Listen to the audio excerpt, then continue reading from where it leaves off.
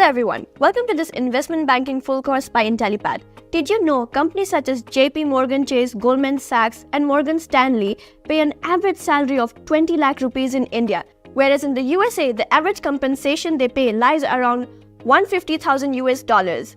Not only that, the money that the top 5 investment banks hold is almost 30% more than the GDP of the United States of America. What that means is that they make a huge amount of money via financial services they offer, and investment banking is one of those key services. In India, there are 30,000 plus investment banking related jobs available across the different job boards. In the United States, there are 40,000 plus jobs available across multiple job boards. Glassdoor reports that in India, you can expect a salary between 12 lakh rupees to 85 lakh rupees. Whereas in the United States, you can earn between 140,000 US dollars to 350,000 US dollars. Top investment banking organizations are always on the look for skilled investment bankers. So if you have keen interest in cracking your financial world works, it's time for you to start learning the skills of investment banking. And to help you with that, we bring you a free investment banking and capital markets course. This investment banking program has been taught by top industry experts from companies like JP Morgan Chase, Bank of America, Goldman Sachs, and many more. And it aims at making you job ready. But before we get started with the course, make sure to hit that subscribe button and click on the bell icon for Intellipaat's YouTube channel to never miss any update from us. Now let me take you guys through the agenda for this session. Introduction to investment banking, how does investment banking works, corporate action, types of corporate actions, what is asset management, what is ISDA and its types, roles of ISDA and its categories, what is stock borrow lending, what is security lending and collateral, management in SBL, introduction to collateral management, and investment banking interview questions. Hello everyone and welcome to this video on investment banking. Now what is investment banking?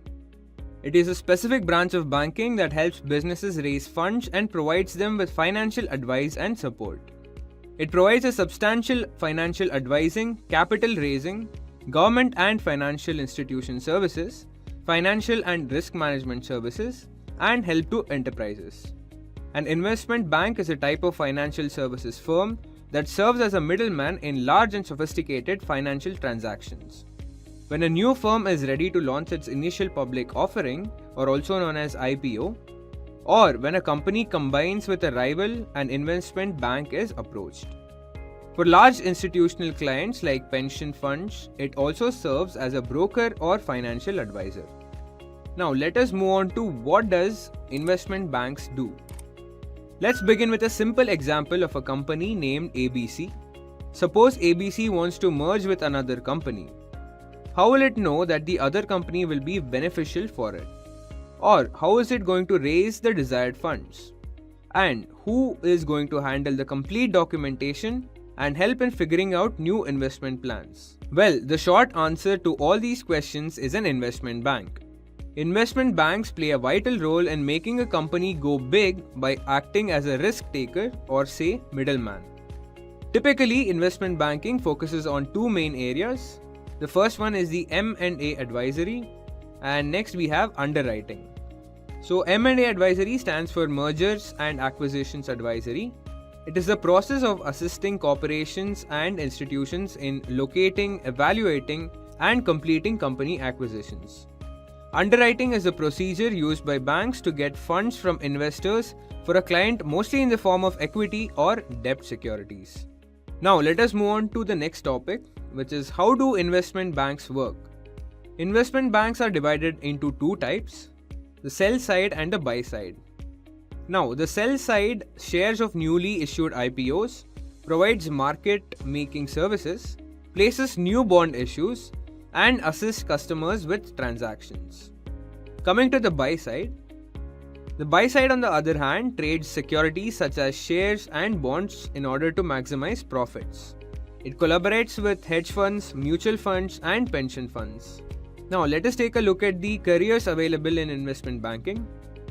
Investment banking jobs are among the most desirable jobs in the financial industry. As an investment banker, you will be expected to assist the clients in raising funds and expanding their businesses. Though it is not that easy to get into the domain, Once you make it through the journey, the results are really rewarding. The average salary ranges around $100,000. With years of experience, you can even earn up to $500,000 per annum. The main role that investment banking demands is to provide assistance to firms, governments, and wealthy individuals in expanding their businesses by acting as a medium that will handle the complete procedure of analyzing and evaluating the business and will also manage all the documentation work involved in the process. The world of investment banking is not for everyone to live in. This job profile comes with a very high competition and extremely tight working hours. But the financial perks offered are unparalleled. You will live a very fast-paced life and deal with exquisite clients while enjoying a lifestyle that others can only dream of. So before we get into descriptive details of investment banking, let's first turn the clock and understand how this banking field got incarnated. From the early 19th century, commercial banks in the US performed the functions that we now associate with investment banks. But during the period of Civil War, everything just suddenly changed. The US federal government needed more money to finance their military initiatives. However, they had no bright idea about how to raise that substantially large amount of money. That's about the time the man named J. Cook, the Philadelphian financier, stepped up. In 1861, this guy laid the foundation for the first ever American investment bank aiming to help the federal government. That means the US government became the first ever client of investment banking. Governments wanted money to fund their multiple projects. But why would someone invest their hard earned money without any sort of security, right? That's where the idea of releasing securities, or what we commonly call bonds, came into existence. Governments started issuing the bonds to gather investments, build infrastructure, and more importantly, to support its growing economy. Initially, what investment banks did is they bought all those bonds from the government and sold them to the private investors for profit. Today, they function in pretty much same way itself, just with different sets of parties involved. Now, this might lead towards another question: from where those billions of dollars are pouring into the business? Well, the business model is quite straightforward. Investment banks purchase the assets that hold monetary values, otherwise known as securities, and sell them to the private investors for a certain amount of fee. This whole process is termed as underwriting. Now, why would these third parties want to take the help of a middleman like investment banks and spend money doing so? Why won't they deal all by themselves? The perks of making this kind of deal is that the middleman is responsible for the risk of distributing all the securities. If they are unable to locate new investors, they'll be forced to keep those securities.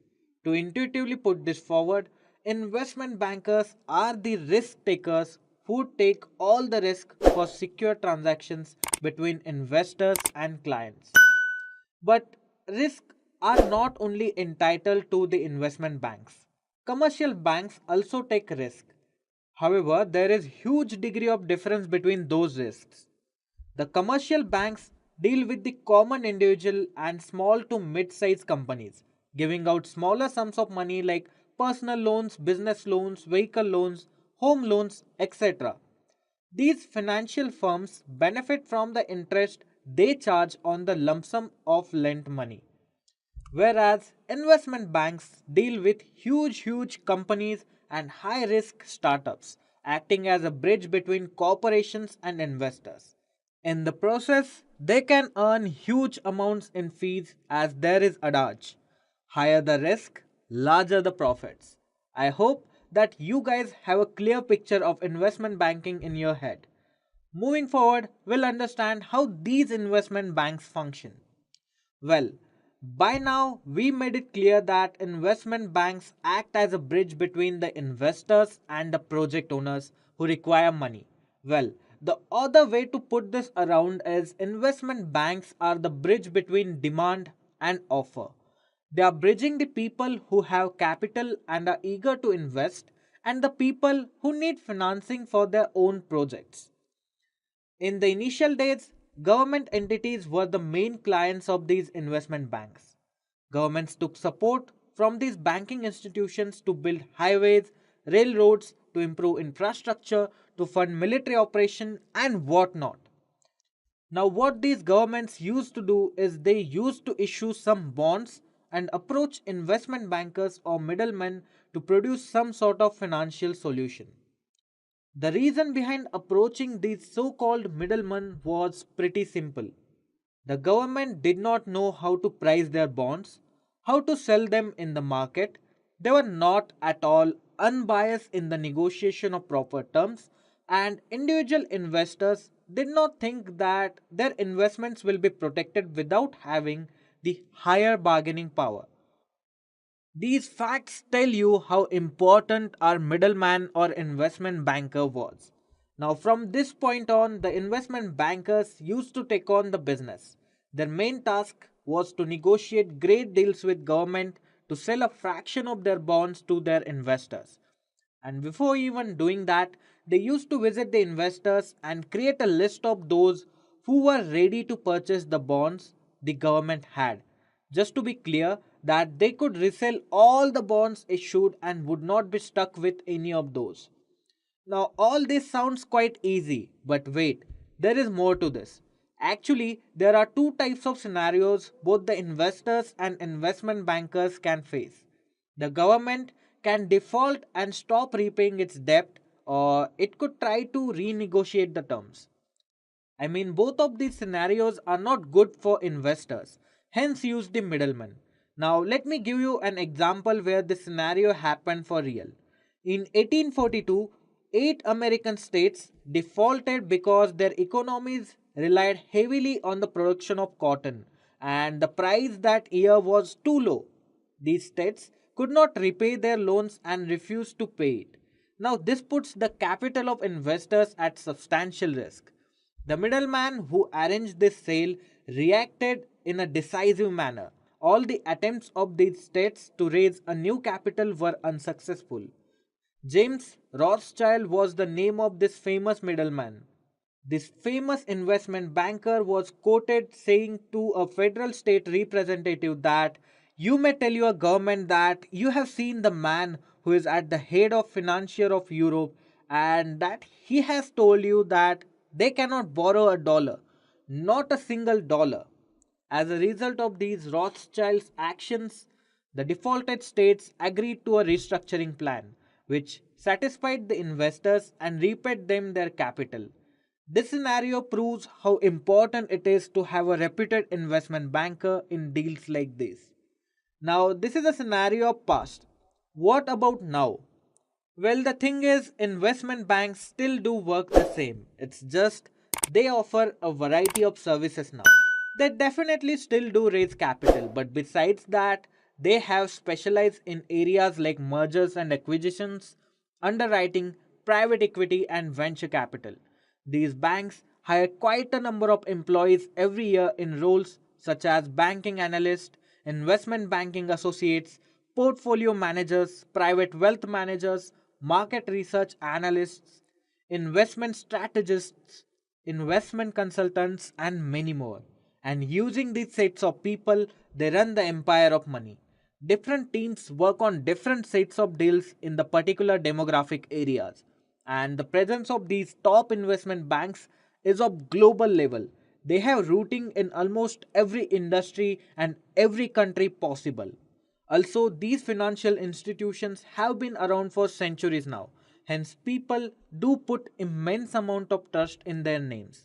Now, just to give you an idea, here is the list of notorious investment banks across the globe. We have Barclays, JP Morgan, Citi, Credit Suisse, Goldman Sachs, Deutsche Bank, Merrill Lynch, and Morgan Stanley. Now, the youngest of these banks is 88 years old. And if we talk about their average age, it is significantly higher, that is 187 years. I hope these statistics help you contemplate the huge market experience these financial institutions bring to the table and how big of a deal they are. Now, moving forward, let's look into the career prospects that you can look out for in the field of investment banking. It is crucial that you understand the world will always need companies that could drive innovation. Those innovative companies will always require huge investments, and also the people with money will always look out for opportunities to invest and savor their future, which clearly depicts the need for our middleman, that is, investment banking in this world. And hence, you should believe that investment banking is here to stay and it will. More increasingly, if you are looking to build a career around this field, then as a beginner, you could be entitled to the salary of 113,000 US dollars in the United States of America, whereas in India, you can expect the average salary of 12 lakh rupees, which could also go up to 70 lakh Indian rupees. And the best way to climb the ladder of success and gather lucrative offers is to learn the intricacies of investment banking operations. So what are corporate actions?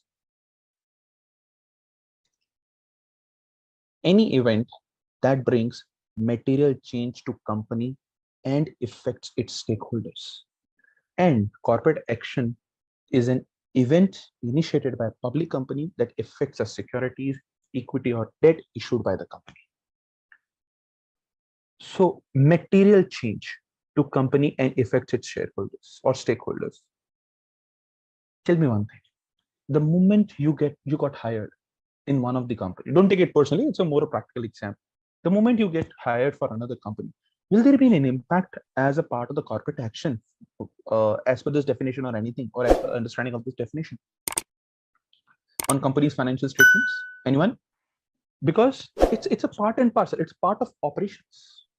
These things happens on day-to-day basis, but corporate actions does not take place on daily basis. They take place as per the management decisions. Could be announcement of the dividends, could be stock splits, buybacks, issue of shares, as well as debt repayments, early repayment of the debts, and so on. Many more things, even issue of debt. So we will be seeing. So examples of corporate actions are split, dividends, bonuses, mergers, acquisitions, spin-offs are all examples of corporate actions, and bondholders are also subject to the effect of the corporate actions, which might include calls or issuance of the new debt. Right? Yeah, I would request all of you to please put your mics on mute. If you want to share, if you want to say that, that's perfect in that case. Thank you. So these are the few examples of corporate actions, friends. Corporate actions, split, dividend, bonuses, M&As, and we'll also come to know the difference between these two. So impact of corporate actions. So a call, early redemption of a debt security is another company action that could have direct financial impact on the shareholders or the bondholders. So if I'll just say in this way, call or early redemption of a debt. When I say early redemption of a debt, it means simply that company is planning to redeem the debt immediately. It will have an impact where, of course, the cash flows will come down, the current cash will definitely come down, and also the debt burden will also come down. There could be some reasons that why company would be doing it. There could be one of the reason that company has sufficient cash they want to repay. Like we have sufficient cash, we repay our debt.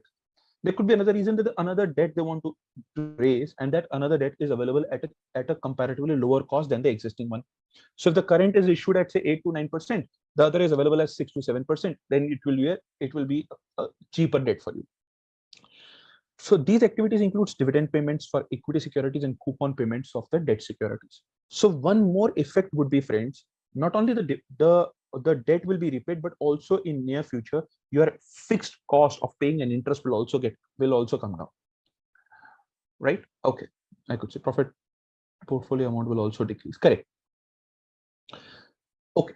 So some corporate activities such as stock split could indirectly affect the prices of the stocks, and because of the increased shares, liquidity, and so on. And certain companies act such as name change and have no direct financial impact on the shareholders. So if there is a name change, or like from one name to another name, has a direct impact on the financial statements, answer is no. Recently, I'm sure we all are the part of the same company, one or the other way. Recently, a US listed company also, not recently, I would say that previous year, the company also changed its name, and that's one of the famous company across, and it starts It's a social media thing, or I would say, to connect people socially. It is nothing. It is just a Facebook. What's the new name of a Facebook? Let's have a quick quiz question, guys. What is a stock split? Your options are a method used to increase the overall value of a company's stock, a process of dividing a single share into multiple shares, a financial maneuver to reduce the number of outstanding shares, or a way to eliminate the need for stock trading. Please mention your answers in the comment section. Just a quick info, guys. Intellipaat offers an investment banking course by IIM Ranchi, which helps you master investment banking operations and the capital markets domain. This course will assist you in acquiring an in-depth understanding of financial markets, quantitative techniques for capital markets, equity research, and strategic investment. With this course, we have already assisted thousands of professionals in successful career transitions. You can find their testimonials on our Achievers channel, the link to which is provided in our description below. Without a doubt, this course can set your career to new heights. So visit the course page link given below in the description and take the first step towards career growth with the investment banking course. Today, the company changed its name or updated its name from Facebook to Meta.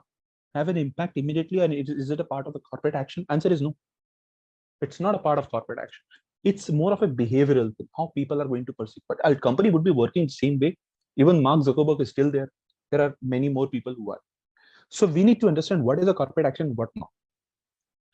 Corporate actions processing, life cycle, announcement collection. I'll just read the broader headlines. Announcement collection, announcement, validation, identification and notification, election processing, elections settlement, and reconciliations. All things put together, it says that yes, at what level it gets announced, means what is the corporate action, when it got announced, what is the validity of that particular announcement. So please don't get carried away with the fake news, and there are many more which people get carried away. But yes, basis the technology, people must double check that whether the news is correct news or not, and also see the identification of the notifications, whether that's the same thing is available on the website. The website is of course the best source ever. Trust the website of the company, because if the news is there, also it must have been there on the website and then it must have come here, rather than the vice versa. Because anywhere wherever the news is, it's a secondary source, it's not a primary source. And accordingly, whether you are particularly eligible as per the part of the corporate action or so, and do the reconciliations. We are not supposed to do reconciliations, but yet we are supposed to match that, how much we are supposed to receive as part of the outcome of the corporate action. I'll come to those particular parts. What is corporate action? I mean, what is a corporate action which is being announced by the company and so. But before that why corporate actions are so important, because of this thing, which is enterprise value. Returns profits to the shareholders. Cash dividends are classic examples, where a public company declares a dividend to be paid on each outstanding shares and so on. And again, the cash dividends are also friends. Influence the share price. So this is theoretical, but anytime, whenever you get the time, please read it through. But influence the share price that a corporate action such as stock price and reverse stock split increase or decrease the number of outstanding shares as the case. I'll come back to the buyback also.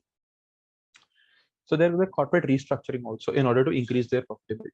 What is corporate restructuring, friends? Restructuring means that is, I am going to restructure my existing, existing capital structure. Generally, it is known as debt and an equity combination. Correct. I'll keep it here. Okay.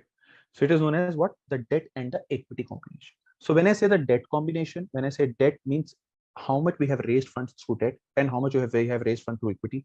Is there any convertible debt also, which will definitely get converted to equity, and so on. So this is known as restructuring. Could be. Mergers are examples of the corporate actions where two companies that are competitive or complementary comes together to increase the profitability. Okay. Now, what do you understand by the word mergers and acquisitions? So you are right. It is more than 50. Let's just say this way. So for example, I have say 100 million shares, and suppose Dharni acquires 60 million shares, 60 out of 100 million shares. So she holds 60%.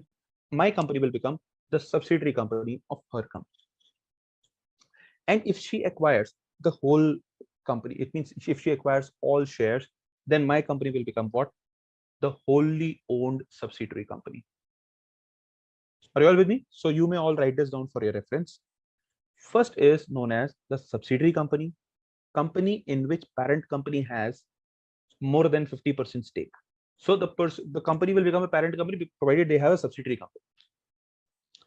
And if the company has a subsidiary company, it could be a normal subsidiary company, or it could be a wholly owned subsidiary company. Wholly owned means in which you have a 100% stake.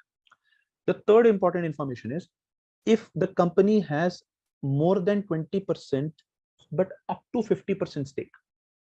Suppose instead of she being acquiring 60 million shares, suppose she has acquired say 40 million shares.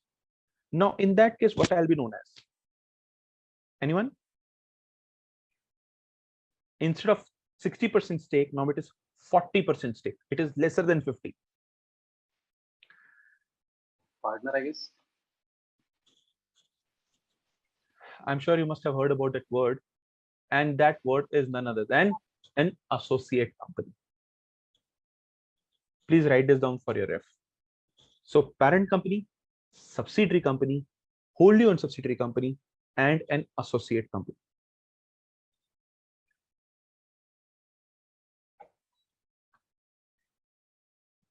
Perfect. So mergers and acquisitions takes place basis to make the company a subsidiary company or a wholly owned subsidiary company. So friends, the purpose of whole exercise, whether a merger or an acquisition, is to talk about a statement or the financial statements which are not the standalone financial statement, but which are consolidated financial statement, means statements which are in totality, right?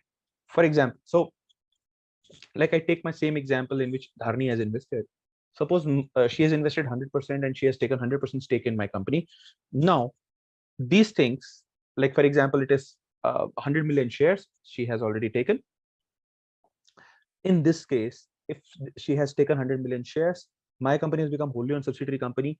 At the time of preparing the financial statement, she will be showing what? Not the balance sheet, but she will be putting at the top of it consolidated balance sheet. Perfect. So the word consolidation comes the moment there is one or more subsidiary company. Otherwise, there is no word, namely consolidation. So restructuring could also take place, could be using mergers or acquisitions as the case may. Are we all clear? Anyone has any doubt? Yes. So greater than 20%, but up to 50%. That is an associate company. So types of corporate actions, there are three types. One is mandatory, another is voluntary, and the other is mandatory by choice. So if the company wants to make a choice, and then it becomes mandatory corporate action. Anyhow, these slides will be shared, so no need to write things related to the slides, but you can write on your own notes too. So one is known as the cash dividend. What is a cash dividend, friends? Cash dividend means dividend to be paid in cash to the existing shareholders. And this doesn't get paid immediately, right? So there are parameters, there are things which takes place at the time of making a payment. So as we know that the corporate, I would say, the companies would be announcing a dividend. It is not mandatory. Dividend is something which is a part of the profits. If the company has earned profits, company may choose to distribute dividends among all the shareholders, and it is a choice. It is not a mandate. But the moment if it is declared, company has to make the payment of that particular dividend. Are we all good? So this gets paid from the existing profits which the company has generated. Now I'm writing one example. Suppose the share price is rupee 120,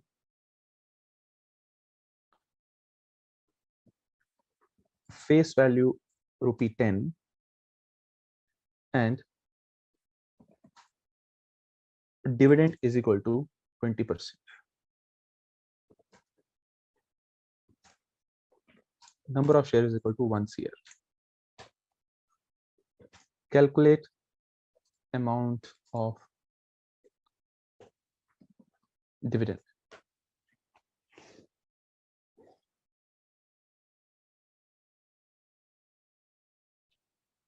All the best. Okay, the value of the dividend would be 2 CR here. Correct? The value of the dividend, which you all have already calculated, would be 2 CR. What would be the value of each share when they will get issued? The original value of each share would be the 10 rupees. So total dividend would be what?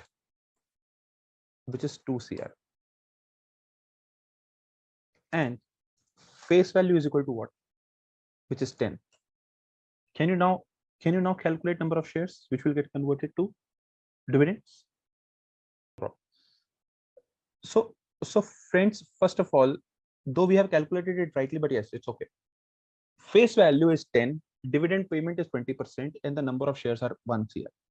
If you want to calculate the dividend, you would be able to calculate the dividend basis the face value, not basis the current market price. Okay. So what is the dividend in this case? The dividend is coming out to be 2 crore, which is 2 rupee, which is 20% of 10, 2 rupee into number of shares, which is 1 CR. Hence the total dividend is coming out to be 2 crore. And now this dividend will get converted to number of shares with a face value of 10. Are you all with me? You divided it by 120, assuming that every share would have a face value of 120. Is it possible? Then why didn't we use 120 at the time of paying the dividend? At the time of declaring the dividend, the current market price was there. Why did we not multiply it 120 into 20%, which is 24? Why we calculated 2 crore? The reason is because the dividend is paid on the face value. Same goes. That same dividend which you have calculated would get converted into the number of shares with a value which is equivalent to 10. 2 crore is the dividend, Kumar. Everyone, please understand this. 2 crore is the dividend. Now, how many equivalent number of shares will be there which has a value of per share 10 rupee, which is 2 crore total in value? So total value of the shares, total value of all the shares is coming out to be 2 crore. Every share has a face value which is 10. So 2 crore by 10 coming out to be how much? 0.2 crore. Number of shares, number of stock dividends we call them. Dividends which are converted to stock at a price which is the face value. Confused basis this stock dividend. So stock dividend means that how many number of shares would be equivalent to the existing dividend.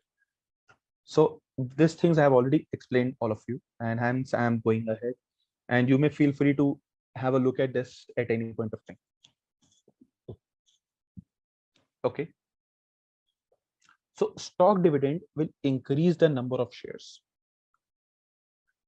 but a dividend does not increase the number of shares. We have already talked about stock split. I'm just moving ahead with the slide because this is all theoretical. We have already talked about that something which is known as stock split and why it is being used and so on. So there's a small example which is 100 shares of stock trading at 50. It will be 5,000 market capitalization or 100 times of this. And a corporation divides its equity 2 for 1, which is 2:1. Now there'll be more number of shares, which is 200 times. 200 shares, sorry. Of what? 25 each. Correct? So that's the way it is there. Okay. I'll just put it down. And then we have the most frequent stock splits are 2 for 1, 3 for 1, 3 for 2. But any ratio is feasible, and hence some are less frequently used, some are more frequently used. Would like to give you one more information basis this as where we can find out the more detailed information of the corporate actions. So if we'll go to the website, which is nseindia.com, or maybe you can do a search which is here. So friends, you may do one thing. If you want to see the recent corporate actions of stock split in India, you may type it with Google. You can type it once. I'm already through it, and it will give you some results. Say you go to the go to the website, which is the stock exchange website. And once you click on this page will open. I'll repeat. I'm just opening it on another page. I just clicked it. Okay. So this page will open, and this page says equity, debt, SME, and mutual funds, which is small and medium enterprises and mutual funds. So you will be directly routed to this particular website. You may click on download the CSV file, and CSV stands for comma separated value file, and you will be able to see that which companies have already done any sort of corporate actions. Corporate actions could be related to dividend, interest payments, and all. So for government securities, GSEC for government security, EQ for equity. And we have an annual meeting, we have an interim dividend, could be like that, to make it look attractive. And you will see that this file is here. Just closing it, and here you go. So SSWL, which is Steel Strips Wheel Limited. Is this Excel visible to all of you? Which has a face value of 1, and there's an X date, there's a record date, there's a book closure date, and book closure start date, and book closure end date also. What are these dates? Now just have a look at it, please. Thank you. Under the understanding of the life cycle of the corporate action, we could see that the corporate action has important dates. So declaration date. The declaration date is a date that the board of directors announces and approves the payment of dividend, and is known as the declaration. So a declaration date specifies the record date and the payment date, as well as the amount of the dividend being issued. So for instance, Coca-Cola declared a dividend on 18th October, which is declaration date, of $0.39 per share as the size of the dividend, payable on 14th December, which is the payment date, to shareholders of record as of 30th November 2020. So it will be paid, the dividend will be paid on 14th of December. This is people who holds even a single share on 30th of November. How much amount of the dividend? 0.390 per share. And when did they do that? They declared it today. So today's is a declaration date. It means in this case, 18th October is a declaration date. The payment date would be 14th November, and the payment would be done to whom? To people who would hold the share, which is as per the record date, which is the 30th November. Is it clear? So I'll be showing you some more things. So one is the record date, one is the payment date, and one is the declaration date. So X dividend and simply X date. What is the meaning of X dividend or X date? X date is the first day that a stock trades without a dividend. So the company does not set the X dividend date. The X dividend date is set by the stock exchange where the company's stock is traded. Okay, so keep the same thing in mind with X dividend or simply X dividend. So the X dividend date typically occurs up to 3 days before the record date. Purchasers of the share on or after the X dividend date are not entitled to a dividend. So on or after the X dividend date are not entitled for dividend. So who announced this X dividend date? Stock exchanges announces this X dividend date. Doesn't say this, and the X dividend date typically occurs up to 3 days before the record date. So for example, in this case, the record date is coming out to be 30th November. It will be 3 to 4 days prior to the record date. So for example, if an X dividend date of Coca-Cola is coming out to be the X dividend date is 29th of November, which is 1 day before the record date. So it is saying what, friends? If it is up to 3 days before the record date. And this will make the particular stock or who decides this particular stock, that is a stock exchange. And a record date also known as the date of the record, that is on which day the investor must be on the company's book in order to receive a dividend. So a record date is commonly confused with the ex dividend date, but it should not be. Recall that record date is a set of the company, and the ex dividend date is set by the stock exchange. And ex dividend date is earlier than the record date due to the fact that there is a settlement period for stocks trades on exchange. And there's a pay date. So payment date is the date that is made to shareholders, and payment account may receive, a shareholder's account may receive a dividend payment via electronic transfer. For instance, Apple dividend is due on 14th. Before the X dividend date on 14th April, the shareholder would get a dividend of this particular amount. Okay, now, great. Thank you. I'll put it up. So please have a look at it, friends. What does this saying to all of us? The symbol is there, maybe basis which just the particular stock will be known for. We have company name, series, purpose, face value, X date, record date, and we have book closure start date and book closure end date. Now, can you understand the differences in these? Since this is just recently downloaded, as we all know, now the X date for all these companies are same.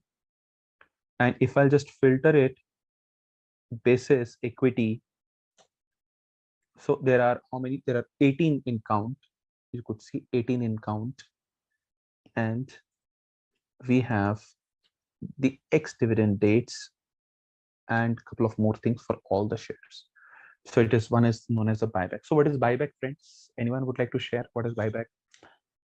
For example, the company says that yes, 10% would remain with the public and 90% would remain with us. If it is increasing to 11%, 12%, or 13%, it would simply mean that yes, it is something that the company wants to control, and company wants to control in such a fashion that yes, they will start buying back those particular shares.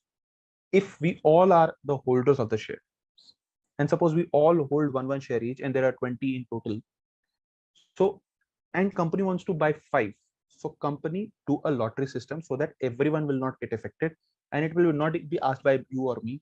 Basis some random lottery system, those particular things gets calculated as a system generated things, that from whom those particular shares will be bought back. It could be in proportion, not every time in total. Suppose we all hold 100 shares, 100 share each, and company is buying say 50 in total. So 100 share each in multiply by 20 comes out to 2000. Company is going to buy back 50. Each one of us is eligible to give them another 50 shares, but company would randomly select it and could be proportionally driven. So in this case, friends, it will be something which will reduce the number of shares which the company holds, and hence it is known as buying back from the company point of view. And we have another things here, which is dividends, annual dividends, interim dividends, annual general meeting, dividend declared on that, extraordinary general meeting, and so on. Most probably, and majority of the time, it is known as the dividend particularly, and hence the things are here. So we have the X date, we have record date, the book closure start date, and end date, and hence we. So latest one is the 7th. So this way, I'm sure you would be able to see that yes, the stock split has taken place, and basis that Netflix is one of the company which has actually announced the same. And I'm going to share one more example which is there in the PPT as part of the reverse stock split. So just have a look at it, which is what it says. So reverse stock split says reverse stock split with a ratio of 1:10. So share was initiated by ABC Limited in 2011. In April 2011, the stock price of ABC Limited has dropped to 4.5. Large investors frequently avoid equity trading below 4. The decision reverse separation had been made by ABC Limited in order to avert such feelings. There are now roughly 2.9 billion fewer shares outstanding than there were previously 29 billion shares. So the number of shares comes down, the share price increases. We have also talked about something which is related to buyback. With a buyback, the issuing business buys back the outstanding shares on the open market and decreasing the stock's liquidity.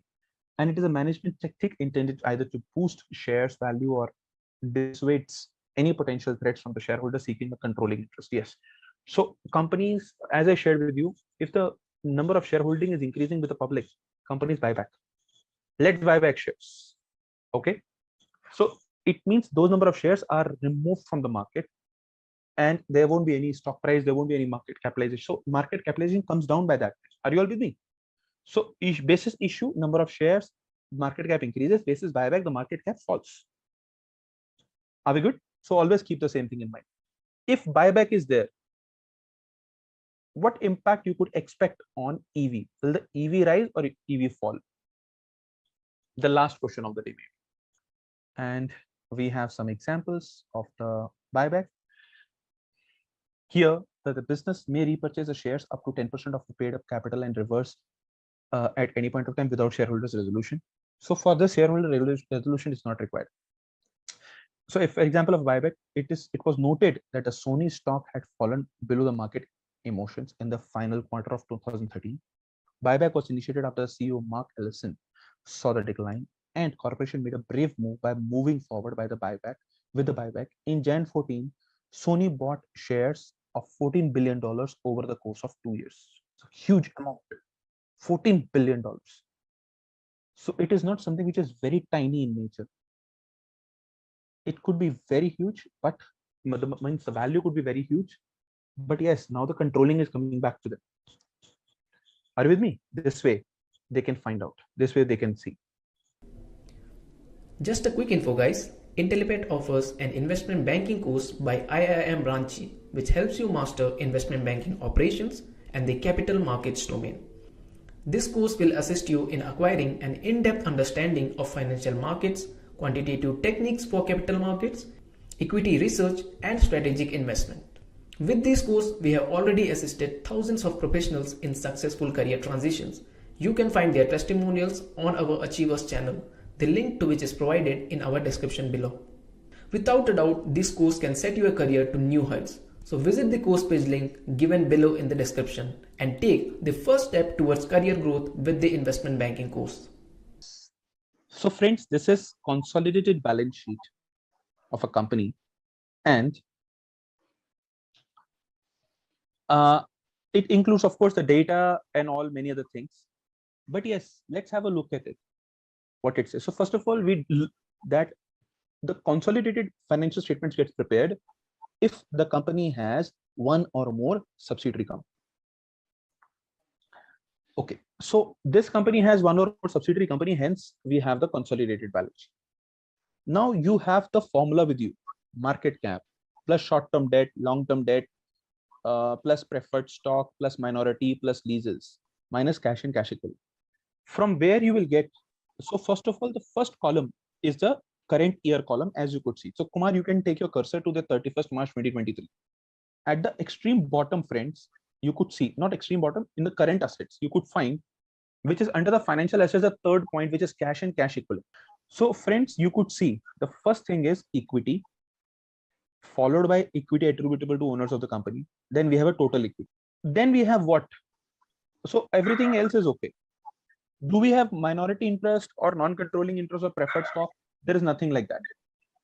Just go up, Kumar, just a bit more. Yeah, we have non-controlling interest here, just below the equity attributable to owners. Kumar, wait. Which is point A, B. After that, there is a non-controlling interest.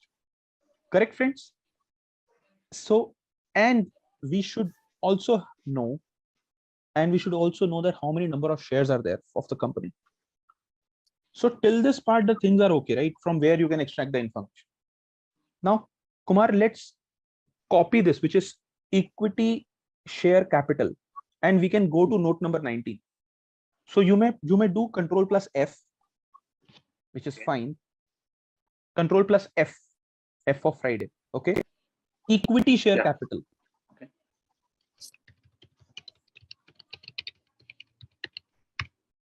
Enter.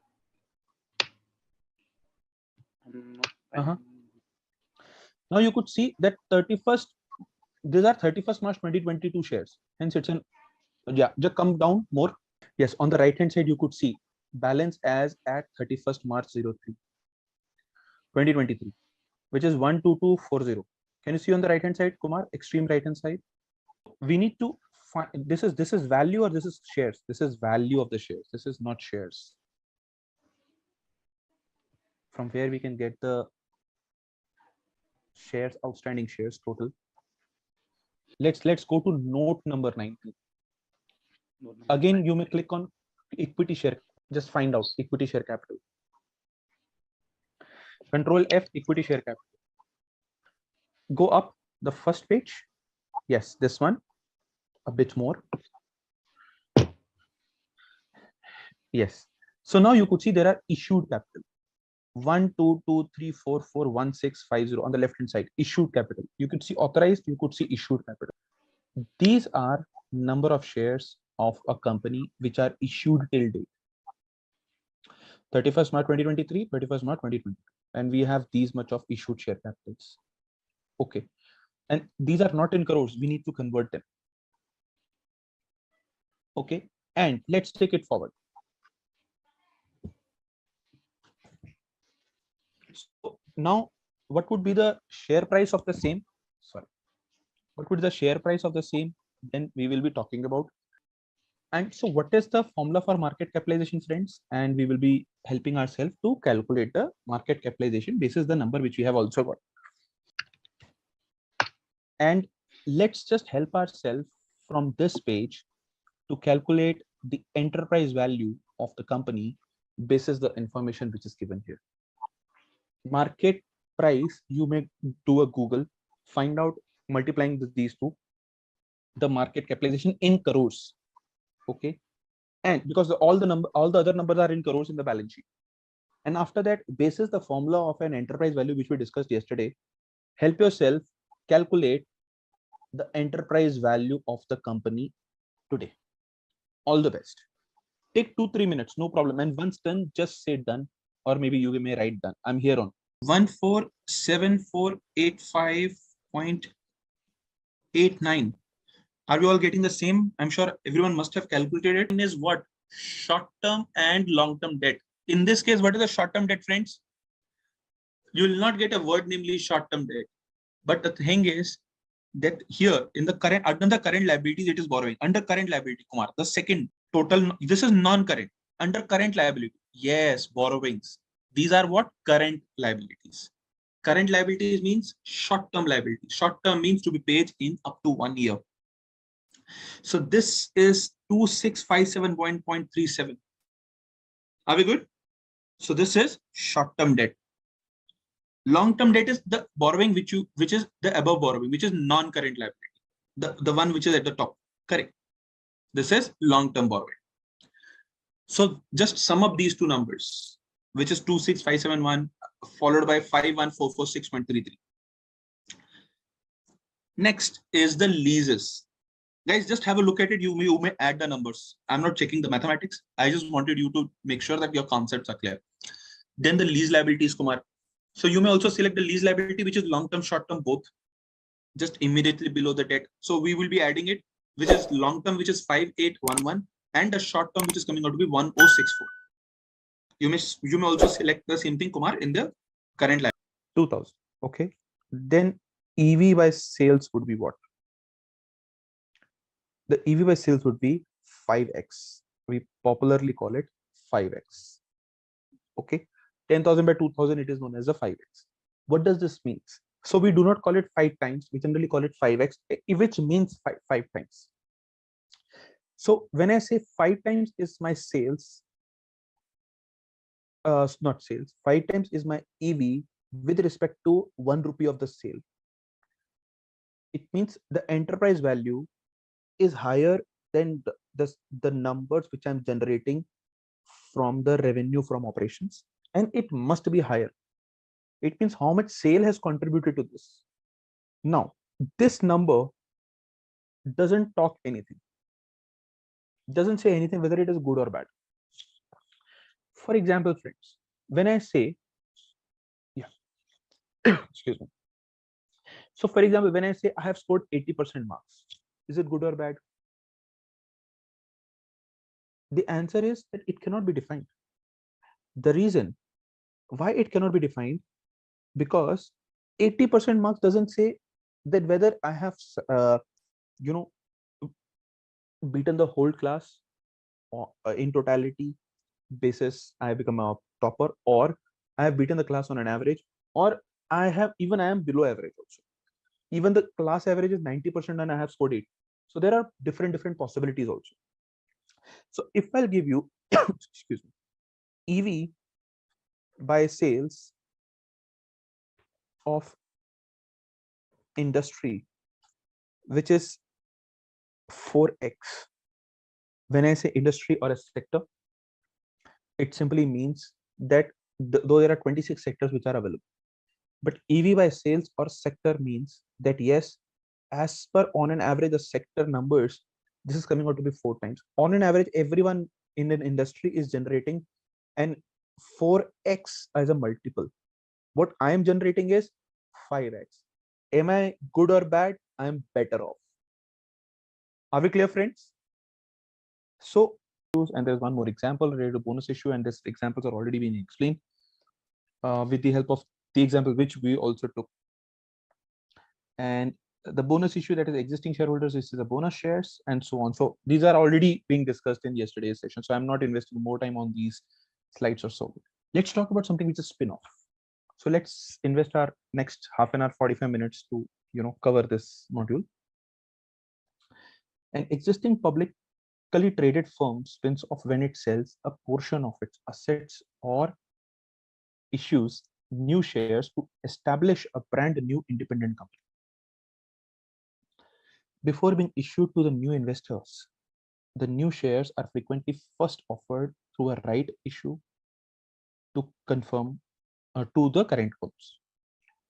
And spin-off may a single or a corporation may signal a corporation that it is reorganizing or refocusing its primary business, or it may signal one that it is ready to take a new challenge depending on the circumstances as the case may be.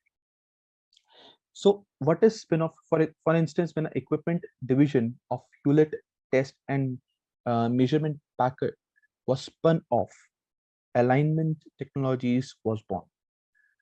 So the shares of Alignment Technology were initially made accessible to HP's existing shareholders before being made available to the new investors. Excuse me. So when they spun off, they created one more company, namely Agilent Technologies. And Agilent Technologies were initially made, the shares of Agilent Technology was initially made available to the existing shareholders. So for example, if it is HP's shares, so first importance would be given to the existing one, and so on. Then comes one of the other thing that is known as the bankruptcy. So when a person or an organization cannot afford to pay its debt when they are due, it is said to be an insolvent or in default, and liquidation is not usually the outcome. So bankruptcy means the person is not able to pay its debts. So even if the assets will be sold out, even the person would not be able to. That's the thing that it's not usually the outcome. Reorganizing is an alternative where a company's responsibilities may be renegotiated, and reorganization attempts fails, the business files for liquidation. If the reorganization of the the equity and the debt structure could be, or anything else, so that the trust of the people who have invested in the company for so long and many more things doesn't get impacted. Generally it gets impacted as a part of the behavior thing, but to save what the company has also contributed, as well as people have also contributed in the company, both the sides, it works like. And the trained and specialized attorney is typically chosen to conduct the process, and then in terms insolvency practitioner refers to this attorney. So under the bankruptcy, any party that has unresolved claims may submit one. The insolvency practitioner will sell all the assets in the event of liquidation, and if anything remains after all the debts has been repaid, it will be distributed to whom? That is to the stockholders as proceeds. So suppose once the company goes ahead with the bankruptcy, so it's a dissolution part and so on. So when I say it's a part of the dissolution, it means every of the assets will be dissolved. But before dissolving it, what company try to do? Try to save it. Could be, but just by restructuring its debt and an equity combination or so. Just give me a sec. Says this bankruptcy, they also give a chance to restructure it, But if it is not working out, or if it doesn't get works out, every asset to be sold out, and the hierarchy of making the payments is, of course, first are the taxes. That means the liability towards the government, taxes, salaries to the employees, and the debt repayment, and then the preferred stocks, and then the equity stocks, equity shareholders, if something remains for them. So this is something, and the guidelines are already there as per the companies. Okay, I may click it here again. Then comes the delisting. What is the meaning of delisting, friends? Delisting means that the stock will be delisted from the stock exchange itself. There are multiple factors of getting the stock delisted. It's also a corporate action from the company point of view. So, by what time the companies should announce their financial results? For example, today is the 31st March, which is an year end. So by what time companies are mandatorily supposed to announce the financial results, and should be there on the stock exchange, their website also, both the places? Is it something on 1st April, 2nd April, or is it something 5 days, 10 days after 31st March or so? So friends, it is mandatory for every company, every listed company, to declare its financial statements up to 60 days from the close of the financial statement if it is an annual report or annual result, not annual report, annual result. So suppose from the 31st of the March, calculate next 65 days, not 65 days, 60 days. And those are not working days, 60 days straight. And if it is a quarterly reporting or semi-annual reporting, it is up to 45 days and must be audited financial statement rather than unaudited financial statement, which Richa mentioned. So if the company is not been able to, announce the financial results within 45 days or 60 days, as the case may be, stock exchange has a right to delist it. But first, stock exchange gives the company a warning and to submit the results, ask for a valid reason, and to submit the results in next 9 working days. And if not submitted again in next 9 working days, then stock exchange has complete right to delist the companies, no questions asked, no political pressure. It's a choice of the stock exchange to delist it. Of course, it will have an impact on the the shareholders who have already invested in the company. If the stock is not there, how would they get a benefit, to exit from the market? But these things get declared, and yes, the warnings and many more things comes up. Even the company also loses its brand value and many more things which takes place. So delisting, the criteria of the delisting are there on the stock exchange, and it varies from stock exchange to stock exchange. There is no thumb rule, there is no hard and fast to that. Exchange may make this necessary, or the corporation may choose to do it voluntarily. So even a company can also do it. Like we have that we are buying back all the shares, and no share will be there with the public. Then why the thing is listed on the stock exchange? So they announced it that yes, now we are going to get delisted. So the company is completely removed or delisted from the stock exchange. There could be a possibility that there is a merger and acquisition. For example, my company is there, which is company A, and your company is there, which is company B. You have completely acquired my company, and now you have merged it with your company. Now my stakes are your stakes. My stocks are your stocks, right? In that case, you have formed another company named ABC, and now you have closed down this company name. So it means again this is delisted. So there are multiple reasons, friends, which delists the company. A stock exchange can no longer be stock can no longer be traded on the exchange after it has been delisted, and no official exchange price building is being monitored.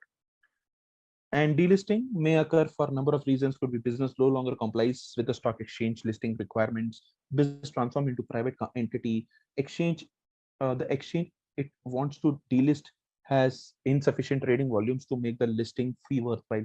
So we pay a fee which is say 5 lakh, 10 lakh, 15 lakh rupee per year. So it's an yearly fee.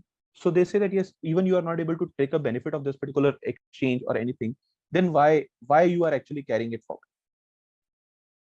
So under the mandatory delisting, business, which is typically the legal entity, is being liquidated. For example, the owners of the subsidiary company that is listed independently on an exchange might choose to liquidate a subsidiary and bring all the assets into the parent company and have only parent company listed on the stock exchange. That's what an example which I just shared. And the business files for bankruptcy. That's another very important point, which we just discussed a few moments back. Entry parts, that is tender offer. So tender offer means an acquirer makes an open public offer to all the shareholders of publicly traded company to their shares for sale at a certain price within a predetermined window of time. So acquirer makes an open public offer to all, and a tender offer that the bidder gets in touch with the shareholders directly and asks them to sell shares for the predetermined amount. Like for example, I'm the owner and a bidder, so I can ask people to directly reach out to me instead through a stock exchange, and hence it is coming up. So a sort of a takeover offer is referred to as a tender offer in corporate finance. So generally, takeover, it could be a hostile takeover, it could be a friendly takeover. Hostile means a forced takeover. So it means a company would have taken some debt from another company, and the other company has now offered them that yes, we are offering you shares against it. Your debt is now converted to share, and those shares are owned by us. So this is how we can exchange those particular things, but your company is now my company. And tender offer means acquirers offer price typically includes a premium over the current market price of the target business shares in order to persuade the shareholders of the target firm to sell. So generally acquirer's price is typically higher than the current market price. So if I want to make it a tender means that I want to sell everything. I want to tender my trade.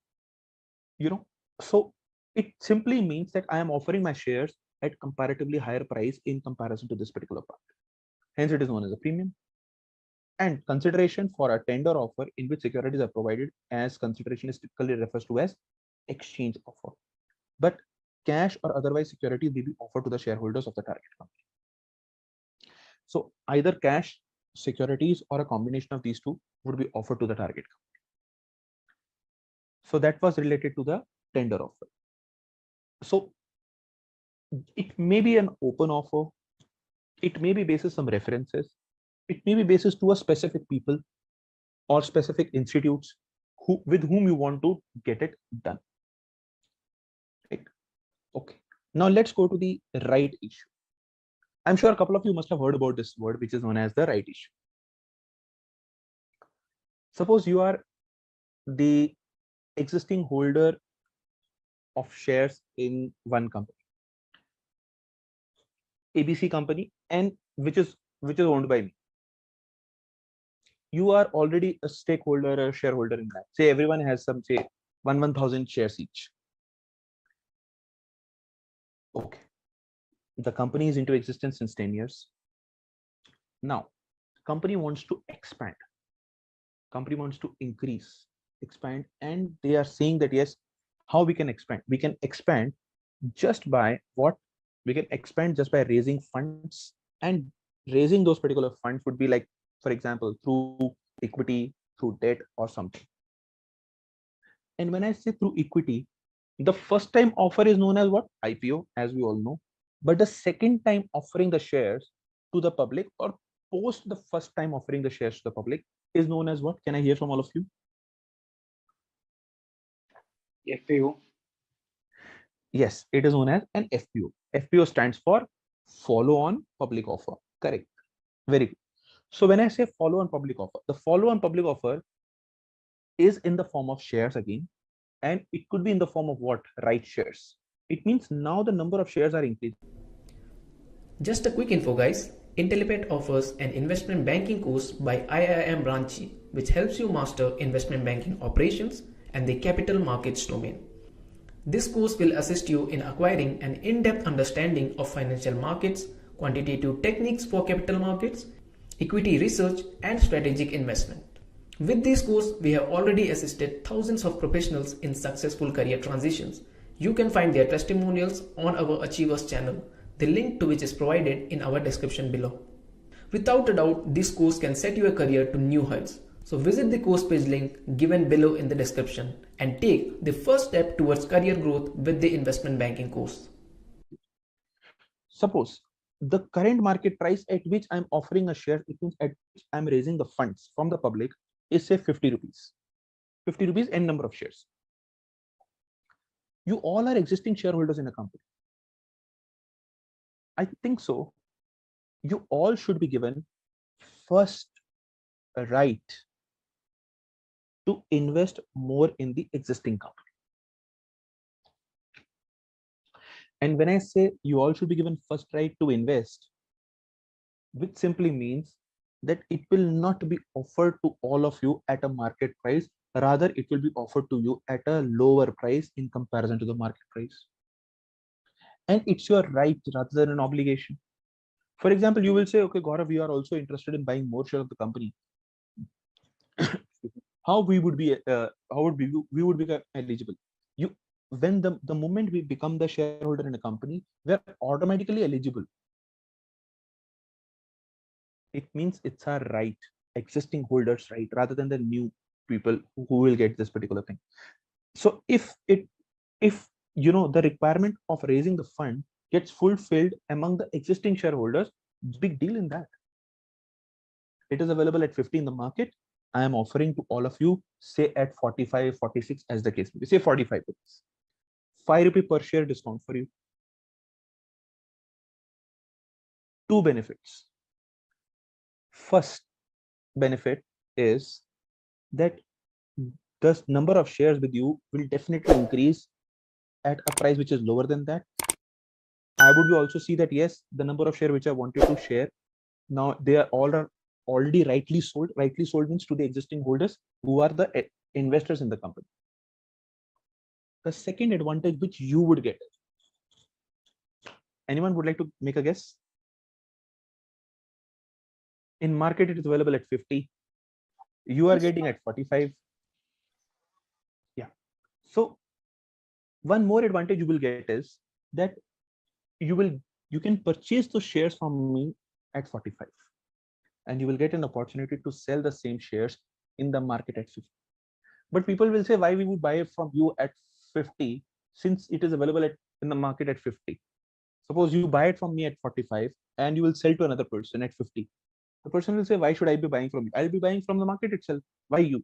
But maybe you could be able to say that, yes, I have bought it at 45, which is your price itself, but you are ready to sell it comparatively lower price in the market, say at 49 or at 48.5 or 49.5. Could be showing, 1 rupee or 50 paisa or 1.5 rupee difference with the profit which you want to, just earn from that particular deal. So even if you are not interested in keeping the shares, you could also buy it from the company and sell it in the market at a certain price. So that's why it is known as a right issue, issued to the existing shareholders as per their own rights. So an instrument that entitles the investors to purchase newly shares, and entitlement is based on the quantity of the shares already held. So if one person, so basis the right issue could be, there are a couple of things. It could be 2:10 is also, like everyone will get 2 extra right shares basis if they hold 10 shares, something like that. So it is referred to as share purchase rights or subscription rights. So investor holds 100 shares in a company which he has purchased from the secondary market. Company X offers him a right issue in the ratio of 3:5 at 90, which is at 25% discount compared to the market price of 120. Great. So if you hold 5 shares, you will be further eligible for 3 more shares. At what price? 90.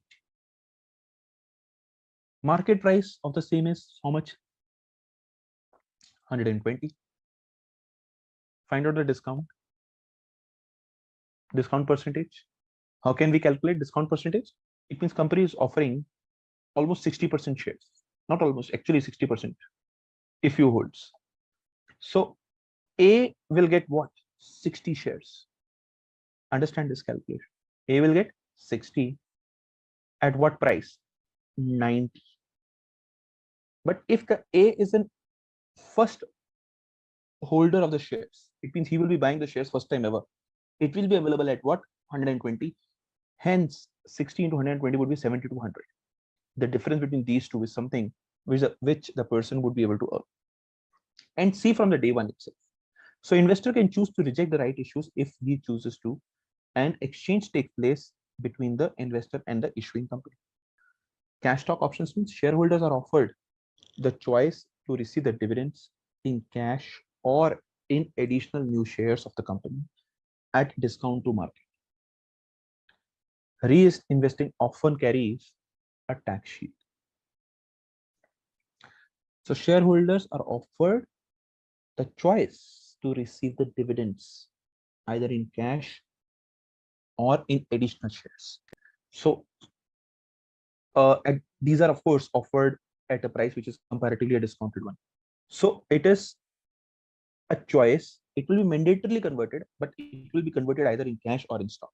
Another thing, merger with elections.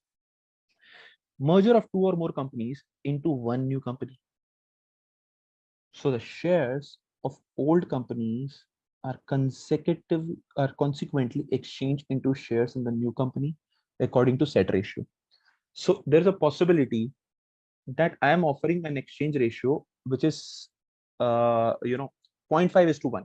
So against my one share, you will get 0.5 shares. Simple. So basis that, the number of shares will be definitely being offered. Shareholders of both the companies are offered choices regarding the securities they receive. So shareholders definitely get what? And merger with elections. Perfect. So in this case, the moment the merger is taking place, people will get elected for what thing? They will be given number of shares, but according to what? Exchange ratio. It is as simple as that. Spin-off with elections. A distribution of subsidiary stocks to shareholders of the parent corporation without having cost to the shareholders of the parent issue, whereby the shareholders are offered choices regarding the resultant stock. So they will be offered. So spin-off, like we understood what is spin-off or spun-off. It means it will be another vertical which will get created, and people will be given a choice, to become a shareholder in that, and they are also the part of the parent company. So here, a distribution of a subsidiary company stock to the shareholders of the parent company without having cost to the shareholders of the parent issues, whereby the shareholders are offered a choice regarding the resultant stocks. So what are the number of shares which will be offered the moment that the company will become the subsidiary company? It will be something which will be offered. It's a choice of the investor whether they want to take those number of shares or not. That's a choice. Correct. So this life cycle we have already understood in the yesterday's session, hence the complete life cycle which was there. And if I take you back to that particular life cycle which was there, and this we already talked about. Yeah. So here is the life cycle which I'm just talking about. The slide is here: announcement, collection, validation, election, settlement, and finally reconciliation. And we have already talked about the dates as well as the declaration date, the record date, payment date. All dates are already. So I guess now we are through with corporate actions of the corporates. That's why we call them in short corporate actions, and as a part of the abbreviation which is CACs. Okay, so whenever we have our own funds which are available, which is, I would say, savings. What we do with our savings? We try to invest in some lucrative investment avenues, try to gain more from those investment avenues, and so important is not only investing but also choosing the right investment avenue and taking it forward. we at a certain level would be able to perform, maybe, basis a knowledge which we have, basis something which we hear from others, get influence from others with no questions asked, and all we trust them and then invest. But there is so there's an agency which also do this particular thing more professionally, and they call it something which is known as management of the assets. And so, and think about a situation where the investments are so huge in numbers, and the investments are huge in numbers because they have the good numbers with them, good number of investments. Suppose I want to invest in a mutual fund and I have a say lakh rupee with me. I would be either investing directly or maybe putting a value in one fund which is managed by one professional, and also not only 1 lakh rupee, 2 lakh rupee, it could be say 100 or 1000 crore rupees, because lot many people are investing in that. So the whole topic is on asset management. The next part is the asset management. Let's have a look at it, what it says. It's the professional management of various securities and assets in order to meet specified investment goals for the benefit of investors. Specify investment goals, specify, which are specific to that. I'll put it here. And involves securities like shares, bonds, other securities, and assets like real estates also. And asset management companies provides a range of traditional and alternative strategies. I would request all of you, just put down in the chat box, just put down one life goal of yours which you want to achieve in next, say, 4 to 5 years.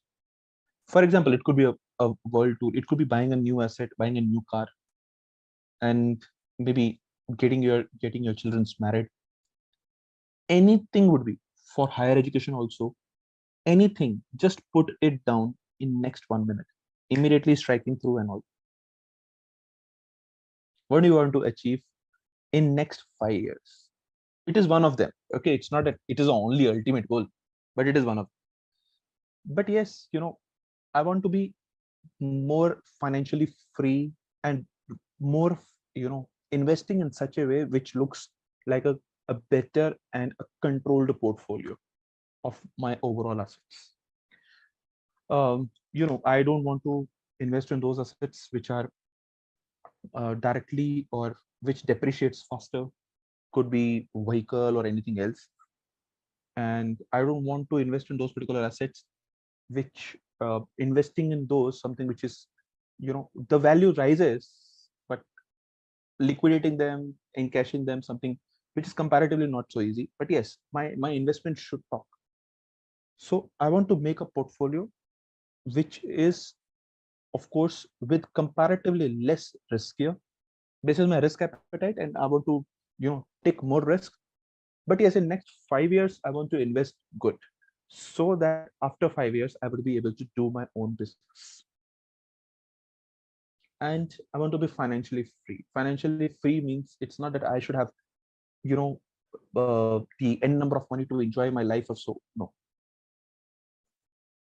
I want to contribute to the society by keeping myself free, so that I start something and invest in that, so that I would be able to contribute to the best possible I can after 5 years, till the time which I would be able to contribute to the best possible way I can. I don't want to retire. So just for bread and butter, and then contribute to the society. That's the whole thing. The financial freedom is to start something. Sorry, I cannot disclose the business plan, but yes, to start something which will help contribute in the society to the best possible it would be. And what are institutional investors? Okay, so first let's talk about institutional investors. These customers represents sizable assets in the pool of the endowment, foundation, business, or pensions. Could be endowments, foundations, business pension funds, government pension funds. And sophisticated investors is also used in industry, And according to the estimate, they account for around 75% of the AUM. Yes.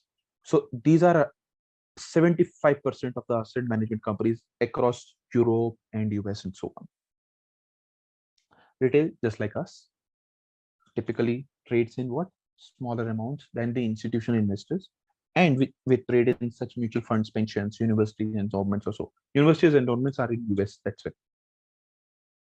And HNIs are classification used by financial service industry to denote an individual or a family with HNI. Most commonly quoted figure for an HNI club, which is nothing, which is the net worth, which is club of $1 million in liquid financial assets. Liquid financial assets means something which can get converted into cash immediately or within a certain period of time, which is say up to 30 days. Okay, so these are known as HNIs in India. An HNI is anyone who has a net worth which is more than 1 year. Now, meaning of asset management companies. Example of asset management companies. The biggest example of these companies are this. So I guess Sahil, one of the company, of course, you must be happy to see the name just at the top right, other than the PIMCO. And friends, correct. Yeah. So, the world's largest companies. The full form of GAFA is Google, Apple, Facebook, Amazon. 4 companies. The father of these companies are none other than 2 companies. One is BlackRock and another is Vanguard. These 2 companies have invested in almost every big company in different sectors. Every big company, different sectors. Their $1 billion worth is something, which is 4 to 5 times of all the GAFA companies. So they have invested in all the big companies. That's why these are one of the biggest asset management companies. So they do not have their shares. It means they have purchased the shares, majority of the shares, and at a good percentage in different big companies. That's why the worth of BlackRock and Vanguard is increasing. So these are the world's biggest companies. Asset management they are into asset management, but they have all the shares with them too. Okay, so mutual funds, hedge funds, and their structures. Just a sec. Services offered by the asset management division. The following services are offered by the asset management divisions, which is portfolio management, mutual funds, hedge funds, extra. And let's have a look at it, what the portfolio management actually do. So portfolio management services offered by the asset management division, that is portfolio management, and it directs the investors in a way of choosing the best assets that are readily available in order to both mitigate, lower down the risk, and provide expected rate of returns for any given degree of the risk. So portfolio management, managing the portfolio altogether. So you will be able to see some details when you do CFA or any FRM courses. But yes, friends, basis the portfolio management, what we do is we try to find out the different investment avenues, even different assets in one investment avenue. For example, stock markets. There are 50 best stocks. In which stocks we should invest and which one to be chosen, and as per the risk which is there already. So if you want to invest ₹1 lakh in one stock, how would I be able to help you? But if it is an MRF, your 1 lakh rupee is even less, because one share you won't be able to buy one share. But if there are some stocks which is up to 10 rupee, 50 rupee, 100 rupee, you would be able to buy in bulk. So portfolio management helps us to, get us invested in a right stocks or right investment avenue as per the risk appetite which you show us. So what are mutual funds? Funds in which we invest and we become a unit holder rather than a stockholder. While investing stocks, we become what? The owner in a company, the proportionate owner in a company. So one stock, one thing. But in mutual funds, these are not stocks, these are units. So it could be a tax saving mutual fund, it could be growth, it could be fixed return. It could be anything, any mutual fund could be. But what are mutual funds? Let's have a look. Services offered, which is mutual fund, is money pooled in by the large number of investors. So, for example, all of us, all 20 people, including me, invest 1 lakh rupee each in a fund. It means it's a 20 lakh rupee contribution. So with 20 lakh, we would be able to invest in more number of stocks rather than only one or two stocks. If I'm investing in individual, I could be choosing one stock, two stocks, max three stocks, because I will not be able to get the number of stocks. I would be able to invest in it. Same goes with all of you. But if you want to make a portfolio, we should have a right amount of the funds. Okay. And with the right amount of the funds, we would be able to put it. So it's a pool of investments. This money is then collectively invested in securities such as stocks, bonds, money markets, instruments, etc.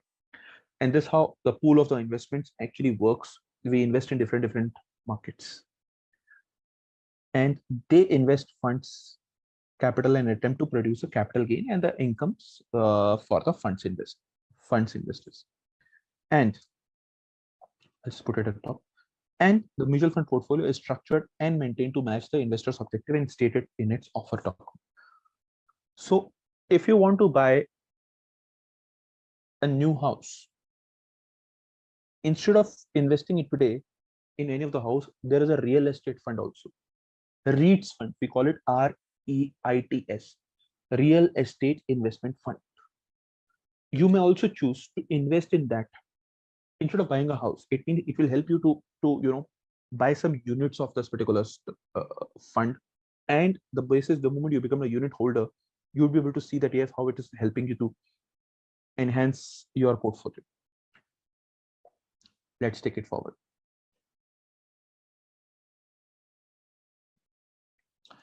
Mutual fund benefits, of course, these are professionally managed. Qualified professional manages your money with a research team that continuously analyzes the performance and prospects of different investment options. And moisturized mutual fund offers a variety of the schemes that will suit your needs over a lifetime. So as per your objective, you may choose the mutual fund, or you may take a professional services also, but as per your choice, you may choose a particular mutual fund also. Mutual fund benefits, diversification. One of the most important benefits is this. If I have only 1 lakh rupee and I want to invest in the stock market, I would be able to invest in one or two. Say generally one, because I need a quantity of the funds, also, quantity of the investment also. No? I mean, quantity of the number of shares. But it will put me in a risky situation that I have invested only in one. If this is a highly risky stock, it means it has a good probability also that I will lose money from. Right? Important. If we have right funds available. So mutual fund would do what? Mutual fund will invest in different stocks. It could be at a higher risk or a lower risk, or could be a combination of a stock or a debt. Generally, debt is come with a comparatively lower risk.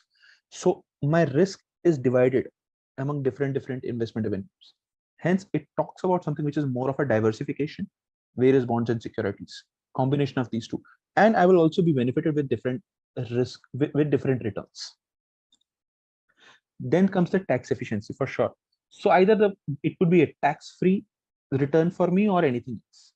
So investments held by the investors for a period of 12 months or more qualify for the long-term capital gain benefits. And in addition, dividends are tax-free in the hands of the investors, as we know, because there are already dividend distribution tax which gets deducted from it. So a unit holder, of course, we have what, which is a sponsor, then the trustee, then the mutual fund, then the transfer agent, and then the custodian. Custodian means the company which holds the physical copy of the units, and an asset management company, which is AMC. So unit holder can buy this, and these things, of course, are being controlled by SEBI. And unit holder can buy the particular stock from the stock market itself, mutual fund from the stock market itself, or from a company or a financial institute who is offering the same. For example, ICICI Securities, HDFC Securities. These separate wing of a bank offers the securities. Could be investing in bonds, debts, mutual funds, extra. Sponsor is an entity that creates a mutual fund either independently or in collaboration with another body, and so on. And sponsor is required to meet the eligibility requirement outlined in the Securities Exchange and contributes at least 40% of the investments managed net worth. And beyond the initial investment, it contributed towards the establishment of the mutual fund. The sponsor is not responsible or accountable for any loss or shortfall coming from the operations of the scheme. So sponsor means who would be the ultimate person, responsible person who initiates this mutual fund, who would be the sole owner of this mutual fund. Okay, for what particular purpose it is being there, where we will be investing, how much sort of returns we will be paying, how we would be paying the returns, all other stuff. But whether the mutual fund would be profitable or not, that's something which a sponsor will not take a guarantee, because it depends on the professional person who would be hired as a fund manager. Then comes the trustee. So these are all conceptual related things, friends, just theoretical and conceptual. So trustee means trustee's responsibility is to safeguard the interest of unit holders and to ensure that the mutual fund complies with all applicable laws. Okay. AMC, asset management trustee, appoints an AMC to serve as mutual fund's investment manager. Correct. So an asset management company. What is the difference between trustee and an asset manager? It's trustee safeguards the interest of unit holders and ensures that mutual fund complies all the applicable laws. So for example, you are a trustee, you will make sure that yes, investment is safeguarded, that it will not go anywhere. Yeah, there'll be returns from the investments itself, but it is not fake. Every rule and regulation, every law, it is applicable. We are following that thing, and hence it is working. But you will also appoint a professional professional company, and that a company would be known as asset management company. Under asset management company, there'll be what? A fund manager. It is not a fund manager will run the company. No, fund manager is a professional person who will manage the fund professionally. This is his. So stock exchange, so say which is Securities Exchange Board of India must authorize an AMC before it can administer a mutual fund as an asset management company. So they should be authorizing it. Yes, now this is an eligible company to go ahead. And AMC is required to maintain a minimum net worth of 10 crores at all times. So again, these guidelines. So who would be checking it? Trustee. Who would be checking trustee? SEBI. Correct. Then we have registrar and transfer agents. Registrar and transfer agent, the mutual funds are chosen by AMC if permitted by the trustee. And registrar conducts redemption requests, sends account statements to unit holder, and processes application forms. And registrar and transfer agents, which is RTA, registrar and transfer agent, manages investors' correspondence and maintains the investors' accounts. So registrar and transfer agent for mutual funds are chosen by whom? AMC. So trustee followed by AMC, AMC followed by RTA. Correct. These are people who are working as an agent, and they will keep what the complete records of our funds, how much units at each unit holder holds. Okay. Fund manager, of course, we have already talked about it, but yes, a fund professional and specialized who are in charge of and accountable for the gains and losses of a given fund are known as the fund managers. And it is extremely important that they have market expertise. Mutual funds, anyone who is could you please just thank you. Mutual fund managers who is aware of these issues, assess the risk and prospective returns, creates a portfolio to achieve the mutual fund's objective, which is growth, return, maximum dividends, extra. So he would be the final person responsible.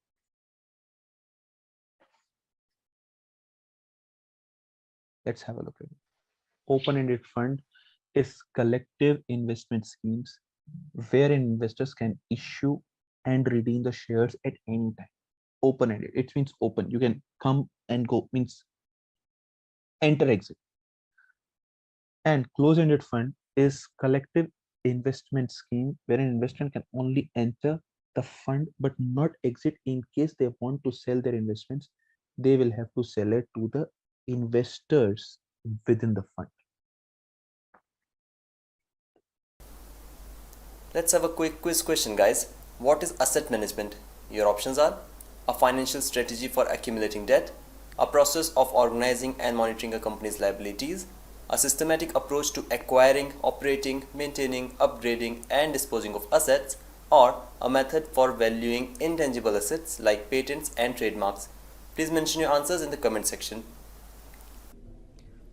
Just a quick info, guys. Intellipaat offers an investment banking course by IIM Ranchi, which helps you master investment banking operations and the capital markets domain. This course will assist you in acquiring an in-depth understanding of financial markets, quantitative techniques for capital markets, equity research, and strategic investment. With this course, we have already assisted thousands of professionals in successful career transitions. You can find their testimonials on our Achievers channel, the link to which is provided in our description below. Without a doubt, this course can set your career to new heights. So visit the course page link given below in the description and take the first step towards career growth with the investment banking course. So ISDA, so what is ISDA, friends? ISDA is nothing. It is known as International Swaps and Derivatives Association. And it was chartered in 1985 and has 12 members institution and is spread over 980 institutions. It comprises of 12, but now it is increased to 980 total institutes in which comprise 12 members, 78 countries and 6 continents. Every investment banker, so I'm from investment banking area, every investment banker has to follow ISDA just to hedge the positions of the clients in which securities they have actually taken. For example, if I'm one of the clients, if I'll say I'm Tata Steel and I have an exposure in another company, and I have also taken some derivatives to protect the exposure, could be related to foreign exchange, could be related to interest swaps or anything else. This association helps me and gives me a guarantee that Gaurav, your company or this transaction will definitely take place. It means you are rightly hedged. There are no more conditions, but yes, let's just understand what is ISDA is all about. So they give equal opportunity to all the company's friends to understand this document and also finds out that basis this document, their transactions will get executed in its complete manner. Let's have a look at it, what they say. So there are types. So primary members or types of ISDA members. Dealer firms, example, investment banks and commercial banks. And these are the first types, followed by the associate members, who are nothing, who are this, which are brokers, law firms, and accounting firms. So primary members are investment banks also, commercial banks also. They come across and they share their pain areas. They share their pain areas that yes, though my position is his, but who is taking final guarantee if the position is internationally being driven, as well as if the position is, from a specific bank point of view, from private equity firm point of view, or any other commercial bank point of view, where we have taken some financial positions and who is going to take the guarantee of these bigger amounts. They are not dealing in, say, 1 million, 2 million, 3 million. They are dealing in 100 million, 1,000 million, something like that. Amount is also big. ISDA helps us to get the same thing executed and that too on timely basis for sure. So ISDA agreement. So yes, and what is this particular agreement is? Let's have a look at it more. And there are subscribers also, end users, financial institutions, and the government entities. So these are the three people. One is the primary member, associate member, and there are subscribers who can subscribe to these ISDA things. So even a government entity can also subscribe into this. A financial institute can also, because financial institutes are nothing, these are just the banks And more than banks, generally we see banks, but more than banks, the financial institutes are also private. These are IRD, that is insurance firms, Insurance Regulatory and Development Authority is one of the regulatory authority for the insurance companies, right? So financial institute is not IRD. Financial institute would be an insurance company, insurance firm, which has large amount of the funds which are available to them. Could be NBFCs also, non-banking financial corporations. They have the fund, but they are without the banking. They do not try to do the banking related stuff. Let's take it forward. Role of ISDA is categorized into two: corrective measures and preventive measures.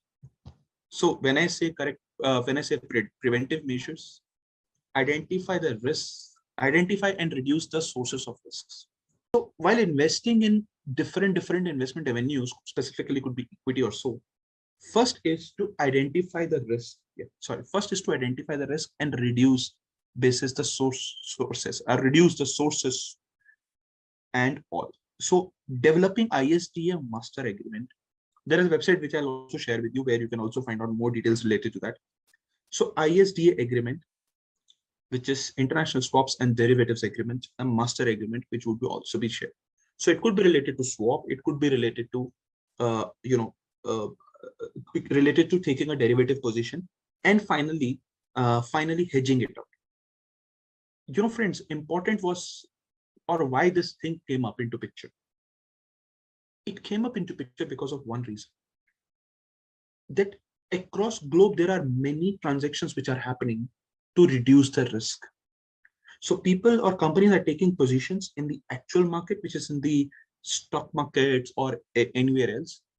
Further, they are also taking a position in the derivative markets, and they also know that the derivative also fluctuate because derivatives is derived from the main market.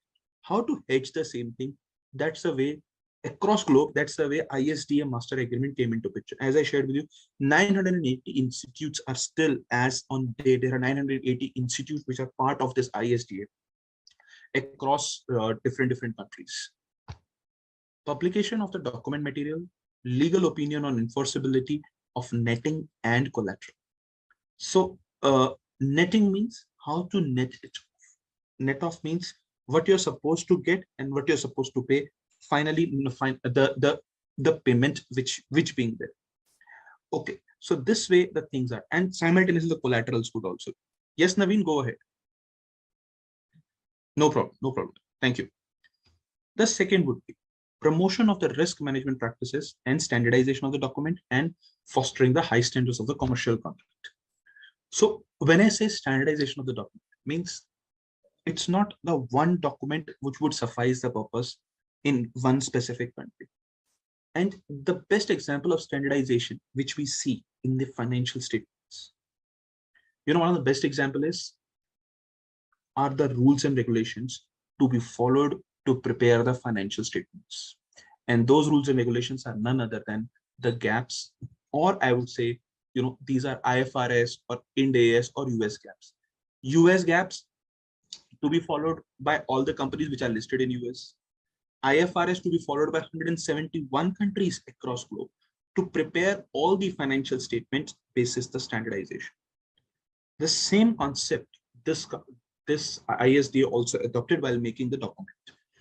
The document in itself is a complete document, which is one standardization document across different countries to be followed, so that a uniformity would come up basis addressing majority of the issues and coming up with one solution. And again, this document is or the inputs of this documents are being given by all the financial institutions, that what they should look forward for and how to understand this particular document in itself. So let's take it forward, and if you have questions in between, you may feel free to ask. So the next is the corrective measure. Corrective means that is treatment and risk management related to public policy, related to regulatory capital perspective or so. So one is preventive, another is the corrective measure. Corrective means wherever the corrections are required, this organization comes into picture and talks about that here is the right risk management which you should always take care of, And though they have already standardized lot many things, friends. So though the corrective measures are there, but they play a comparatively less role. First is the preventive measures which takes place. So let's understand this document in more detail. Structure of ISDA documents, and we have the structure. Let's have a look at it. What it says: once signed, master agreement governs all future individual transactions entered into between the counterparties. And I have already discussed what is counterparties. So it must be between all the counterparties, two or more as the case may be. So governs all the individual transactions entered between these two counterparties. So it could be related to swaps, it could be related to derivatives, it could be related to both, but it is not related to something which is an buying of the shares, which is the primary buying, which is, I would say, which is a first hand buying. No, it is related to the derivative contracts and the swap contracts, and to protect the investor that yes, this derivative contract would be executed in its completeness. Correct? And negotiation of the master agreement with care and prudence. So there are also possibilities, friends, that the other counterparty, or I would say the counterparty, is not in a position to pay you back. It could be basis bankruptcy, it could be basis defaults, or anything else. Those cases are also dealt in the master agreement. So this master agreements helps us to understand and being taken care, and as per the prudence, that basis the current scenarios, how we can modify some of the other terms and take the contract forward, keeping the intent of the counterparty in mind. The recent example, like what happened in 2022, and it is still happening. There is one country which has faced some economic crisis, not at a huge level, but yes, it faced economic crisis. Okay, that's one of our neighboring country. Can someone name that? Sir, maybe Sri Lanka? Exactly, Sri Lanka. So that company faced financial crisis, okay, and it is still trying to recover. That economy is bad, it's being hit badly. So any contract with the Sri Lanka country would definitely have an impact on the inflows of the receiving country. It could be any Asian country also, any APAC country, or any different country too. So to protect them, and some things which are not in control of the company, these are external factors. Internally, of course, there are many things which can be controlled. External factors which are not in control of the company should also be taken into consideration. So ISDA master agreement is also known as boilerplate document. Please write this down for your reference. Of course, these PPTs will be shared with you. So this is known as boilerplate document. Various provisions of ISDA master agreement, and these are related to interpretation, conditions precedent, netting off, withholding of the taxes, the representations, undertakings, and early terminations, and government laws could be. So related to that thing, what is the agreement? Conditions which are inbuilt to that also. Taxes which could be paid and which could be withheld within the organization. Some undertakings, if there are any. An undertaking is a very popular word in case of that is structure of ISDA master agreement. Master agreement, that is standard terms, multi-currency, cross-border master agreement, local currency, single jurisdiction master agreement. So if it is a multi-currency, then it will be related to the cross borders. And finally, it could be schedule credit support document, could be in English, Japanese, or if it is multi-currency, it could be confirmation. ISDA definitions would also get covered into that. On Feb 28, 2022, ISDA published the 2022 ISDA Security Financial Transaction Definitions and related documents. The new document allows firms to enter into derivatives and SFTs, which is Securities Financing Transactions, under a single ISDA master agreement. The publication followed an ISDA October 2020 white paper that detailed a proposal of the standard document across the repos and the stock loans related to that. Okay, and I'm just reading it one more paragraph which is taken. ISDA SFTs documents are products of the year-long drafting and comments process by an ISDA working group that includes buy-side and sell-side participants with both an SFTs and derivatives focus. Yes, please. So how to use this document? SFT schedule, provisions, definitions, forms of this and all. So documents and architects, and then here I would request all of you to please have a look at it, which says on the left hand side, which is ISDA master agreement includes SFT's schedule provisions in the schedule, and this goes where. So it says credit support document on the right hand side, could be variation margin, could be credit support annexures, could be 2018 initial margins, credit support deeds or so, and could be confirmations related to stock loans, repos, confirmation derivatives, which is on the bottom line, which is here. And then the SFT's definition and the other ISDA definition, which is a booklet as per which is available to all of us. So it is as per the definition, which is in 22, which is related to equity, derivatives, and all. Just come a bit down. This is architect. So no questions will come from architect. I just wanted to share with you. Yeah, let's go ahead with the second paragraph. I'm just giving a small reading. By utilizing the ISDA SFT document, parties are more easily able to negotiate bespoke structured transactions without having to make substantial changes to a master agreement. And ISDA SFTs documents built on the framework of the ISDA master agreement, providing for representations, warranties, closeout mechanisms, events of defaults, and other relationship levels contractual agreements across stock loans, repos, derivatives. If desired, the SFTs documents provide flexibility of parties to customize their standardized positions for their following as potential use case and benefits that the market can currently gain from utilizing the ISDA SFT document. Simplification and streamlining of the document. So for example, parties, let's have a look at it. I'll just give a small reading to this. So for example, parties can use a single set of representation, events of defaults, and tax provisions. So three things: set of representations, events of defaults, and tax provisions. And this type of consistency could reduce legal cost, as parties only need to negotiate one master agreement rather than multiple versions. And it could reduce the operational cost. System could be programmed to reflect one document and standardize with the consistent definitions. And so there are many more things which is common domain model and many more things which are already here and so on. So specific areas where simplifications and streamline could be of benefits are equity prime broker relationship, and which says that prime broker offers into variety of agreements with clients and all. This is more theoretical. Then it is related to emerging markets. And what is related to closeout? Let's have a look at it. What is related to closeout?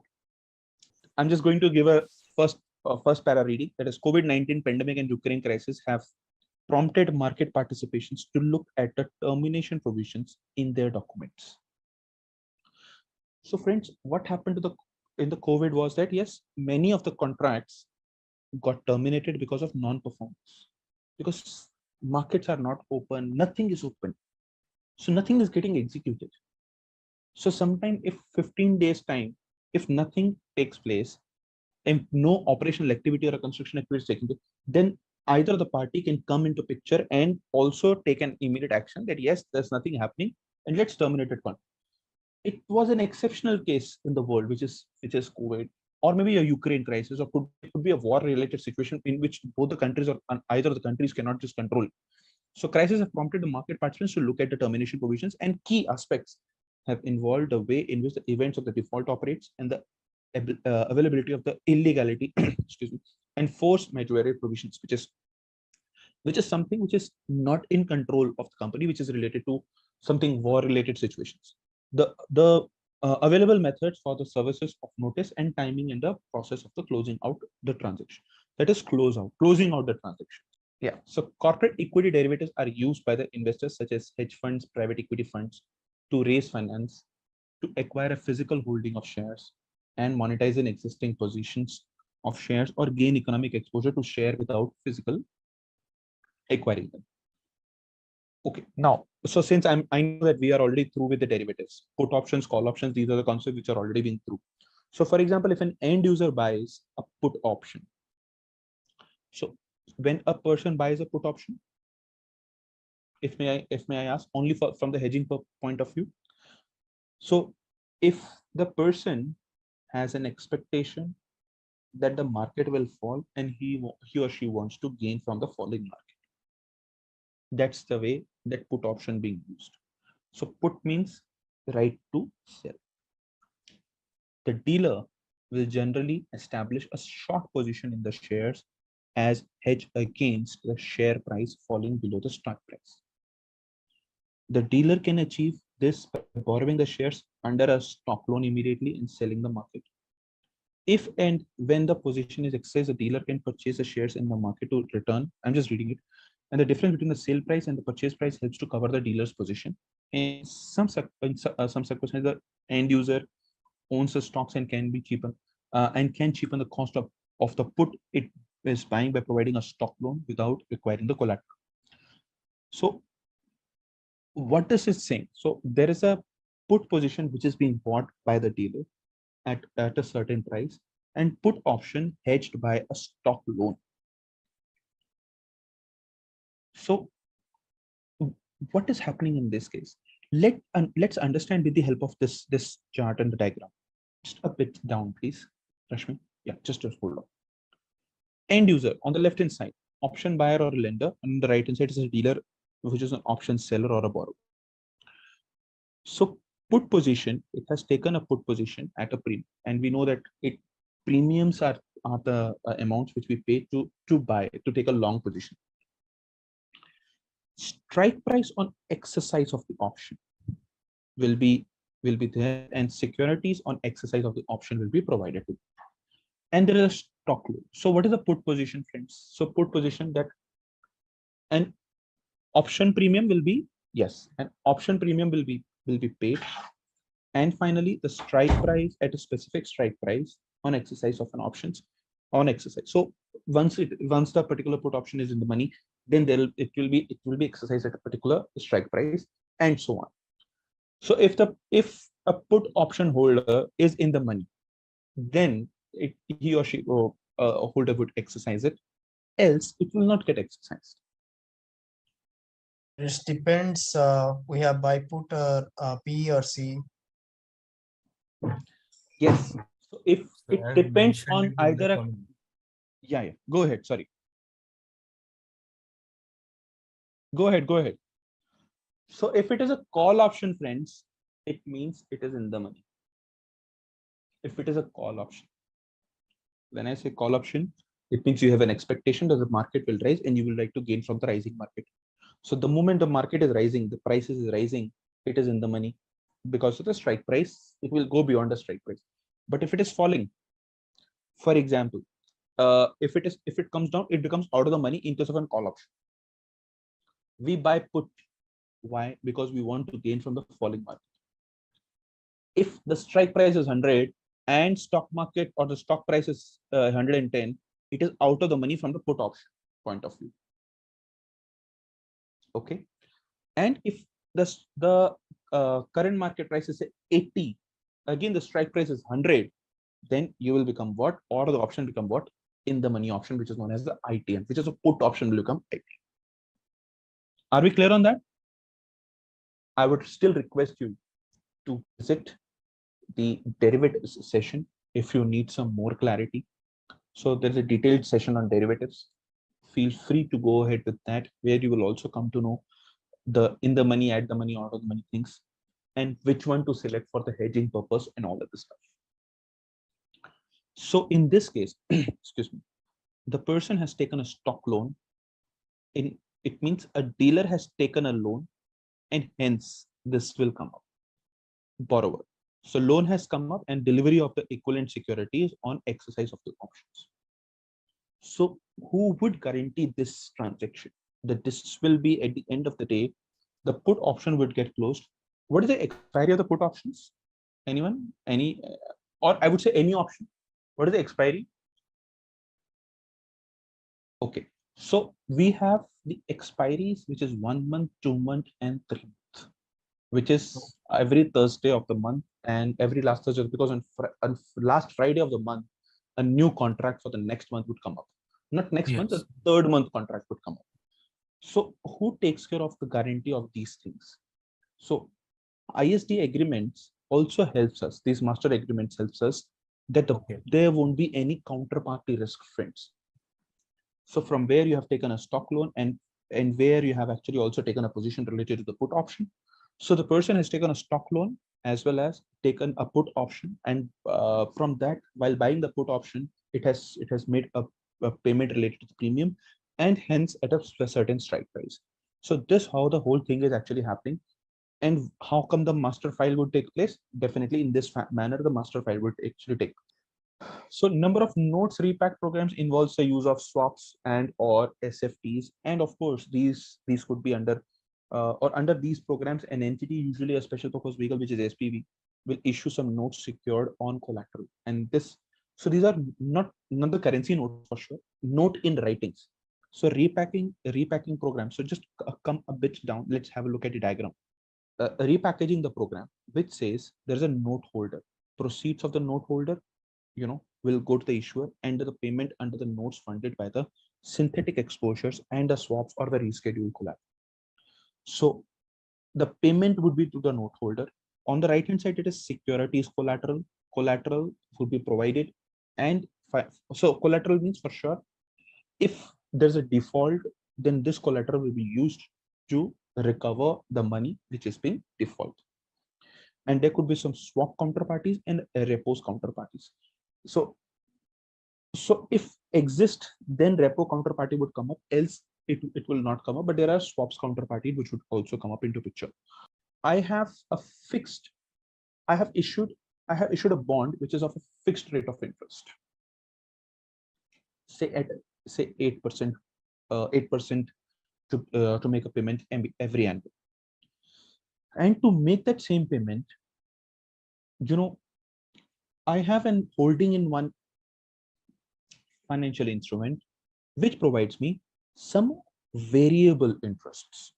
It could be 9%, it could be 7%, 6%, basis the different market scenarios. So one is a floating rate of interest which I have taken, and there's a fixed liability which I'm supposed to pay with an interest, but the amount are same. There's another party, friends, which has some inflows related to the fixed, but an outflows which is floating or which is variable. So if I can find out that party, not basis the interest rates are same, but also the total capital amount to be paid same. So for me, it is very difficult. For even a single bank or financial institute, is difficult to find out the right swaps rather than only doing a swap. Who actually plays a role in finding out the right swap at a comparatively lower cost or a minimum cost? None other than investment bankers. So one of the job of investment banker is to execute these transactions. Company, let's bring one platform. Just like a stock market, we have one platform where we could see equity, derivatives, currency, as well as commodities and many more things at one place. They also provide one platform to us that yes, you are being given this particular opportunity to swap for different currencies also, different rate of interest also, and currency and rate both together. So that's why they try to reduce the swap counterparty risk also. So they are swapping it, but yes, if the bank is able to default or the company defaults, then who is going to take any guarantee? Investment banker will not take a guarantee. Let me tell you very clearly. Investment banker is not guaranteeing any sort of an interest payment or anything, but it will help you reduce the cost of raising this particular funds. So who is taking this guarantee? This document, master document, ISDA. So Basel is a place where the first meeting took place, and standardization of the norms which would be followed to take care all the banking related transactions globally. So the people or delegates from different countries actually joined that meeting at a place namely Basel. That's why they named all the rules and regulations being created to perform all the activities as Basel 1, Basel 2, Basel 3. Basel 2.5 also has come up, as well as the latest one is Basel 2010. So no need to go ahead behind those rules and regulations. Capital adequacy ratio is there. RWA is also there, which is risk weighted assets. Many more terminologies which are there, which is here also, which is CCR, which is counterparty credit risk. So Basel got created to reduce the counterparty risks. Counterparty risk related to the credit risk. So credit risk take care of, if we have given some credit to someone, there will be a risk related to the counterparty. The counterparty won't be able to make a payment. So how to address the same thing? That's why the Basel committee was being formed, and they made those particular rules. You could see the last line in April 2022, ISDA requested that the Basel Committee of the Banking Supervision revisits the SACCR, which is standardized approach for counterparty credit risk. So this ISDA also helps banks and the Basel committees to define all those rules which are to be followed. Okay. So election referred here, that is the elections referred at the payments measures and the methods, the thresholds relating to the certain events of the default, and the offices through which the parties can, and amendments, that is parties agrees to make the terms of the master, and additional terms parties can include set of clause between the closeout amount and the amount of owing under the. So in one of the slide, I'll show you one of the agreement over confirmations. Peculiarities for the confirmation for derivative transactions could be related to trade specific terms and unique for each trade. So I'm not going to read all, executed versus exchanged, and so on. Yeah, and I know this is very microscopic. I know that it is very microscopic, but ISDA confirmation, Massachusetts Water Resource Authority, and here is the from Wells Fargo Bank NA. So Wells Fargo is also a bank which has actually conducted. So it's related to USD 133, I would say 133.300 million interest rate swap transaction, and this is something which has come up. I'll just read out a couple of things. It is related to the trade date, which is October 28, 2008, effective date, which is again October 28, termination date, which is 1st August 2030, subject to the adjustments in the accordance with the following business day conversion, and upfront payment would be related to USD 25 million payable by the party A to party B, and upfront payment date is 31st October 2008. Fixed amount would be fixed rate payer, which is party B, and fixed rate payer, which is the first day of the February and the August beginnings. So this is related to the debt agreement which they have actually formed, and who would be making what. So at the top of it, we write what ISDA confirmation.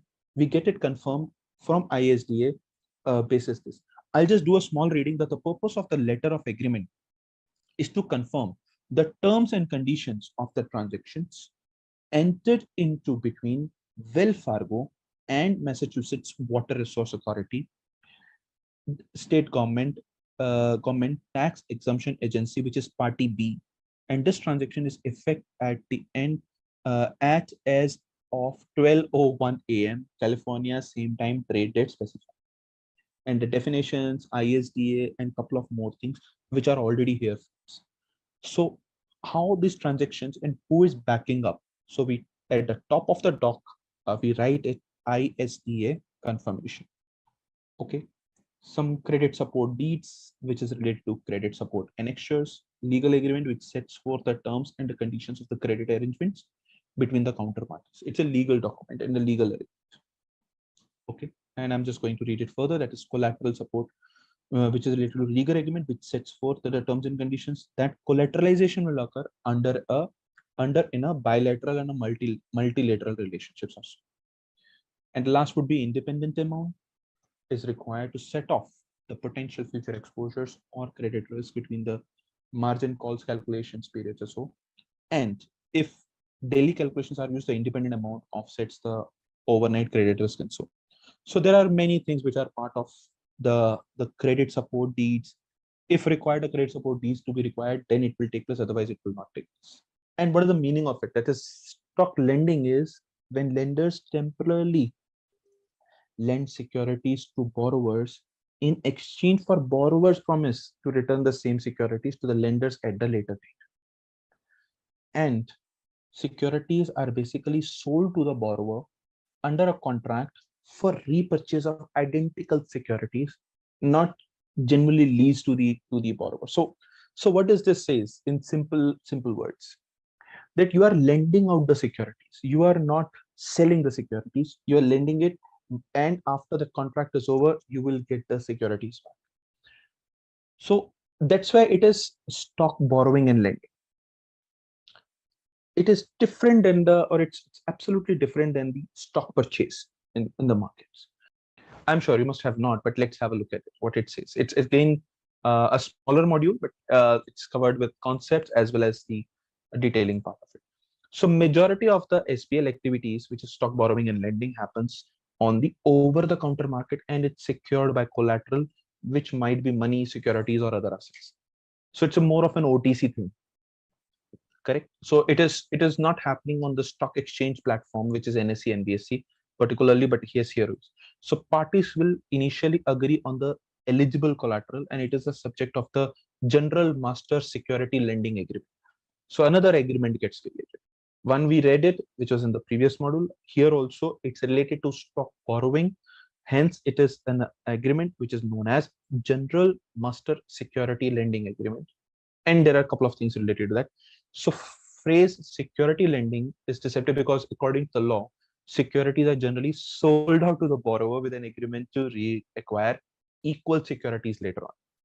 And both securities that were lent and the collateral that was received passed into the absolute title. So we give or we lend that particular security. Followed by that, in future, we will buy the equal securities or equal amount of the securities or reacquire those particular securities also. So that's the whole concept of stock borrowing and lending. And that too with a change of a title. So security lend and borrower may sell the original securities to the additional buyers also. So this could also take place. So let's understand it in the more deeper one. So why securities lending? Anyone would like to give a thought? Why there will be securities lending? Suppose if you want to lend something to someone, what would be the purpose? Why you would like to? To earn more money. To earn more money. Yeah, Dharani, very good. And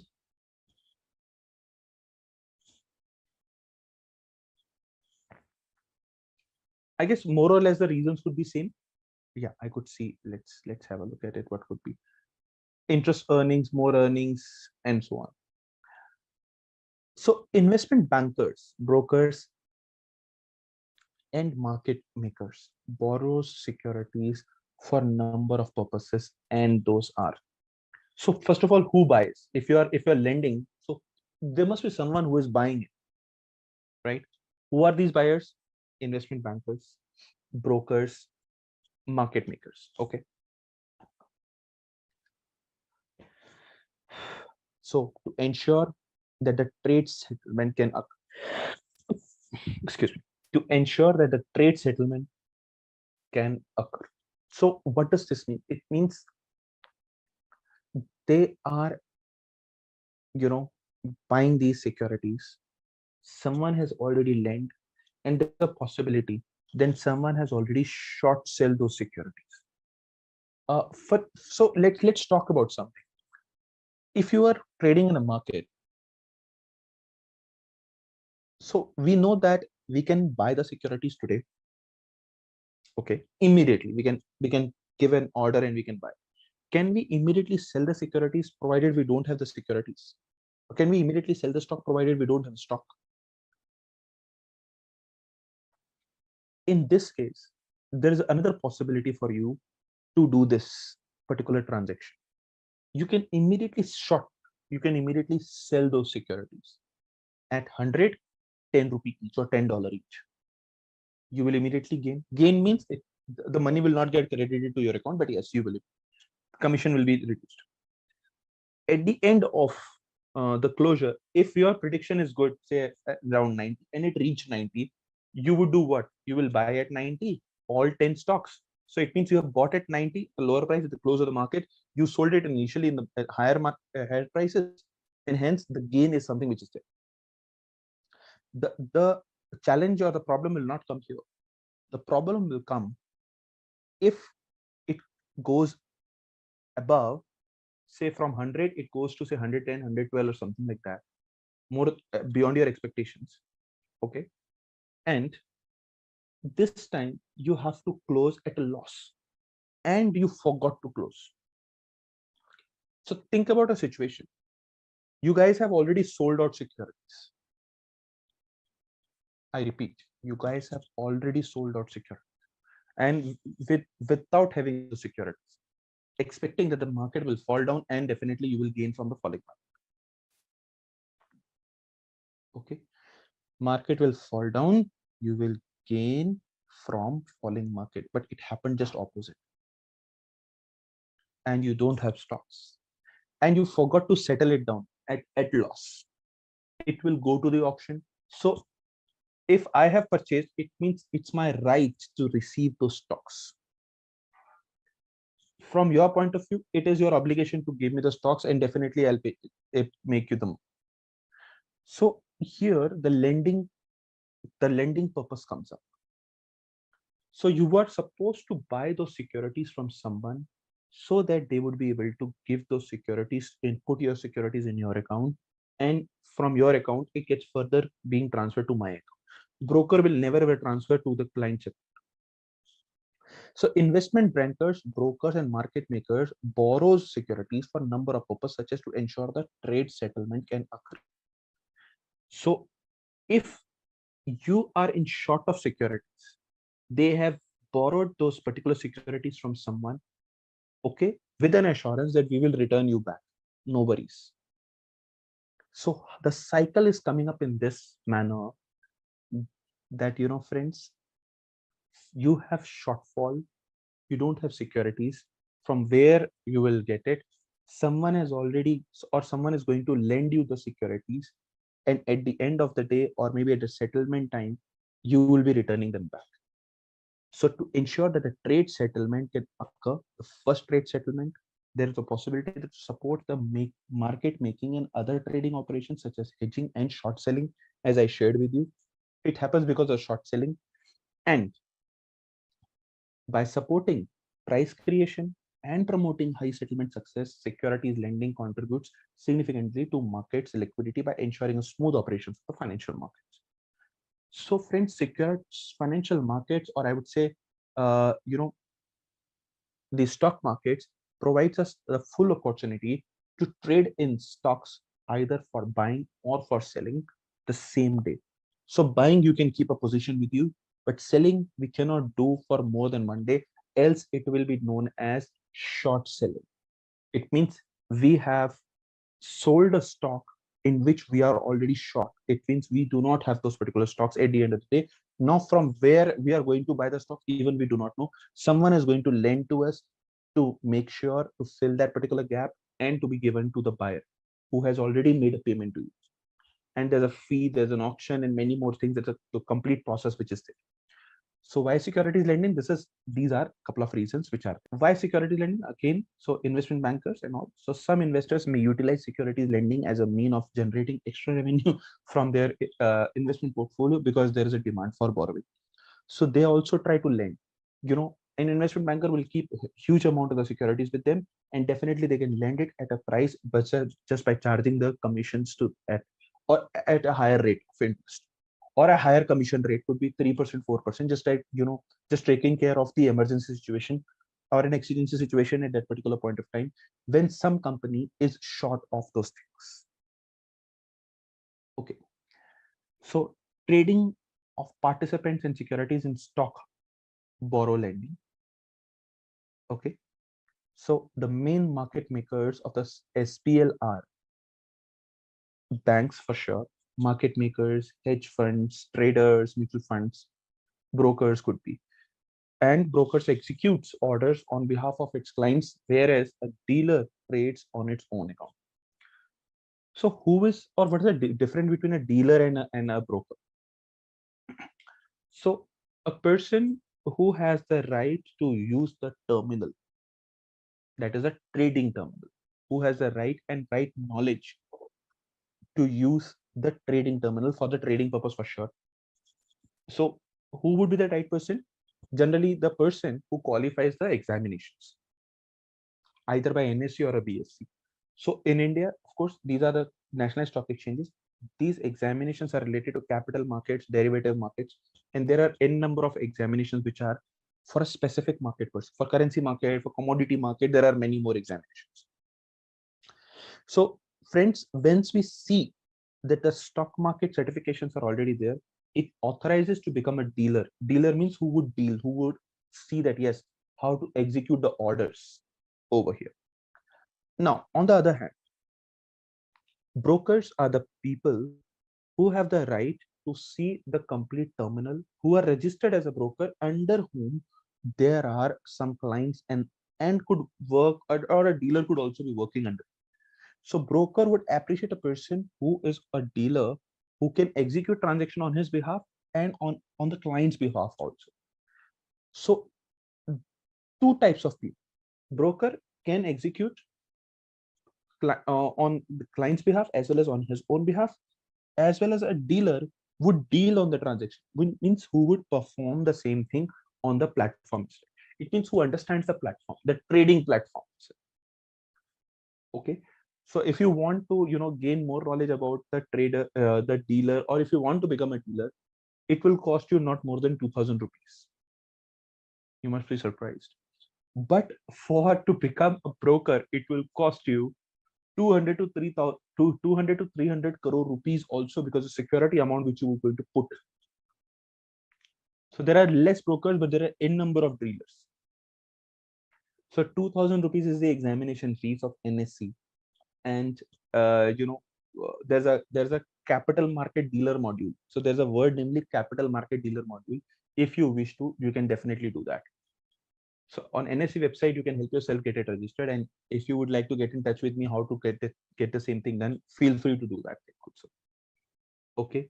At the end of the program, or maybe right now, I can also write down my number, so that you want to reach out, you can definitely reach out. And maybe I'm also in one of the groups, so you can also put it there. So I'm dealer into derivatives, into bonds, as well as into this equity plus mutual funds, all four.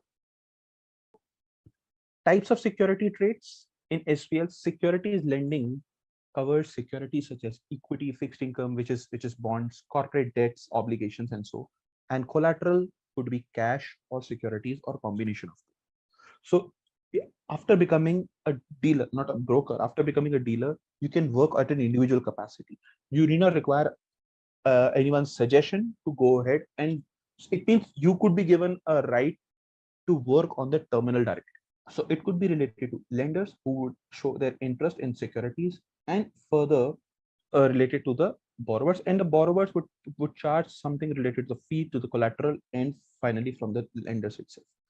So this how the security lending flow takes place. And let's have a look at it, the next part. So the trading process in SPL, that is when a security is lent, the borrower acquires a securities title for sure. By becoming the owner of the security, the borrower gains the benefit of owning it, and all coupons and dividend payments, as well as any additional privileges like voting rights, will go to the borrower for sure. These dividends and coupons must typically be returned to the lender in the form of manufactured dividends as the term goes. So if you lend some securities to someone, for example, if you lend it to me, now I'm the security holder, I have the right to gain from it. So all the coupons, if I have been given or being lent as a debt, all the dividend payments would definitely come back to me. And these dividends or coupons may typically be returned to the lender in the form of manufactured dividends as the term goes. So they have not originally gained, I have originally gained, because I am the current owner of it, and definitely it will be so. So it is referred to the payment made to transfer dividends and interest payments from the borrower to the lender to those securities. So it is a capital amount plus anything which you have gained, it should be returned back. Custodian services, and company A, company B, and we have For example, here is the need, and here he has Adani 1000. So company A need Adani shares, company C has Adani shares, and it could be transferred like that, and SBL contract could also be taken care into consideration. What is custodian? So NSDL and CDSL, there are two custodians. So just search the full form of the same. NSDL, CDSL. I'm writing in the chat. CDSL. Correct? Meaning of CDSL is, so there is a company who takes care of all the deposits, or who keeps all the documents which are in its physical form at one place. Okay. And when I say at one place, CDSL is a company which is Central Depository Services Limited. All the physical form of securities are being kept with them. Okay. So just like the lockers where we keep something which is in physical form and hence which is there. So custodians are these things who provides. So custodians have all the securities with them, correct? They know that the security belongs to who is the owner of this. So for example, company C is the owner of 1000 shares. So if you want to check who's the owner of that 1000 shares, go to the CDSL, and CDSL would be able to answer you the same thing. Now company A needs 1000 shares.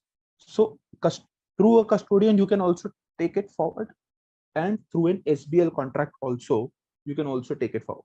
So company C can lend company A, provided the same SBL contract has taken place.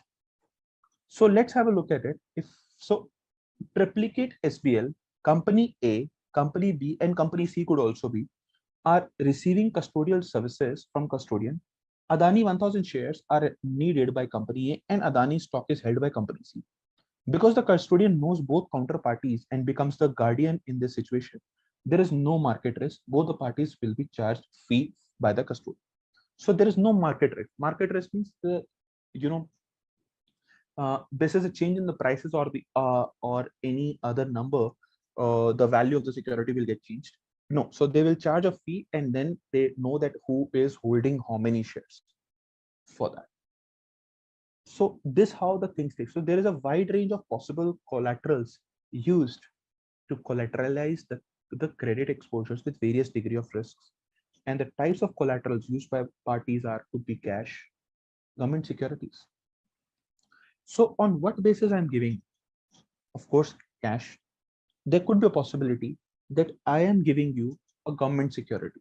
So for example, against my fixed deposit receipt, against my FD, I can take one more, I can do one more transaction, but I'll make sure that FD will not be used by the person, because if I'll default, in that case, an FD could also be.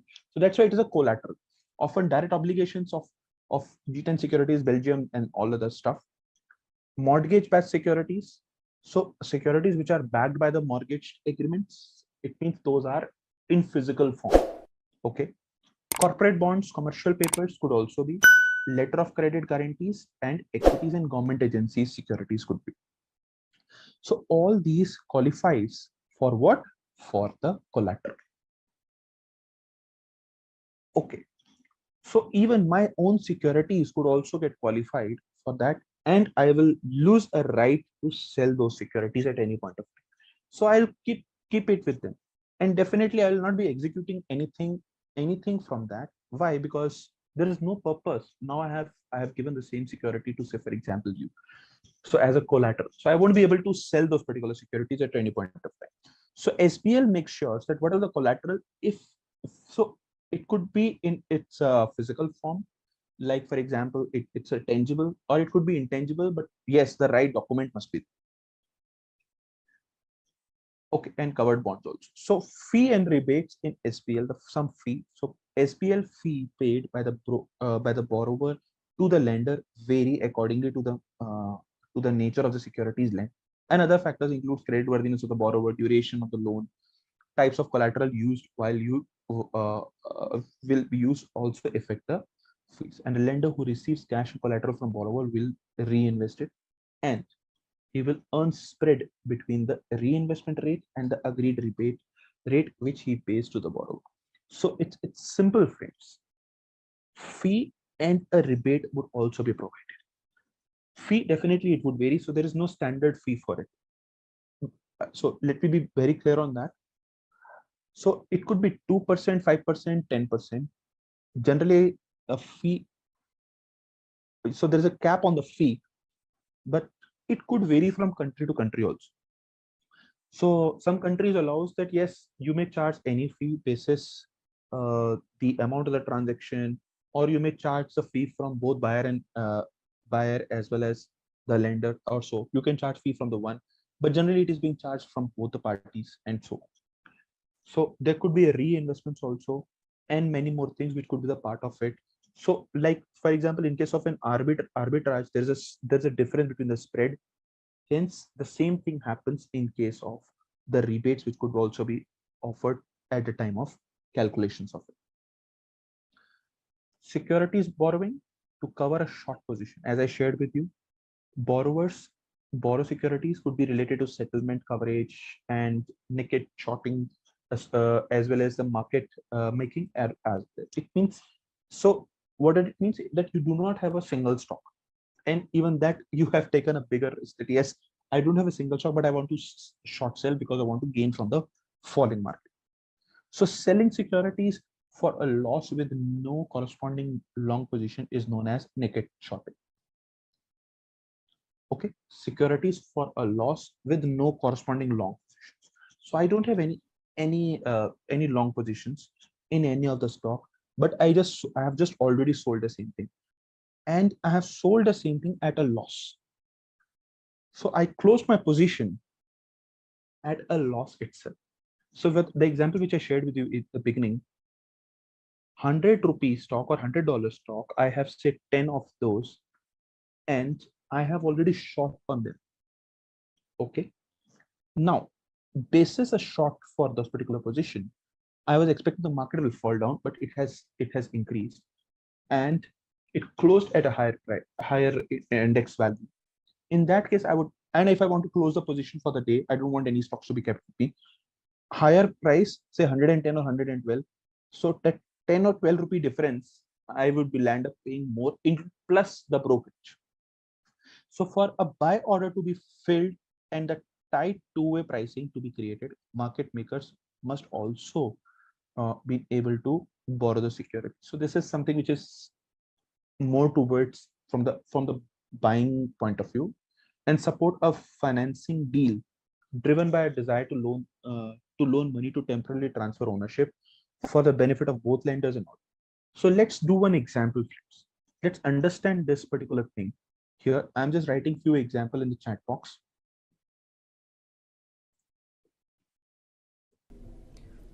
Just a quick info, guys. Intellipaat offers an investment banking course by IIM Ranchi, which helps you master investment banking operations and the capital markets domain. This course will assist you in acquiring an in-depth understanding of financial markets, quantitative techniques for capital markets, equity research, and strategic investment. With this course, we have already assisted thousands of professionals in successful career transitions. You can find their testimonials on our Achievers channel, the link to which is provided in our description below. Without a doubt, this course can set your career to new heights. So visit the course page link given below in the description and take the first step towards career growth with the investment banking course. It is well established idea in the financial sector, to offer securities in the form of real estate, money, gold securities against potential payments defaults.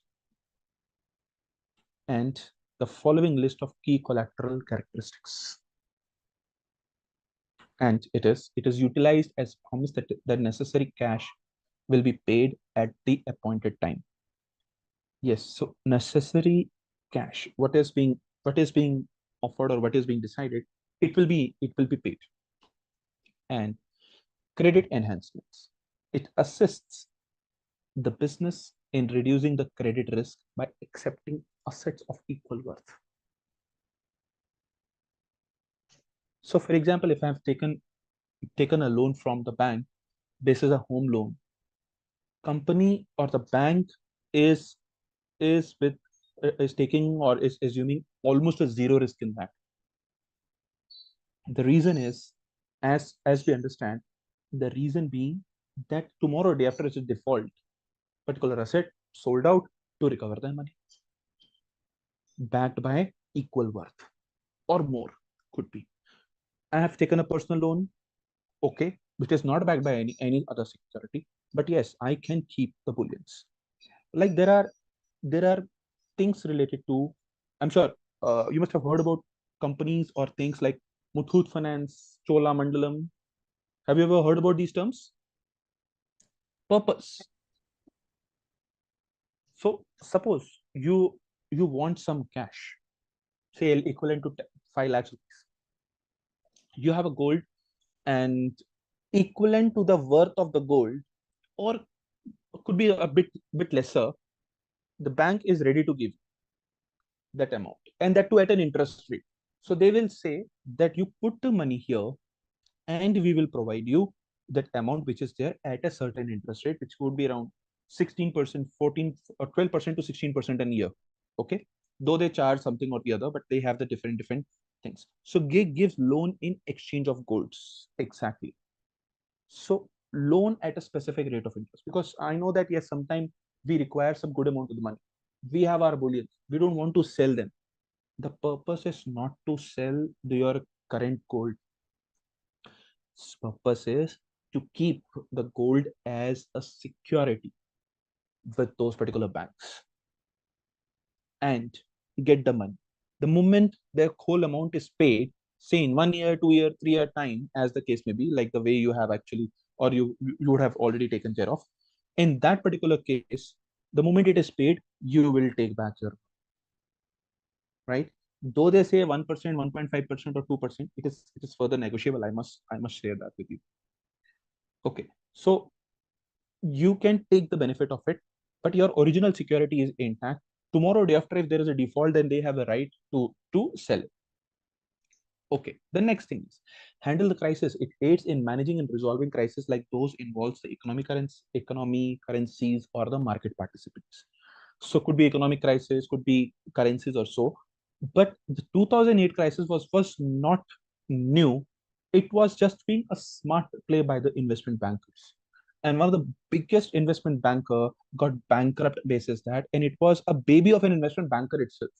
From the not investment banker, investment bank. And can I hear that name of the investment bank which got bankrupted that time after the 2008 crisis? It's a very, very popular name. Yeah. So I would request you, please write down a couple of things which are not there in the PPT so that it will give you another edge to, have a look at it. So if you have already studied it, it's good. But if not, then yes, Lehman Brothers was one of the banks which got bankrupt, and there were many more financial institutes who were nearer to the bankruptcy because they knew that once the bubble will burst, then this will have an impact globally, not in one country only, right? Because they have taken exposures not only basis US, but in different continents, not only countries, I'm saying complete continents. So purpose of collateral, approach to improving credit that enables net borrowers to get better borrowing rates or haircuts. Haircuts means the upper, that is the maximum rate of interest. So there's a cut at a rate, hence we call it a haircut. A method of reducing credit risk. Focus is on what, friends? Focus is on credit risk in a private or over-the-counter transactions. That balances the chances that the counterparty may breach the terms of the deal in whole or the part and applied on a net basis to secure specific deals, or not to protect from interest rate risk, market fluctuation risks, currency risk, means currency rate fluctuations. It is to protect against counterparty risk. That is, and counterparty risk is none other than the credit risk. Purpose of collateral is to go ahead and take care of the credit risk itself. And when trading between parties would normally be banned by the credit risk limitations of rule, a trade facilitation instrument allows them to do so. For example, European pension fund regulations or Islamic banking law. So every country has their own specific laws. Specifically, there's one more law, namely Islamic banking and Islamic banking law. So those things have already come up, as well as pertaining to overall risk, legal compliance, market risk, where stress testing, as well as capital sufficiency and risk management, and so on. What is VAR? Value at risk. Can you just have a look at it from the left hand side itself? So the quantity and the bid price, which was 115.80 and many more, and hence then the trading information related to trade volumes, total market cap, free floating shares. Okay, of course, freely floating shares means which is with the retail investors. Impact cost, daily volatility, it means it is volatile basis. This 1.92. 1.92 means that if the share price is 100, it could go above plus 1.92 and minus 1.9. Yeah, just a sec. Okay, annualized volatility and so on. Then we have 52-week high low, which is still 52-week high low. It happened, and on which date it happened. So it highest reached to 94 and lowest it reached to 295, 124 and 95. Upper band, lower band, and many more. These are just few calculations, and there is no price band to that. Yes. On the right hand side, there are risk related. Security VAR. Security means this Tata Steel's equity. It is 12.2. These are in percentages. What does this mean? This means, so first of all, VAR stands for value at risk. Of course, these calculations are taken care by the stock exchange itself. Stock exchange believe that yes, it's a right of an individual investor to have the right information. What to do with the information that an individual investor must learn and then take a decision on. Okay, we are going to provide you the information. After that, it's your call. It's just like that they provide you once you drive. It's a red, yellow, green. Meaning of red is to stop, and then yellow is to just to start your engine and then go. Green is go. It's your call whether you want to jump the red light or you want to make it as smooth as possible. So providing information is the duty of the stock exchange, and it's your right to receive the information. What to do with that information, it's up to us. 12.20 means that this stock, excuse me, this stock has a possibility and a probability to increase by 12 rupee 20 paisa, assuming 100 rupee being the base price, and to fall by again 12 rupee 20 paisa on daily basis.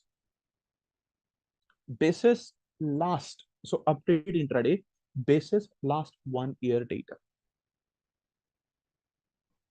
Okay, where value at risk, how much? So it is a risk in a portfolio. Portfolio could be one, of course, more than one stock. It could be n number of stocks also. Okay, so generally we calculate where for the purpose of understanding that how much value we are going to lose basis one standard deviation. So this is a bit more mathematical in this case, but you just understand this, that it has a possibility to lose 12 rupee 20 paisa and to gain by 12 rupee 20 paisa in a day itself. Okay, and there are extreme loss rates also, ad hoc margins also, applicable margin rates also. This could also work, but how to calculate, how to derive out the same thing, these things are not there. So basis this, now you have understood this, that what is the meaning of a VAR. I have shared a live example in front of you. Now let me know, friends, should VAR be higher or lower? Can I hear from all of you? Should VAR be higher or lower? It should be lower. It must be expected to be as lower as possible. Is it clear? So how to calculate the same thing and all of the stuff, that's a different story altogether. Okay, so every security, whenever you're planning to buy a new security or anywhere, just give yourself an opportunity to have a look at the VAR. Basis the price, which is 115.80, Is this where good or bad? And we have the derivatives also of the same, and we have SLBs also for the same. So yesterday we learned what is SLB. Series A, Series B, securities, lending and borrowing mechanism and all. So we can see how many securities and who is actually doing the same thing. So you can give yourself an opportunity to have a look at these things, and you would be able to find that what are these particular things are actually happening. Calculation of aware, because calculation of aware is not the purpose. Yes, understanding what is the meaning of it, how to interpret this, that is the main purpose. And every time whenever you are purchasing a security, friends, it's a recommendation from my side, always see this. If it is on a higher side, it means it is highly volatile security. Comparatively low, it's less volatile. So 10% and above, I call it aggressive. Less than 10%, I call it a defensive security. And the market risk which gets calculated with the help of VAR and many things. Again, the purpose again is that is the money markets investments, lending for short periods to earn interest on available cash or securities, and a balance sheet management techniques used to optimize the bank capital by earning extra income from lending excess assets to other institutes in need of additional assets. So banks also lend. So they have the funds which are available. So banks or a balance sheet management technique used to optimize the bank capital by earning extra income from lending excess assets. Because I have seen majority of the time, company has purchased a particular land and they have taken the land on lease for further rent to further let it out. Okay, so it is not a building which they have let out. It is a land which they have actually let out, could be for any purpose, and the basis that they are earning. Generally, the lease amounts remain same, and the income increases over a period of time because the value of the land is rising, as well as the rentals of which you can generate from that particular land as an investment, it will increase. So companies also invest in that. So how they are trying to manage their particular balance sheets is how they can definitely do that. To buy the asset on lease or say for a particular thing, they are putting their assets as a collateral, which is an immovable asset, and from that they are actually earning. So this how they are actually doing it. An arbitrage opportunity through the use of tri-party collateral transactions. Okay, before I go to the next part, can we have an understanding what is the meaning of an arbitrage? Anything So you know? yeah, I have an idea. So purchasing the same security in a different markets, so to capture the different value of the different markets. Okay, let's do an example, friends. Let's do a live example of this. Purchasing and selling similar assets in different markets. Okay. Right, Kunal. Okay. So I am opening two windows in front of you, friends. Okay, and I'm putting similar stock. Okay, you name out any stock, friends, which is there. So shall we go ahead with maybe Sun Pharma was also there, but yes, not the MRF. Okay. So Sun Pharma being there, okay, and RIL is very common stock here. So Sun Pharma MRF, so this NTPC is also there. And what's the price of an NTPC? 215.15. Let's understand with the help of an NTPC. And I'm also opening one more, this, and again, I'm also writing it here, which is NTPC, National Thermal Power Corporation.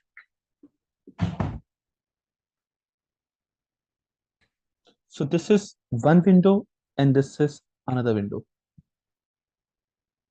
NSC, BSC.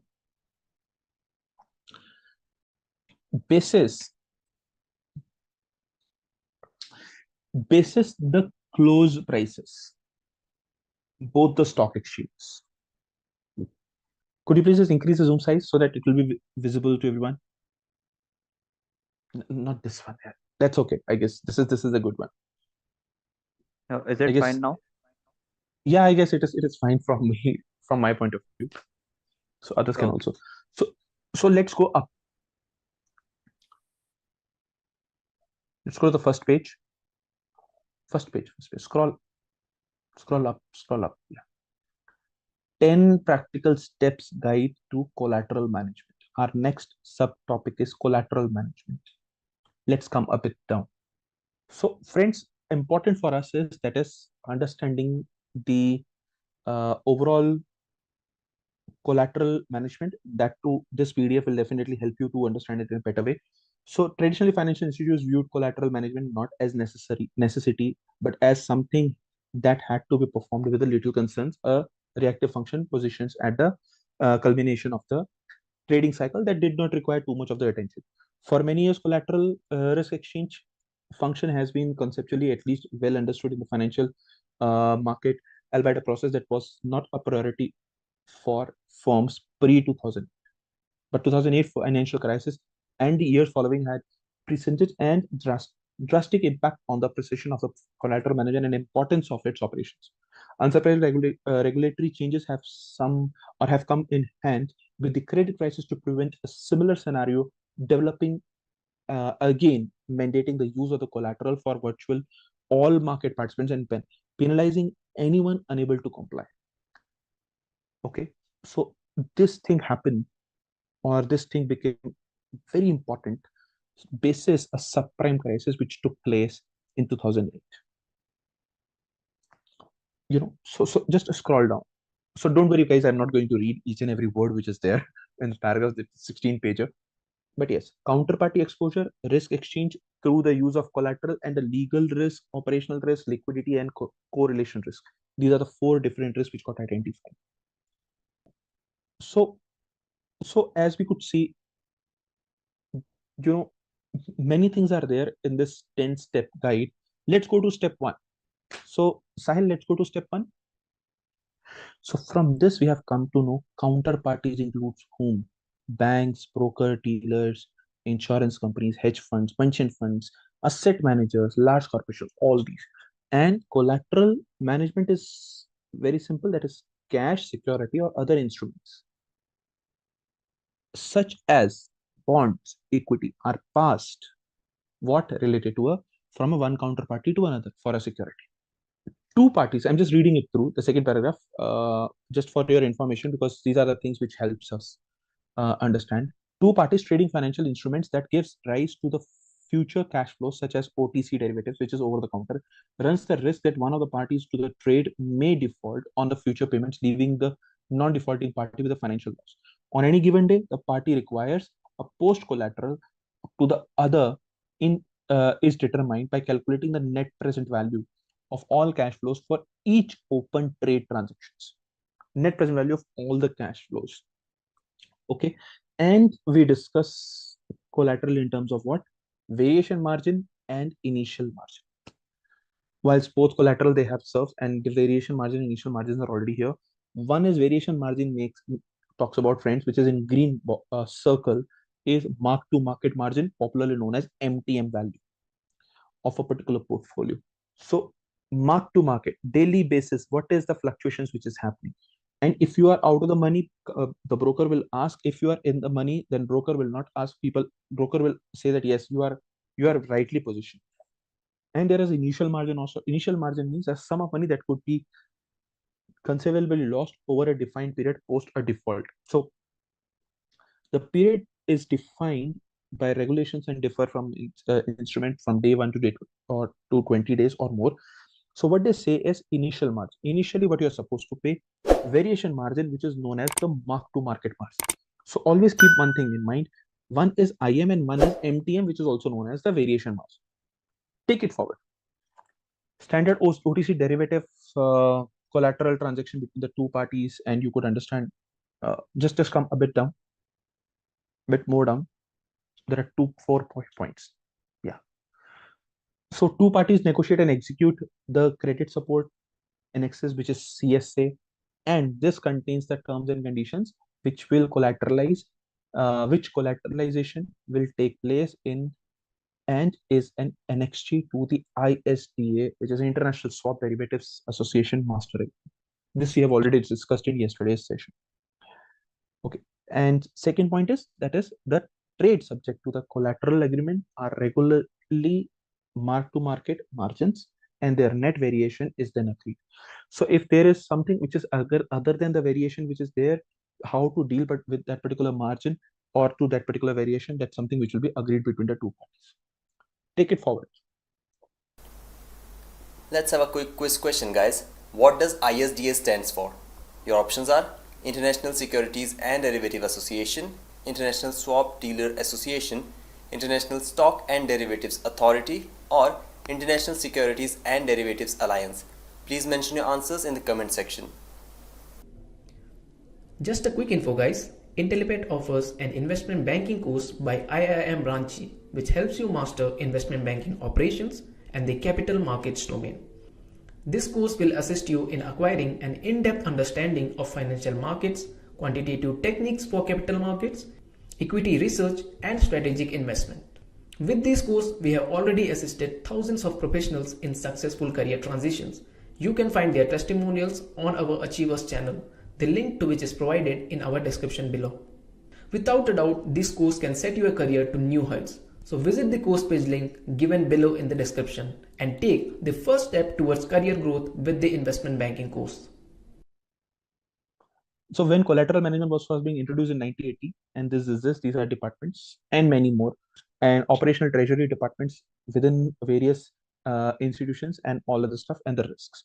So G20 meet to discuss the response to the global financial crisis, and this would happen in the on the right hand side.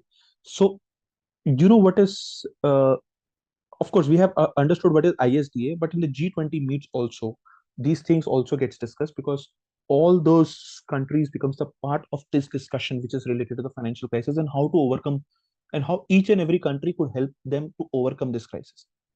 So what type of firm needs to have function in place of collateralized trading?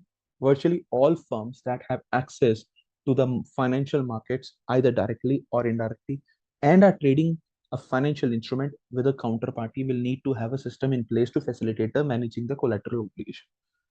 So any firm, friends, any firm which needs the collateralization, the obligation of the same thing which is there, so they are supposed to undergo, the collateralization management, and it is recommended. ISDA also plays a vital role. That's why we covered the same module before this particular module, and we have understood its importance, that how much it is important, which is not only applicable in one country. It is a master agreement which could be used everywhere across globe with some tweaks within that. Yeah. So I was just talking about this paragraph. The first paragraph, Sahil, just come a bit down. Overwhelming drive of the use of collateral is to provide security against the possibility of payment default by the opposing party in trade. ISDA 15, the report states credit risk exists whenever a firm has a relationship in which a counterparty has an obligation to make the payment or to deliveries in future. And there are a number of ways of addressing the credit risk arising from the derivative transactions, but the use of the collateral long been established as a effective mean of mitigation.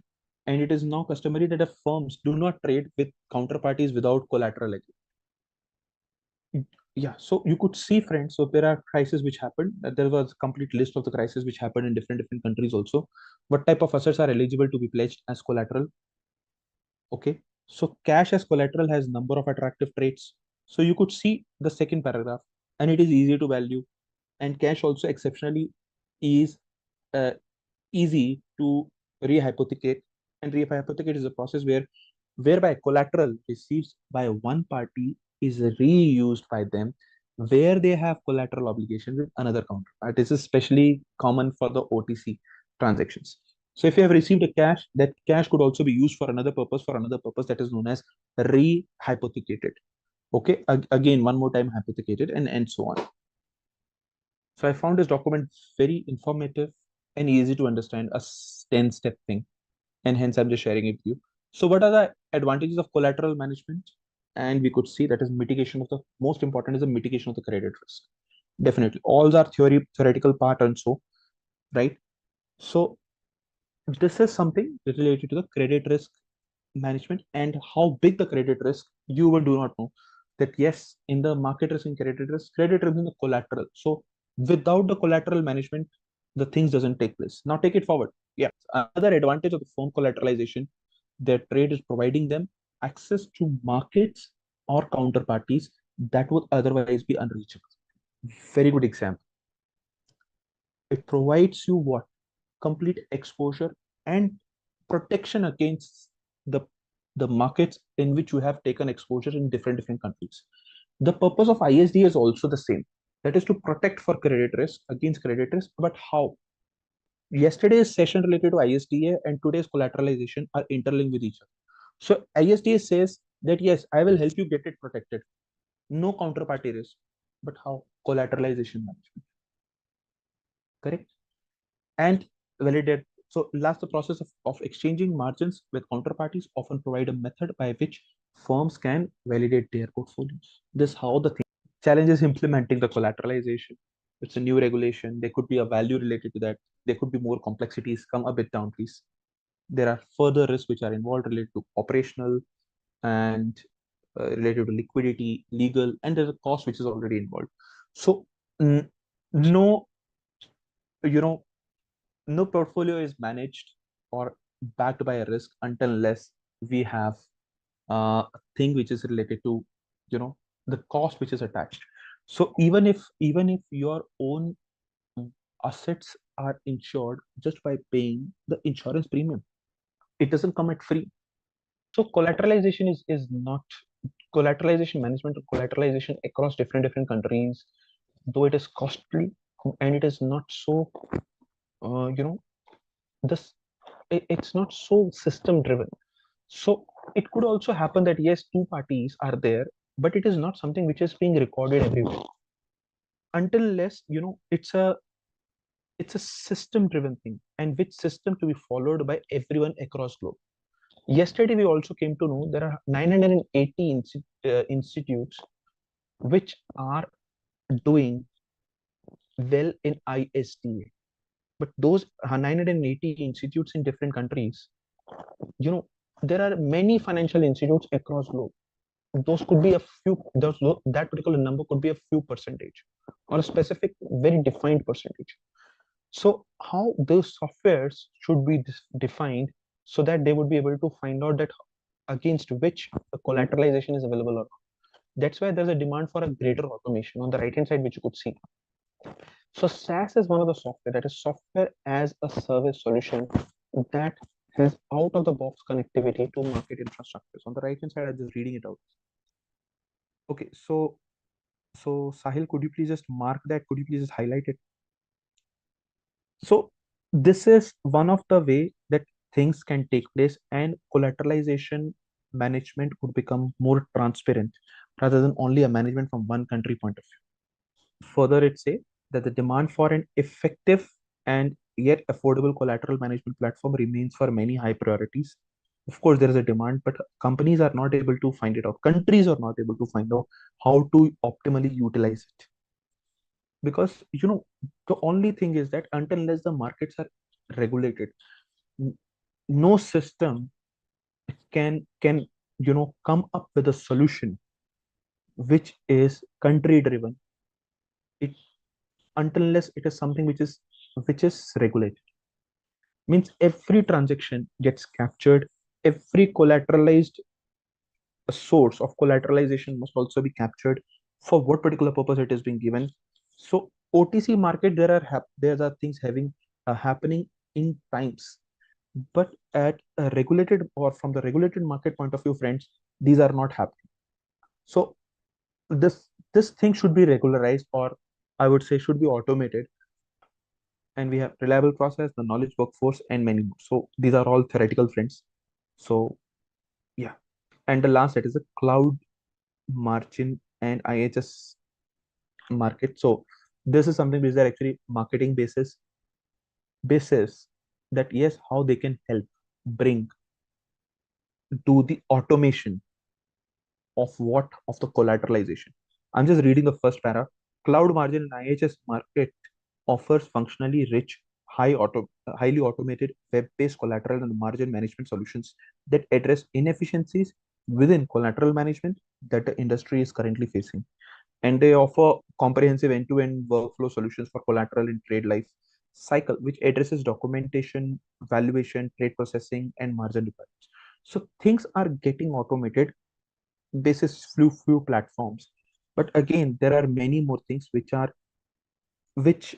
making the market more inefficient rather than efficient market. Excuse me. When I say efficient market, friends, efficient means that majority of the information, which is the right information, is available to be analyzed by everyone in the economy, and people in the economy perceive the information that how it should be, so that they are able to take a sound decision. For example, like I'm sure majority of you have come to know what is VAR today, rather than the calculation, but what is the meaning of VAR today. So there are key technical and legal developments which has taken place in 2003 Electronic Data Interchange EDI standard development to automate collateral transactions and communication. Same goes with 2003 ISDA collateral asset definitions as well as enterprise-wide collateral management and Chinese market collateral glossary, which is also there. And 2008 major dealer in operations management group letters to the US Federal Reserves, and the major participating dealers agreed to a goal of weekly inter-dealer reconciliation of the collateralized portfolio with more than 5,000 trades, the provision adequate resources to the collateral management functions to identify and resolve differences, collect and report metrics to supervisors. Yeah, parties to collateral management.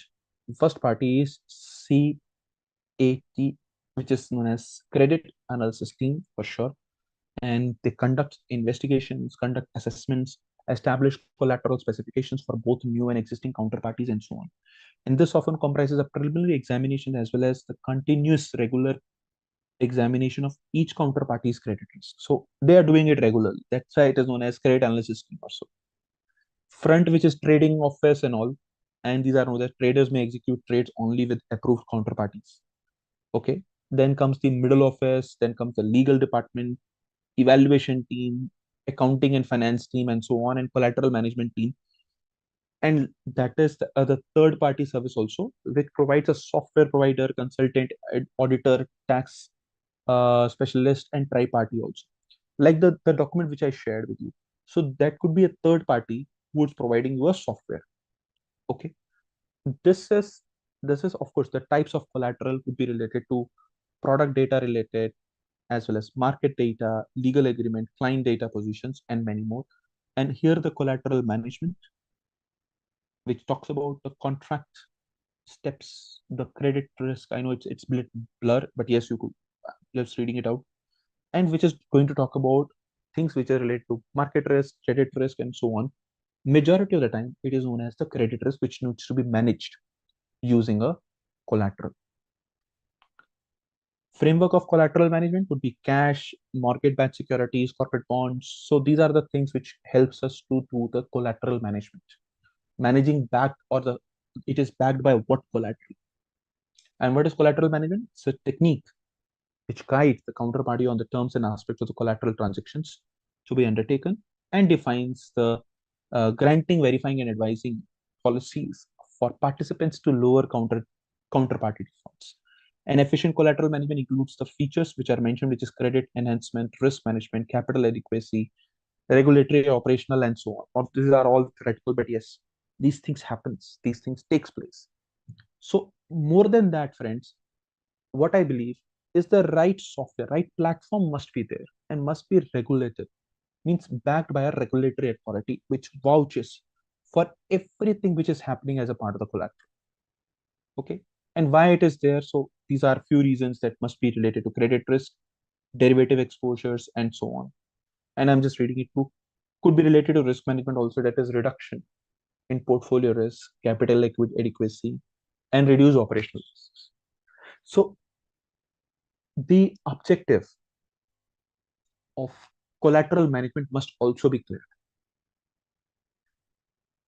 It should not only address one thing, it should address many things, like just like all the checklists, right, friends?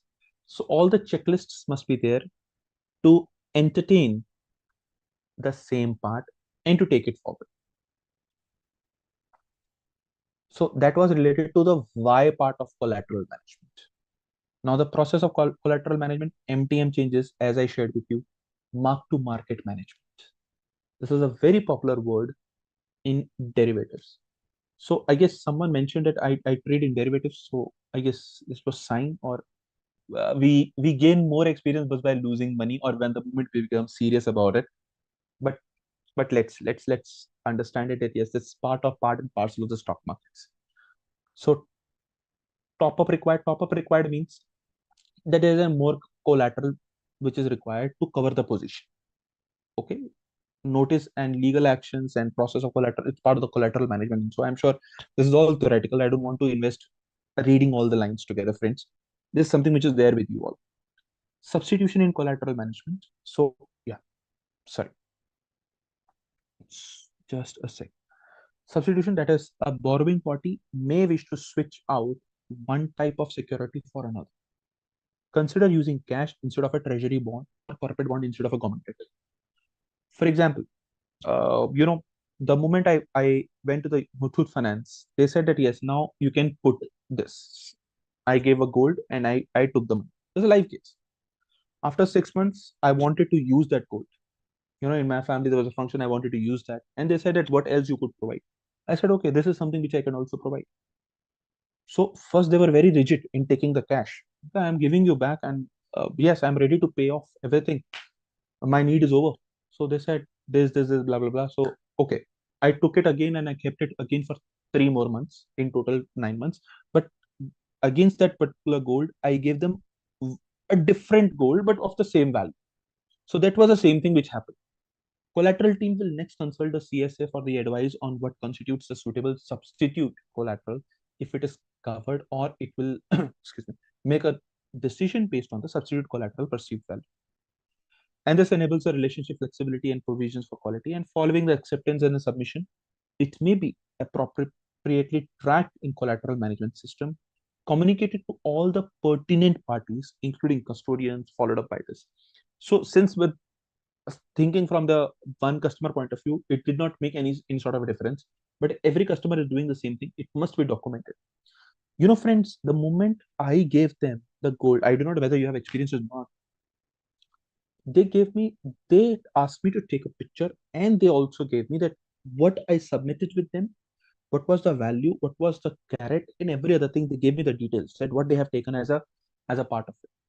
The moment I got it changed, again, it was being given to me as a proof that what I have submitted with them, so that I'll take that particular proof and would be able to get that thing back, instead of writing just a gold or a bullion which is there. So they give you complete thing that what you have given as a collateral. Substitution in a collateral management, these are all the steps. I mean, you may take time to read this out. Okay. And types of collateral management could be related to bi-party collateral agreements, could be rehypothecation, and tri-party collateral. What is bi-party? And it is very old form of collateral, and without any involvement of the third party, like governing authority or custodian, and generally which is OTC, between two parties, of course. Rehypothecation means allows trading the agreed collateral on exchange. Very good. So suppose you guys are Muthoot Finance. I have given you my gold to be with you. Can you put it on exchange? It allows trading the agreed collateral on exchange. It means, can you trade it in the stock market? Possible? Not possible. This is not possible. Gold is not possible. For example, against the stocks which I have, say for example, I have a stock of say Tata Steel. I have put that same thing as a collateral with you. Okay. Can you trade those stocks in the stock market? Answer is yes, provided it comes under the type which is rehypothecation. You give me options. So it could be bi-party. It means you cannot just do anything about it. It could be rehypothecation, friends, that yes, you have a right to sell it out in the market. And whatever the gain or losses would again belongs to you, because I have already hypothecated it. It will not come back to me that my value is already fallen down. So generally done to free up funds, other funding requirements and all, and tri-party collateral agreement, which is a third party is involved. Of course, the third party serves as a middleman and facilitates the movement of payments. And it is a custodian bank which also serves as a lender's safekeeper of the collaterals. I talked about the custodians yesterday. Two custodians in India. So there are many things which are interconnected. What is the purpose of custodian? The purpose of custodian is to safekeep all the assets in its physical form. Physical form means in its paper form. Of course, not the house in a physical form, but the papers of the house in a physical form, just like the lockers. So custodian is one party to talk about this security, this financial security, who is the final holder of this financial security, and we have the document, we have a proof that this document says, right? So this is the role of the custodian. Just a quick info guys, Intellipaat offers an investment banking course by IIM Ranchi which helps you master investment banking operations and the capital markets domain. This course will assist you in acquiring an in-depth understanding of financial markets, quantitative techniques for capital markets, equity research and strategic investment. With this course, we have already assisted thousands of professionals in successful career transitions. You can find their testimonials on our Achievers channel, the link to which is provided in our description below. Without a doubt, this course can set your career to new heights. So visit the course page link given below in the description and take the first step towards career growth with the investment banking course. View of M&A market. Of course, its M&A market is very large. Why companies do M&A? Why companies buy another companies? There are n number of factors, friends. One of the factor which I just mentioned or share with you is for sure the expansion. Two types of things. I guess Shrikant mentioned the same thing. That is, it could be horizontal, it could be vertical. What is the meaning of horizontal and vertical? For example, Tata Steels acquires another steel company. For example, Tata Steel acquired a Bhushan Steel company. It is an expansion of the existing capacity. This means that this is horizontal. Okay. And when I say Tata Steel acquires, say, another pharmaceutical company, I'm just taking an example, or say tire company, could be JK, could be C8 company, could be MRF in India. So that is known as vertical integration. It means in another vertical. So that's why they call it, we have vertical 1, we have vertical 2. Those are known as, could be the subsidiary companies also. So always understand what is the purpose of doing an M&A. Is it something to enhance the capacity, or is it something to increase one more vertical, which we are now going to look forward for? So this way, friends, we understand mergers and acquisitions from the concept point of view. So mergers and acquisitions activity in India between 15 to 19 has mainly been consistent with few highs and lows. And of course, more than 3,600 M&A transactions totaling more than $300 billion have taken place in India during this time. And 60% transactions, both in the terms of volume value, were in industries like industrial products, energy, telecom, media, and many more. So major impact is on these companies or these particular sectors itself, though it's a very huge market, and it is something which an investment bankers looks forward for. So if I'll help you write few words, please write down buy side and sell side. There are two sides in an M&A, specifically in investment banking also. Okay, so basis that there'll be a question. So accordingly, please write this down. So one is the buy side, another is the sell side. If you want to raise funds, there is a possibility that you can issue equity shares or you can issue bonds or debentures. Okay, this way you are doing what? Buying or selling. This way, friends, you are doing selling your stake to the shareholders. So while offering shares or the debt to the bondholders or to the market, that is known as a sell side. You're selling it. What you would do with that particular offering? You would try to invest in your own organization, in your own company for expansion, for marketing, for sales, for IT, for R&D, n number of things, for different projects or so. So whatever you have generated as a money by selling it, what you will be doing, you will be putting it in different transactions. So for expansion, you will be doing what? M&A. It means you are going to buy different companies, right? Different companies, different projects also. Job of an investment banker, as I said, heart of investment banking is to find out all those deals,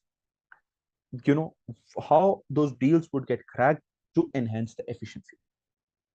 As I shared an example related to Microsoft and LinkedIn.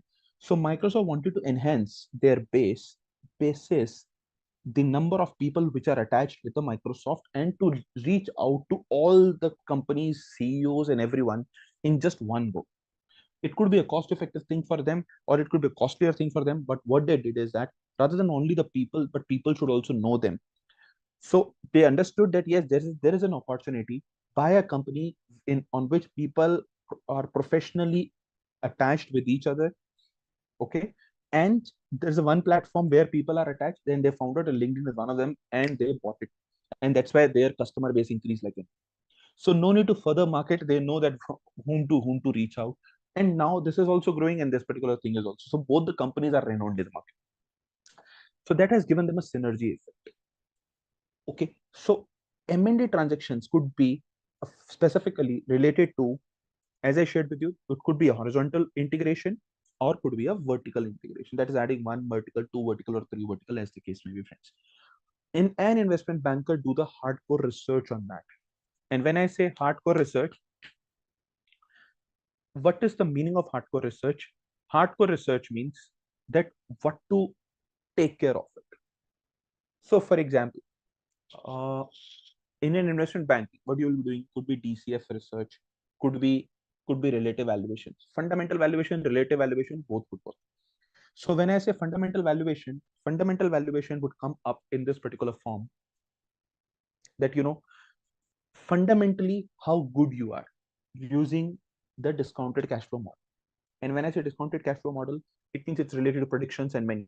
So either an investment research or could be a relative valuation example, which is related to enterprise value calculation, which we did in one of the session. If not, we'll be doing it one more time today, so that you would be able to help yourself understand that what is the meaning of relative valuation, calculating enterprise value, and couple of things, and the multiples related to that.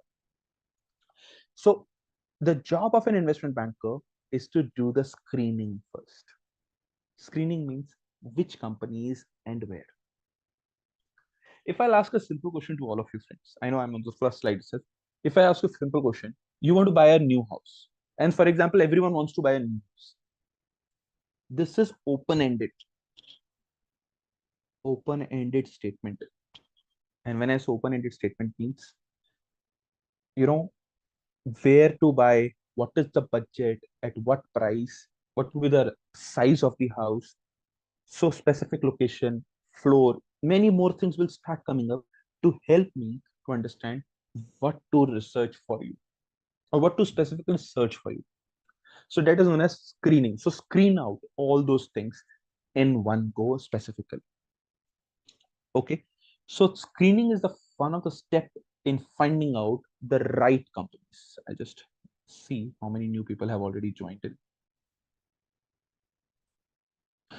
So again, in the world, one of the biggest transaction was Walmart USD $16 billion purchase of Flipkart in 18, followed by a Russian consortium led by Rosneft's USD $13 billion purchase of SR Oil in 17, and Adani Transmission's USD $3 billion and purchase of Reliance Infrastructure's integrated Mumbai power distribution business in 18. So these are one of the biggest transactions which took place, friends. So what to do to expand the business, and which is on day-to-day in demand, so that it will help you circulate the money day-to-day, followed by from where to raise the funds. So whole investment banking, which is buy side and sell side. Buy side means doing an extensive research on the companies which you want to buy in the future, and so on. So the main goal of government reforms agendas and policies were to promote foreign investments, and of course, and the new bankruptcy law, government initiatives to expedite the clearance as per the part of the push to make doing business in India easier, and losing of the foreign direct investments restrictions, loosening the foreign direct means smoothing it down, and restrictions all contributed to an increase in the amended M&A activities. So there are two things. One is known as FII and one is known as FDI. So there are differences between these two. Yeah. Good evening, Bala. So anyone who knows the differences between FDI and FII. So whenever I say investing in a project directly means you are directly investing in one or the other project. The project is going on, airport building is going on, and airport doesn't have, I repeat, airport doesn't have the stocks or the bonds which are being issued to raise the funds. That is known as directly investing. For example, you are the owner of the airport, suppose, and say ABC Airport Company, you are, or a construction company, you are building that thing. Now, at the end of the day, right? So you need to also take care of the same thing in this particular fashion, right? Just a second. Yes, what is the difference between the FDI as well as FII? And when I say difference between FDI and FII, FDI invests directly in the project because they do not get a route to invest through stock market. But also, if the company is also listed, then an FII could also take place. FII stands for foreign institutional investors. So when I say institutional investors, friends, institutional investors means that these are hedge funds, these are insurance companies, banks, any other financial institute could be, which has lot much of funds. On the other hand, when the funds are already there, it is now the opportunity with the company, excuse me, or that financial institute to to invest largely at a bigger amount, or maybe and take a significant stake in the other company. So FII and FDIs, two different things. Companies, or I would say in India, so we promote more towards FDI also because we should be able to attract more direct investments once the investments are there and so on. Like for example, the classic example is metros. The elevated metro rail construction, or could be underground also. The construction of all the metro lines and every other thing. So that is known as what FDI. DMRC doesn't. So, for example, Delhi Metro Rail Corporation doesn't have any stocks or bonds to be listed or so. So, how to raise funds? Other countries can invest heavily on this particular project, and we give them some returns on that. So, this is known as an FDI. FII means, for example, if Adani Port, there is a stock for the same thing, and they can directly invest good amount in that particular company's stocks or the bonds, or through the bonds itself. So those two differences are there. Okay. So however, India started seeing a slump in deal making in the third quarters and so on. And inter alia, the US-China traders war and Brexit, the situation in the Hong Kong and the drone strike on the Saudi Arabia oil facilities had indicated a dawning recession. So these are the things which actually takes place, everywhere where the things are in line or not in line, and some things which are not as in the control of the companies. So business law, which is also known as mercantile law. Both companies acts, CA 2013, which is Company Act 2013, and the Income Tax Act 1961, which is also, I'll just put it a bit down here. Yeah, Income Tax Act, and do not define them the term mergers. So merger is a concept of combining two or more entities into one with the goal of creating a single rather than just accumulating the assets and liabilities of the individual companies. Okay, and mergers may be done for a variety of reasons, including economies of scale, purchase of technologies, access to a wide range of markets and industries, etc. Normally, in a merger, the merging entity would merge into a single surviving entity and ceases to exist. Like an example of a salt and a water, which I just shared with you. So that's why it is merged. It's dissolved in the same thing. Correct?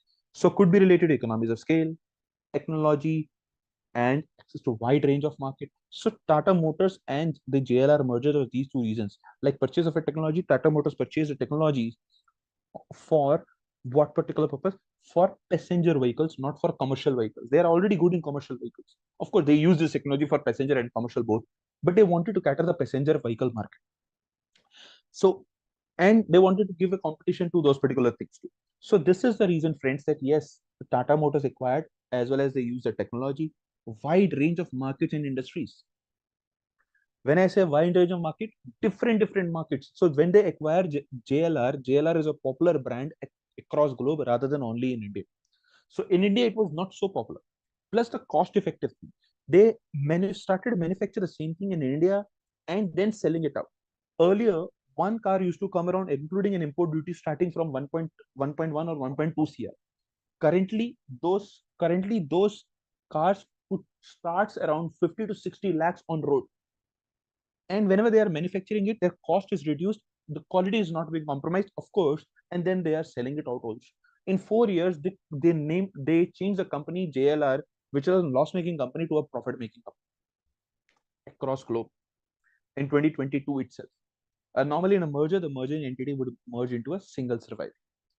So there's always a good concept in a merger, friends, that when you're encashing the name,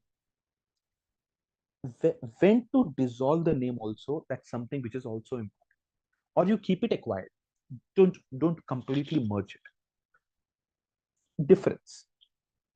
Please understand this, right? Suppose you have acquired one company, 100% stake. So I am suppose Jaguar Land Rover. You are Tata Motors. There could be a possibility. Yeah. There could be a possibility that I am, Royal Enfield, and you are Eicher. Jaguar Land Rover and Royal Enfield both are brand names, not only present in India but across. Suppose you have acquired these companies. Now, if you'll merge it and put your own name to that, what do you think? Will you get some good sales out of it? I repeat my question. If you have merged it, would you be able to get good sales out of it just by naming it? Like there's a bike by Eicher Motors, and those international cars are also known as Tata Motors car, or maybe in front of the JLR cars, the Tata Motor logo is written. Would you be able to encash that name or the market? Yes or no? The brand name, how people are perceiving you, that matters a lot. How people are perceiving. So when I say the brand name matters, it is something which is so vital, across. So let's have a look at it. And these brand names works like it. Same goes with Microsoft LinkedIn, the example which we started with. So merger provisions, sorry, merger provisions, section 230 to 234 of company that deals with the agreement of the agreement or comprises between a firm, so its shareholder or its creditors. And commercially speaking, depending on the needs of merging organization, mergers and amalgamations can take many different forms. And also the corporate law may not give much consideration to the various business mergers and amalgamation form the Competition Act 2002 does. So how to be more genuine in the competition, that's something which also works and being vital across. So let's have a look at it, some merging strategies and horizontal merger and vertical mergers and couple of more things which we can. And feel free to ask questions in between.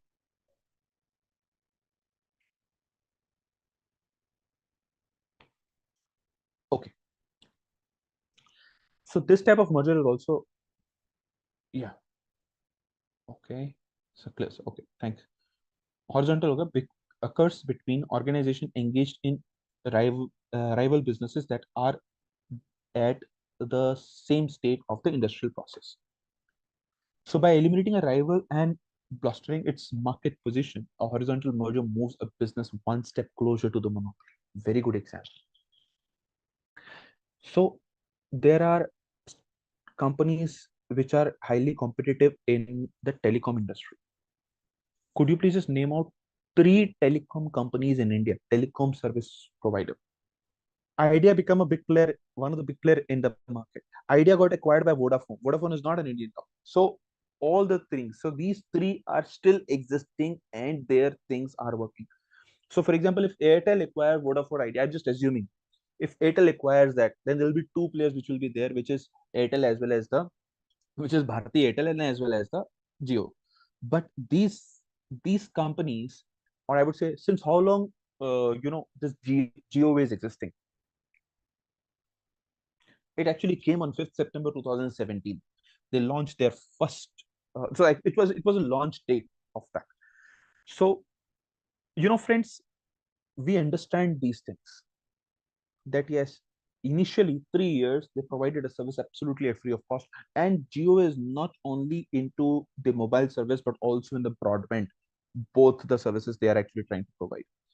So let's have a look at it. The advantage of economies of scales and economies of scope are some additional advantages of this type of merger, and Competition Commission of the India CCA closely examines these types of the mergers, and very good. So another example of a soft drink, help yourself.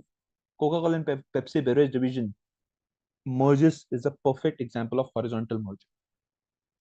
Only their beverage division, not the other one. Okay, so now they do market, they do things in a better way as well as combined together. So of course there's always a heat which is there, but yes, now they are helping themselves to popularize it further. Like Lay's is which company's product? Is a product of PepsiCo. Correct. So PepsiCo has different verticals, beverage business, the Lay's, and many more. You can also check their website and find out. Now the next is the vertical merger across, as I shared with you. So across production lines, as I shared with you an example, what is a vertical merger? Like for example, Tata Steels, or I would say Tata Motors acquired a tire making company, tire manufacturing company. Could be MRF, could be anything else. So this way you can understand that what is a vertical merger itself. So vertical mergers are joining two organizations that are in various phases of the same industrial or production process. And vertical integration would result, for instance, from the combination of construction company with a company that produces steel or the bricks. The same case. So a company, for example, in case of a I would say, the Coke and Pepsi, they are into making of that soda drink. Suppose they come into manufacturing of bottle. So they are coming to bottle manufacturing. Could be plastic, could be this glass. Okay. So now their more vertical will be there, but which is related to their overall business. Okay. So that's why they try to get in cash again different vertical, but accordingly keeping one thing in mind. This is whole part of the 360-degree business. Simultaneously, we'll be providing the economies of scale and so on. Example: Z Media, Dish TV. Because of lower transaction cost and synchronization of the supply and demand, businesses stands to win. And additionally, vertical integration enables a business to develop greater autonomy and self-sufficiency. Important is what? Greater autonomy and self-sufficient. So we are self-sufficient. We are not dependent on it. So again, the example of a Tata Motors or example of a Coke and Pepsi, they become more self-dependent or self-sufficient, that we are not again dependent on the bottling business. It's something which is owned by us. We know how to make that soda related drink, as well as we know how, or could be packaging. In case of a Lay's, there is a packaging. So they are more interested in also taking care of Just a quick info guys, Intellipaat offers an investment banking course by IIM Ranchi which helps you master investment banking operations and the capital markets domain. This course will assist you in acquiring an in-depth understanding of financial markets, quantitative techniques for capital markets, equity research and strategic investment. With this course, we have already assisted thousands of professionals in successful career transitions. You can find their testimonials on our Achievers channel, the link to which is provided in our description below. Without a doubt, this course can set your career to new heights. So visit the course page link given below in the description and take the first step towards career growth with the investment banking course. The same thing that will known as the vertical business altogether. Okay. Mergers of equal. Mergers of equal take place when two businesses that are nearly same size come together to form new business, as name implies. So same size and so two businesses comes together, forms a new business as it implies, and shareholders from both firms receives shares in newly formed company in return for the shares they previously held in two companies, and that they made the merger after the merger is complete. Okay. Finding out merger of equals. Okay, before I go to this, or before I tell more details about it, when we do the screening of the companies, when I say screening, friends, it means identifying all the companies in which we will be investing. Identifying all the companies in which we will be investing. All the companies means basis the whole globe, we will be shortlisting and finding out. And how the shortlisting takes place? It takes place with the help of paid databases. So if you do a Google research or so, you won't be able to find out all the companies which could be your target companies. Right, friends? So when I say screening of the companies, screening takes place with the help of the right database companies. Database companies or databases, I'm sure, have you ever heard about word namely Bloomberg? In case of doing the merger and acquisition screening, the screening takes place with the help of the paid sources where you'll get the whole globe data. So when we do the screening of the companies, then clients also tells us, Gaurav, that yes, we want to invest in a company which is situated in APEC region and in IT industry or in a telecom. With one thing, the sales must be between $10 million to say $1,000 million. I would say $100 million to say $500 million. $10 million is smaller. So $100 million to $500 million of sales are, and this helps us to fine tune or to screen them. So we'll be able to find out all the companies which are already there, and similar transactions, Gaurav, also find it out, which has already taken place in last 3 years. So this way we used to take place. Okay, so this how the thing would take place and so on. A merger equal take place when two are this. Okay, sorry. I'm just going to the next. So Chrysler and Mercedes merger. So a belief is that the firm manages and unwilling uh, to to keep their own power, and even if it means creating a company for shareholders that is nearly twice as large as the current company. So for a deal to happen, one company's CEO is almost certainly going to have to give up his or her position, or CEO or co-CEOs, like one Goldman Sachs has had and are uncommon, and are suddenly the deal doesn't seem so equal anymore. If this barrier can be overcome, it's important to look. Sorry, it's important to look at the valuation. So what they are saying is that, if two companies merge together which are of the equal values. So for example, I'm company one and you all are company two.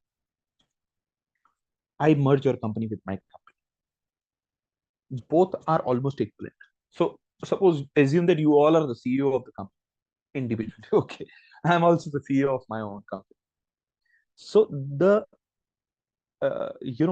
glitch comes that who should be the final CEO of the company, because we both are competitive enough to take decisions and to run the show. In that case, a co-CEO position could also be created. And some companies do that as something which is equivalent, because we have given them the same powers. So if I'm not available, you are there. If you are not available, then I have the power. So even in the law, this is something which is being decided, that will not step in each other's shoes unless it is being decided. And yes, we would be able to take decisions on each other's behalf. So co-CEO concept is there, but it's in something which must be rightly discussed and managed. Correct? Okay. Anyone has any question? Then we have merger strategies which are related to conglomerate mergers. Conglomerate mergers is the union of two organizations from unrelated industries and utilizing financial resources, increasing debt capacity, increasing the value of outstanding shares through higher leverage and earning per share, and decreasing the average cost of capital are the main drivers of conglomerate mergers. Conglomerate means two or more companies combined together, utilizing what? Financial resources, increasing debt capacity, increasing value of outstanding shares through leverage, and many more things which are all part of it. And the main drivers of the conglomerate, these are the main drivers of the conglomerate mergers, which, and of course, the average cost of capital. Can someone tell me what is the cost of the capital, friends? I think so. We have discussed good on the same. It is popularly known as WACC, which is cost of capital. WACC, weighted average cost of capital. Did we discuss something related to that in the previous session? Anyone who knows what is WACC and how to calculate it, and a couple of things which we also discussed? Okay, if not, then I'll share it with you. So if two companies, or I would say two companies, one company go ahead with the different sources of capital, that is, for example, equity and debt combined together. So suppose equity has a cost of say 12%, and debt has a cost of say 7%. I'm just assuming cost of equity say 12% and say 7%. Weights are say 0.6 and 0.4. Weights means, I'll just share with you, total capital equals to say 1000 million, out of which through equity it is raised as 600, and through debt it is raised as say 400.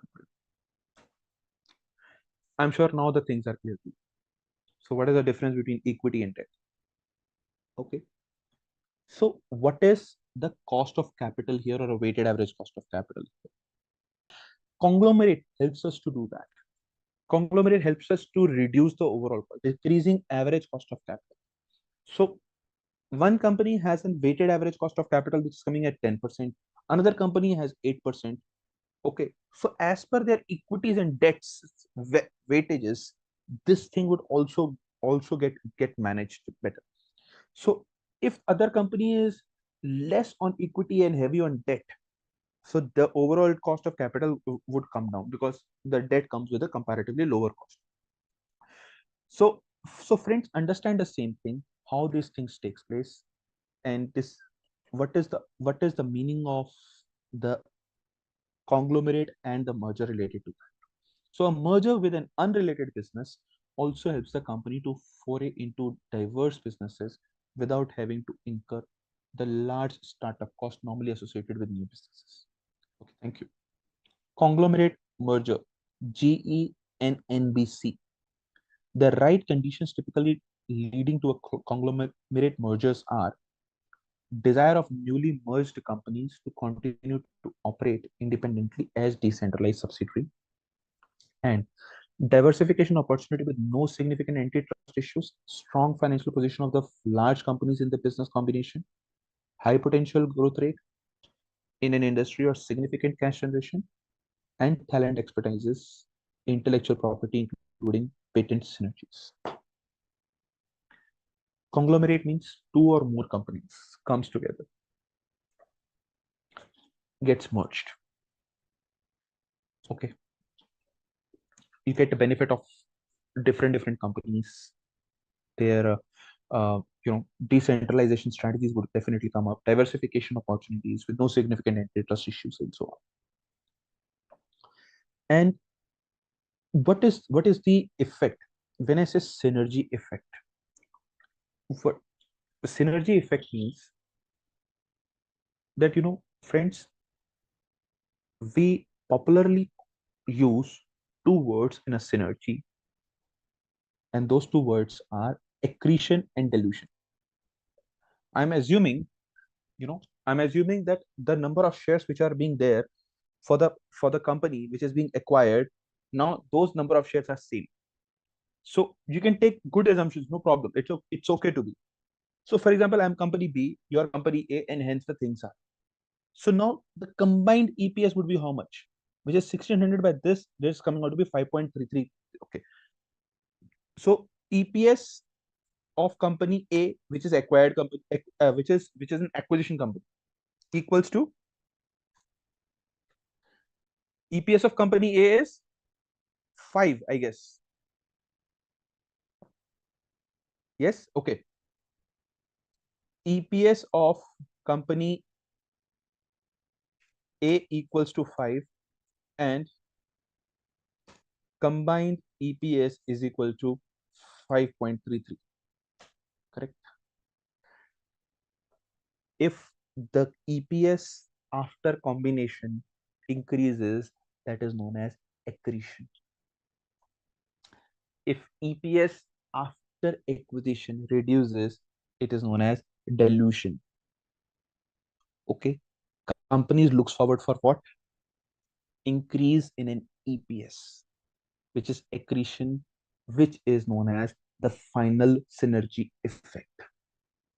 So there's a complete leverage buyout model or an LBO model which takes place, which talks about these things, which talks about these EPSs and so on. Accretion and dilution. So there's a complete financial model which actually takes place, friends. Always keep one thing in mind, that what is the purpose of this? What is the purpose of this calculation? What we are understanding from, what we are gaining from? We are gaining that yes, EPS must be equal to or more than the acquired company EPS. So an acquisition or takeover is the purchase by one person of controlling interest in the capital or of all the substantially all the assets or liabilities of the target company. So as we know, target company, one company, another company. So acquisition, acquirer company, of course, Microsoft, target company is another, that is a LinkedIn and so on. Takeover may be friendly or hostile and may be structured either by way of agreement between the offer or and the majority shareholders, or purchase of a share from open market, or by making an offer for acquisition of the target shares to the entire body of the shareholders. Different types. So different types of shareholders shares, different types of takeovers means it could be related to management buyout, could be related to leverage buyout, it could be related to the complete company acquisition, it could be hostile, it could be friendly. So generally that there are friendly takeovers, not an hostile takeovers. Means those are not forced takeovers. That definitely, if the company has given debt to another company, then other company will not hostile takeover until and unless it is allowed as per the terms. But generally hostile takeovers are not appreciated. So friendly takeovers are there for sure as per the deals which gets negotiated. So acquisition may also be made by way of acquisition of the shares of the target or acquisition of the assets and liabilities of the target company. So it could be a financial acquisition or a strategic acquisition. When I say financial, there could be some acquisition of the assets. Could be one plant I have acquired, not the whole business I have acquired. So like Tata Steel got an opportunity to acquire the complete business of Bhushan Steel in 2018. That's a live example I'm sharing with you. So at that time I was part of the Tata Steel also, so I knew that inside and out of the things. So they started the same thing in 2016, completed in 2018, and followed by in 2021 everything got finished. So the whole process got started in 18 finally. So Bhushan Steel has or had their plants in different locations. Excuse me. So one is in Sahibabad, which is just near to the Ghaziabad NCR of Delhi. Another is in Angul, which is in Orissa, and one more is on Mumbai Pune highway. In between to that, that's known as Khopoli. So the places are like that. So it was being given them an offer. If you want to expand, you can take one plant, one by one plant in next five years, like that, five years span. Or another thing could be that yes, if being given an opportunity, you can also buy the complete business. So Tata Steel took a call and understood their business and visited their plants itself, so that they would be able to take care and increase the capacity just by it. So they asked the Bhushan Steel that what you would like to go ahead with, whether you want to go ahead with a complete acquisition and selling the whole plant, or means the complete business, or you want to sell only a specific one. So it was depending on the deal itself. Tata Steel wanted to expand its capacity, and next 2 years, they increased the capacity by 5.8 million tons just by acquiring all the different plants in the 3 different locations. So now Bhushan Steel doesn't exist. Tata Steel exists. It was earlier being named as Tata Steel Bhushan Steel. Hence, strategically they enhanced it and so on. And it was accretion rather than dilution. And accretion, as I just shared with you in the previous part of the session. So it has given that particular edge to the company itself. And in 2022, or I would say that 2022 was the best year of Tata Steel's financial health point of view. Comparatively lower debt, a majority of the debt was being paid through the earnings, the highest EBITDA ever, and it has performed so great that their immediate competitors were also now at the backstage. So 2022 was one of the dream year for Tata Steel. Not basis completion of Bhushan Steel acquisition, but smoothly completion, increase in the capacity, all profits put together, shown as a synergy effect. Many more things were there as per the part of the organization structure. So in the latter case, the entire business of the target may be acquired on an ongoing concern basis, or certain assets and liabilities may be checked and purchased by the acquirer. So it is possible that, friends, I can just pick the cherry from the cake at the top of it, and definitely this is the most attractive thing, let me just buy it. Okay, so that's the way also the companies can also take care of the businesses, followed by a transfer. When a businesses is acquired on an ongoing basis is referred to as slump sale under the ITA section 2 subsection 42C of the ITA defines slump sales as the transfer of one or more undertaking as a result of the sale for a slump sale consideration without values being assigned to the individual assets and liabilities in such sales. So this how the things are taking place in this particular fashion. So more than an act or a law, it's important to understand these examples of acquisitions. Let's have a look at it. Examples of acquisition. MPL, which is Mobile Premier League, which is Gaming Monk. Cure Fit, Fraternity. And then we have Flipkart, Lenskart acquired what? Flipkart. These are and Scapic. So these are also the companies of this. So we could see that, yes, how they are trying to build the business, enhance the business, and so on, taking care of the business in a better way. Acquisition. As I shared with you, friends, in case of an acquisition, the company which is target company still exists. So Flipkart still exists. Yes, it does. Fraternity, definitely it does. And Gaming Monk, of course. But these are whose companies? These are companies of the parent company itself, as the case may be. Then now it comes, that is so why and how we do the valuation. So we do what? We do the comparable company analysis, which we popularly call it CCA. In the beginning of the session, or I would just say, the few modules in the beginning, we talked about the comparison of the fruits. You all remember, right? Can apple be compared with watermelon? Answer is no. It's just not like that they are fruits. Can apple be compared with an orange? Again, not, because of the different tastes. Apple should be compared with apple. So it is just like to like comparison. And when I say like to like comparison, that's the concept known as what? Comparable company analysis, CCA. Now, so the term comparable company analysis, or comps for short, refers to the way of valuing the business that looks at the ratio of others comparable public companies, uses those ratios to determine the worth of the different company. So those ratios must be comparable with each other. Correct. So it is not only the ratios which are just gross profit margin, net profit margins, and so on. There's a different ratio comes up together, and let's give ourselves an opportunity. You can also open an Excel sheet, which will be, of course, a good idea to go ahead. But also, if you would like to go ahead with the example, which I'll put it in the chat box, it will be highly preferred that you perform. So let's have a look at it. One example, which is related to enterprise value. Very good, Preeti and everyone.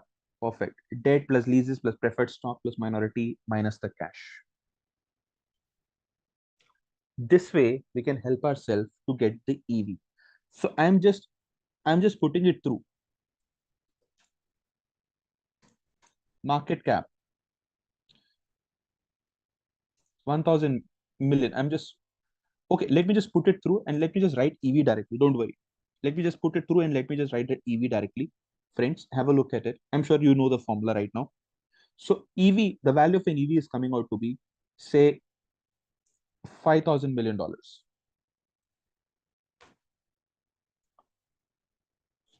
It is an economic value as we know. It is the value of a business today. Okay. There are many calculations which also takes place, which actually impacts the value. So enterprise value is also known as the economic value, which is $5,000 million. Followed by this, if I want to do a comparison, when that is an apple to apple comparison, friends, what I need to take care of, let it be a right ratio. So this number doesn't give me an answer. What gives me an answer? That is a right ratio gives me an answer. So if I'll give you sales, say $1,000 million, $1,000.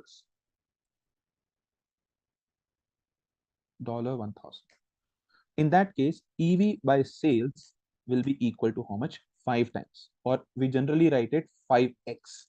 We popularly write it like that, which we call it 5 times. Okay. So EV by sales is 5 for your respective company.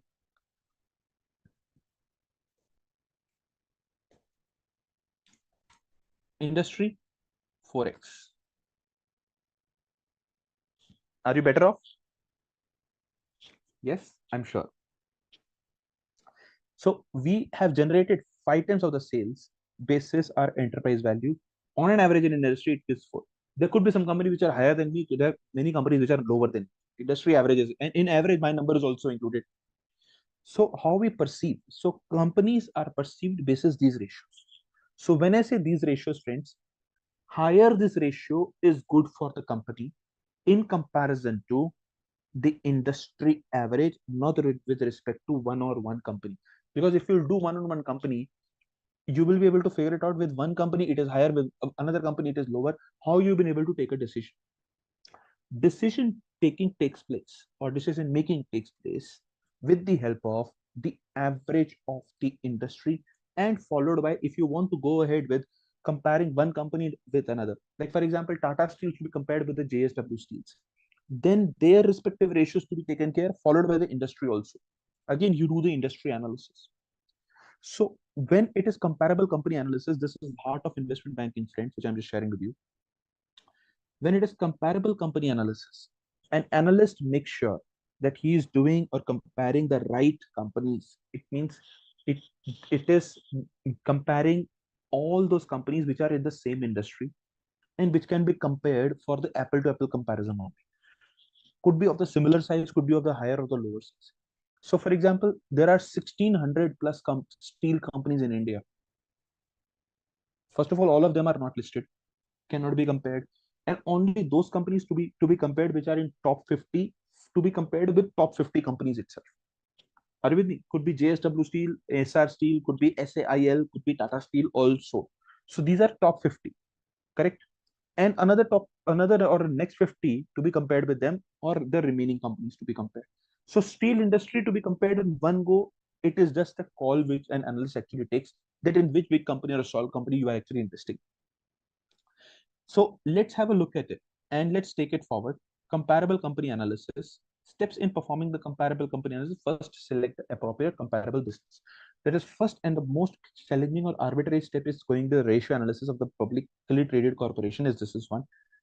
And analysts should search up the firms they are trying to value on what capital IQ or Bloomberg as soon as possible to gain through the description and the company sector categorization. So when I say, friends, Tata Steels to be compared with, SAIL, which is Steel Authority of India, it is not to be compared. You'll be saying, Gaurav, these two are listed companies. These two have the same business altogether, and couple of more things. But still, I would say that it is not to be. You know why, friends? Good reasons. First of all, Tata Steels manufactures products which are into B2B, B2C both, but they take care of the things which targets to the automobile sector. They are into flat products, long products. What is B2B, B2C, friends? First of all, B2B stands for business to business, B2C stands for business to customer. Okay, business to business means you're selling the things, products directly to their businesses and making a deal, means in the bulk sale.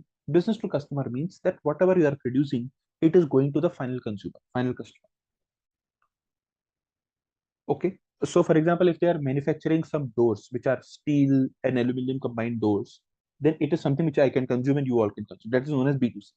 But if they are manufacturing steel which will be used, or steel sheets, which is known as the flat products, so long products need flat products. Okay, so those steel sheets are to be used by automobile companies,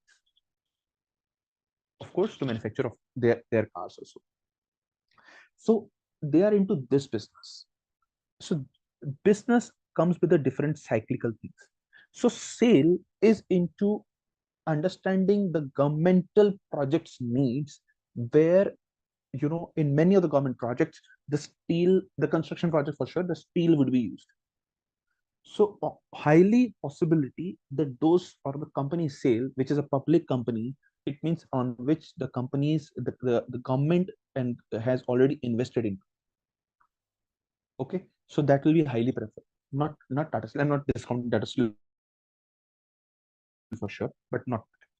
So though they are into the same industry, friends, their businesses or their target customers are different. So who is also doing the similar sort of business related to Tata Steel? That is none other than JSW Steel. So for me, the competition would be to take care of the companies which are into similar businesses, same industries, similar business, almost similar clients. And then I take it forward and take a decision. So Bloomberg in Capital IQ helps me to find out those companies, screen out those companies. So we do it on paid softwares which are there in the companies. So Capital IQ, Bloomberg, FactSet, Factiva, we do the same thing. We uses them and screen out the companies and then find out and share the answers. Following steps to search for one of those database for the businesses that are involved in the same sector and have comparable traits. Okay. Yeah. And the match should be as close as possible for sure. So let's take it forward. Steps in performing comparable analysis. Again, the first step, appropriate comparable businesses. The analyst will run a screen based on the criteria that includes industry classification, for sure, geography, size, that's revenue, assets, employees. So majority of the tasks comes up, friends. Majority of the things comes up. So one fine day, maybe I could also show you the screenshots of the scene that yes, how a Bloomberg or a FactSet or a Factiva or a Capital IQ looks like. Okay. And then we have a growth rate, we have the margins and the profitability. So these are the things which actually takes place, friends. Classification, industry classification.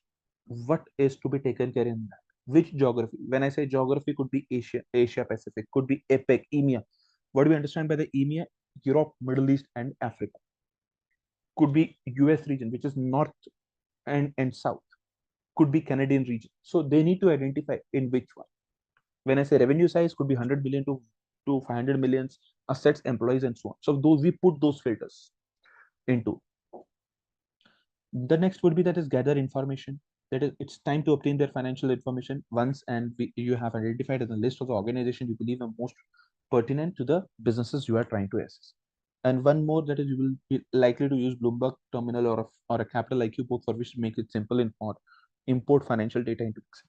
So once we go to the particular platforms, we click on that information, and that information gets fine-tuned and comes down. That's the job. Steps in performing, again, that is step 2. Gather information depending on the industry, the company's stages in the business life cycle, and the information you need will vary greatly. And likely metrics, that is EBITDA, EPS, are important to mature enterprises, but gross profit or revenue may be important for the startups. So what is EBITDA, friends? Anyone? 2023. I guess here is the profit before exceptional taxes, which is here, which is 18121.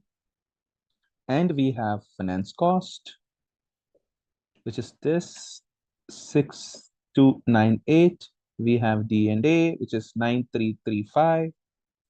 So friends, basis this information. So other than the calculation, understand it. So basis this information, we have found out there are two different PEs. One is coming out to be 16 and something, and this. So PE means what? PE means that how much price people are ready to pay to buy that company share, basis how much company is earning per share. So earning per share, for example, is coming out to be 7.17 rupee. This is per share earning, and people are perceiving that the price must be around 111.7. So like that. So people are ready to pay you 16.3 times or 16 times. In case of JSW, people are. We perceive in this way that to earn 7 rupees 17 paisa every year, we have to wait for 16 odd years if the earning would remain same. Or people are ready to pay us the 16 times. Higher this is very good, but over than that, sometimes either the company is overvalued or sometimes the company is undervalued. The standard range is, I'll share it with you. The standard PE range is 5 to 15 times. More than 15, the company is slightly overvalued or highly overvalued. In case of JSW, you can just also think of, see, it is a good ratio. Higher the number is good, but how many people would be ready to pay you? And people are still paying. So from the finance point of view, from the investment point of view, investment means, when I say investment means from the investor point of view, who invest long term. For him, this ratio is bigger, larger. But for a day trader point of view, this ratio doesn't mean anything. They say that yes, we want to gain from the fall and rise of the markets. So though the ratio is good, even their EV by EBITDA margin was also very good, which was around 12 times. Okay, Tata Steels is this. So it is a growing company. JSW is a growing company in a steel industry, and henceforward. But how much we are valuing, whether it is overvalued in terms of couple of ratios or so. So one ratio doesn't define anything. That's why we use multiple of ratios, or we generally popularly call them multiples, which are being used for relative company valuations. There's a fundamental valuation also, which talks about a DCF valuations. So let's have a look at it and take it forward. But I'm before going to the next slide. So yeah, so here also it's saying the same. The matrix, like, yeah, depending on the industry and the company stage in the business life cycle, the information you need will vary greatly. And like metric like EBITDA, EPS are important for mature enterprises, but not for growth companies. You can manually acquire this information from annual and quarterly reports. If you don't have access, then you can have the sophisticated information like from Bloomberg and Capital IQ. So we have helped ourselves to download this financial statements and the calculations. Create comp table. We need to create a comp table. You need to build now a table in Excel that all the pertinent data about the business you plan to analyze. Following key details are included in the study of the comparable companies, like company name, share price, market capitalization, net debt, enterprise value, revenue, EBITDA, and EPS. So one table must be there. So we need to create one table in an Excel, which would talk about the company name, prices, and all of this stuff, and followed by the name of the companies which are part of in the specific industry itself. Okay, and analytics estimate could also be if it is required. Followed by this step 4, that is the comparable ratios. With the combination of historical financials and analyst estimates of populate in the comp table, it's time to start calculating the base ratios using the valuation. And the main ratios would include in comparable company analysis could be EV by revenue, gross profit, EBITDA, PE. NAV stands for net asset value, and PB, which is price to book value. Okay, so PB, you may also write it down. What is the meaning of this? It is price to book value. So if the market value is not available, we can use the book value also. If the market value is very under or very low, then we can again use the same. Okay, so P by B ratio is known as price to book. Always keep in mind, friends, higher these ratio is good for the company. There is no ratio if lower is good for the company. One of the ratio is debt equity ratio, but that is part of ratio analysis. This is not part of the comparable ratio analysis. Okay, so debt equity ratio lower is good for the company.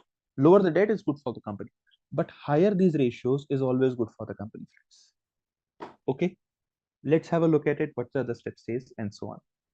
To determine the worth of the company in the issue, use the multiples from the comparable companies, analyze from the use of sales, gross profit, EBITDA, net income, or other measures they presented in the comparable table, along with the average or median multiples of the comparable companies. So either we calculate the average or the median multiples using the formula, which is either the median or an average, as the case. In order to come up with a meaningful average, they often remove or exclude outliers and continuously massage the numbers until this seems relevant and realistic. So, we popularly call it, that is, adjustments related to exceptional items. So note 48 says income recognized amounting 256 crores in relation to the compensation received and receivable in accordance with the provisions of the Coal Mines Special Provisions Act 2015 against the subsidiary claim pertinent to expenditure incurred on deallocated coal mine and this. So this is something which they have received. Income is recognized. Okay. Exceptional item for this, which is impairment provision 710 crores recorded towards the value of the property this, and hence the other values. So impairment provision, which is for the construction work in progress, 31 crores. So I know these terms are quite new to you, but this is something which is an exceptional, means it happened only in this year. If this exceptional item would have not been there, I'll repeat it one more time. Please have a look at it, what it says. If this exceptional item or an expense related to exceptional item, which is 591, would have not been there, don't you think so? There'll be better, since this is profit before tax, which is 5655. It is earlier, which is 5065, and if I'll subtract, we will get one particular number itself. So friends, we can see basis an exceptional item, how the numbers could increase or decrease. So at the end of the day, if exceptional item is higher, I would say gain on sale of the assets. The company is not in the business of buying and selling the assets. There could be some gain or loss, hence this is not a regular business part. That's why we need to complete that particular thing. Okay, we need to understand what is so important. We need to understand that without the exceptional items, where the company actually stands, right? So excluding the outliers. Outliers means basis exceptional item if some numbers are higher or lower, and so on. So PE, like in case of a PE which we calculated for JSWC, it is very high. Sometimes it could be negative also. Can PE be negative? Answer is no. I'll just tell you why. And in which form the PE would be negative. If suppose EPS is negative, can PE be negative? Suppose EPS is coming out to be this much. I'll just write it in the chat. Have a look at it. Current market price is say 100 and EPS is coming out to be minus 20. Is it possible? Definitely possible. What would be the PE in this case? So friends, the PE in this case would be 100 over minus 20. It will be minus 5, minus 5x. What does this mean? Are people supposed to take back 5 times of the earning? If this is 5 positive, it means, yeah, if this is 5 positive, it means people are ready to pay us 5 times of the earnings. But if it is negative 5, what does this mean, friends? Does it mean that people are ready to take back? Answer is no. In this case, friends, if PE is negative, means it is not meaningful. We popularly call it NM. If PE is negative, it means it is not meaningful. It has no meaning. Okay. Hence, it becomes what? An outlier. Could be this side or that side. Are you with me, friends? So while preparing the complete chart, we need to take care of these parameters in detail. Right? Let's take it forward. And fifth part is done, interpreting the results. It's time to begin evaluating the data once calculations are finished and comparison table is complete. Finding organizations that are overvalued or undervalued is one of the approach to use the data. Comps can help to find the prospects, but they do not take into account any qualitative factors. The finding need to be carefully understood for sure. And you must comprehend why numbers are what they are in order to correctly evaluate the data in the comparison table. Okay. And why does company A trade with company B at lower EV by EBITDA multiple and so on? Is it a good time to buy because it's undervalued? So we need to also take care of these things, friends. Okay. Yeah. Perfect. And a couple of more things, or is it because it requires greater capital expenditure and has far? So there are many reasons, friends, which can help us to understand it. An application of CCA, that is comps, or similar company analysis or market multiplier, have a wide range of applications below are typical carried out by the financial analyst and so on. Typically carried out by financial analysts and associates. So after this multiples gets calculated, these things gets. So initial public offering, follow-on public offering, M&A advisory, fairness opinions, restructuring, share buyback, terminal value in a DCF model. These all are the outcomes or applications of the CCF, comparable company analysis. So we did one live example related to 2 companies that we helped ourselves to calculate and find out enterprise value plus the EBITDA margin, EBITDA, not margin, EBITDA, and we helped ourselves to calculate the enterprise value by EBITDA multiple and increased and decreased, plus the PE multiple also. Right? Higher the multiple is good, but it should not be beyond the range. And third most important thing, can P multiple be negative? Answer is yes, mathematically yes. But what does this mean? It becomes a not meaningful number. So in that case, it will be out of the range for the purpose of comparison. Let's have a quick quiz question, guys. What is the primary purpose of ISDA? Your options are regulating global financial markets, advocating for environmental sustainability, standardizing documentation for derivative contracts, or promoting international trade agreements. Please mention your answers in the comment section.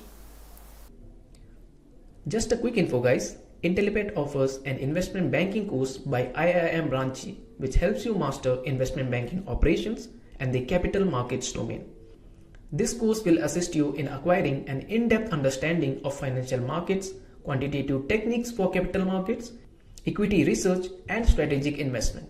With this course, we have already assisted thousands of professionals in successful career transitions. You can find their testimonials on our Achievers channel, the link to which is provided in our description below. Without a doubt, this course can set your career to new heights. So visit the course page link given below in the description and take the first step towards career growth with the investment banking course. So Zerodha provides you the trading platform, or it's an online thing where you just fill and get the things done? Gives a platform to trade. Yes. Yes. So what I'm trying to say is, yeah. So see, I'm not marketing anything, but yes, when I was with when I used to have the account with an angel broking, I used to get the terminal itself. So they asked me that how come we can provide you with a particular terminal? I showed them a certificate that I'm an NSE certified authorized dealer for equity, derivatives, mutual funds, bonds, and life insurance, all five. So I cleared their examinations, and hence I became that particular dealer, and I authorized to that. So I said that, okay, now we can provide you the terminal. You know how to trade and all everything. Yes, I said I'll be able to understand it. So I was less dependent on their calls. I used to see how the trading takes place. That is the that red and blue or red and green screen which actually comes up. So friends, the name of that terminal is, for NSE, it is known as NEAT. How many of you know it, that the terminal of an NSE is known as NEAT? Okay, friends, please write this down for your reference. The name of the terminal on which the trading takes place is known as NEAT on web, which talks about 4 different markets: equity, F&O, debt, currency. Perfect.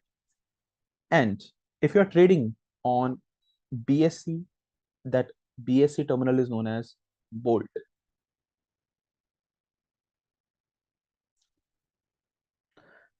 Okay, friends. So NEAT on web and Bolt.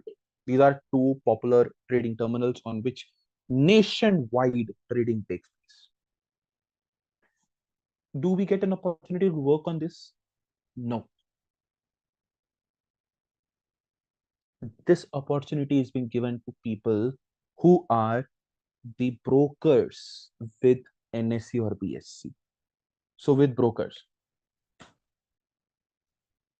So for example, if I'm registered as a broker just by paying only 250 crore rupee as the security amount, not a fee, but a security amount. Okay.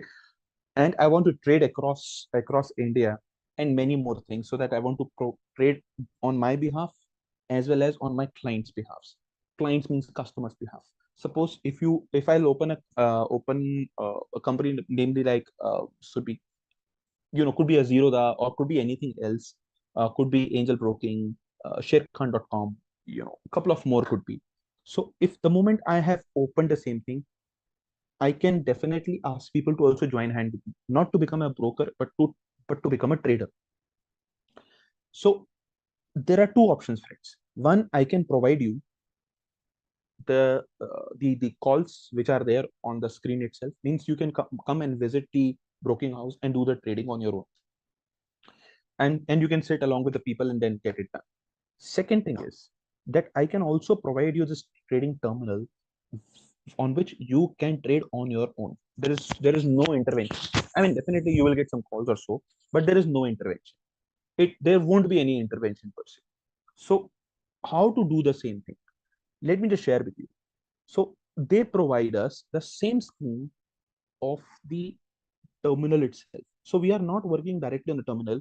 We are working on the part of the screen which is known as CTCL, which is, it's not there in the module, but it is known as computer to computer link.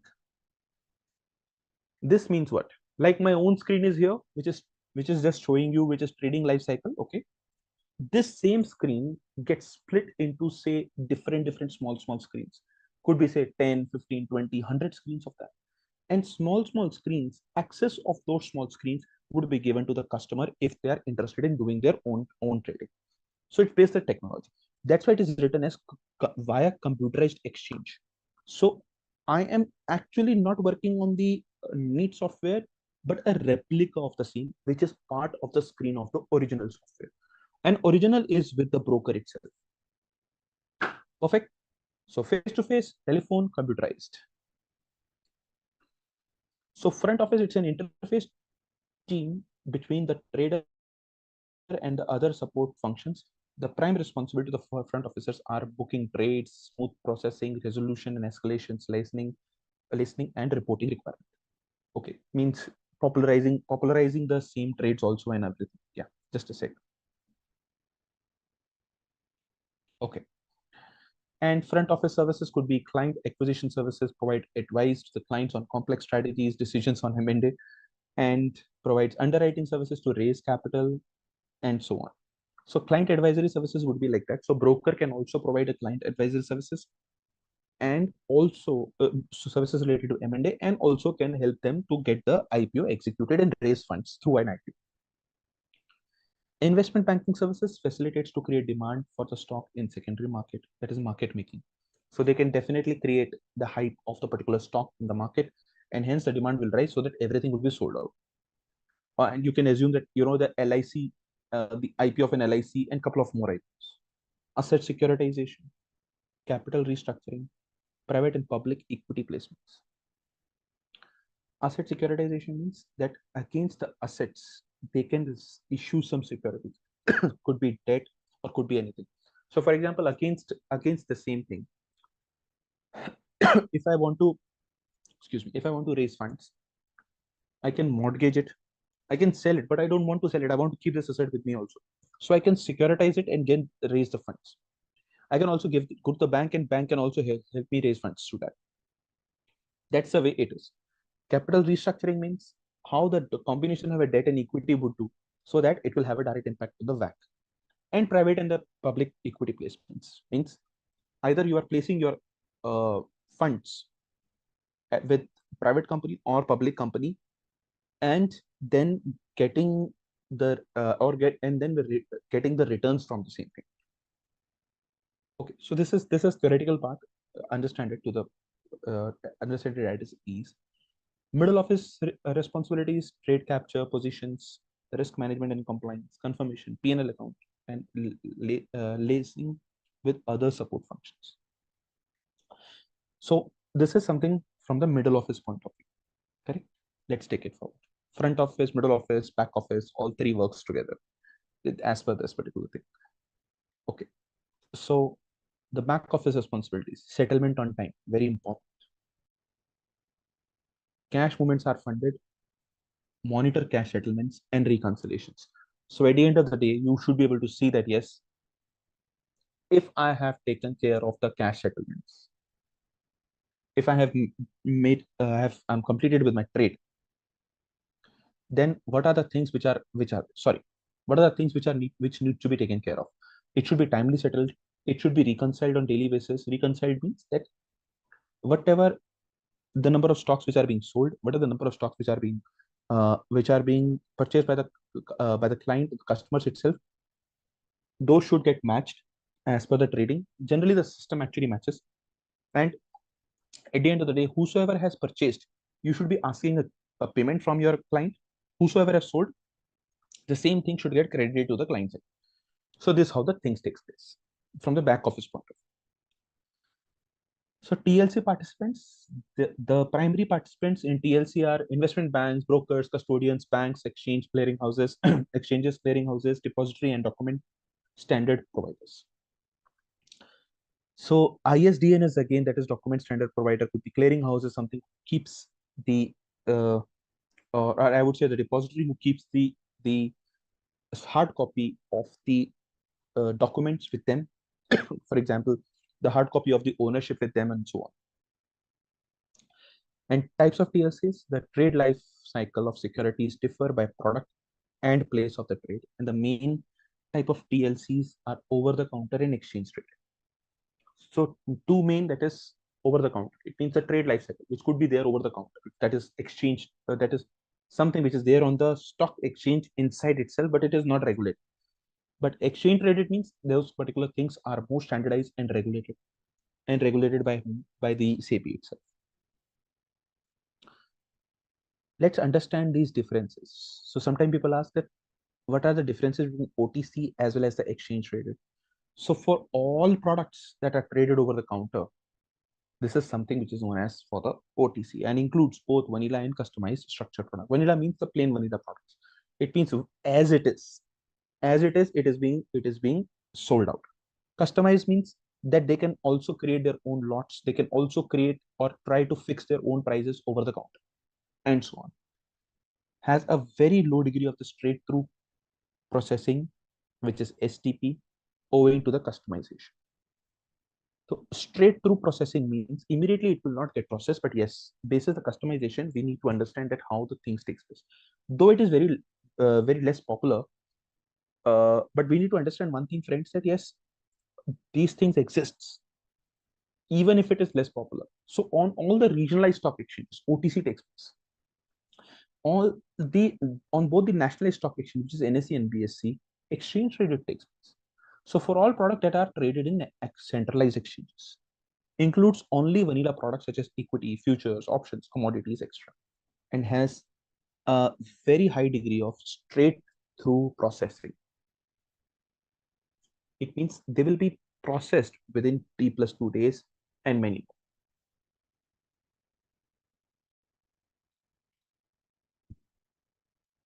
more. Okay, yeah.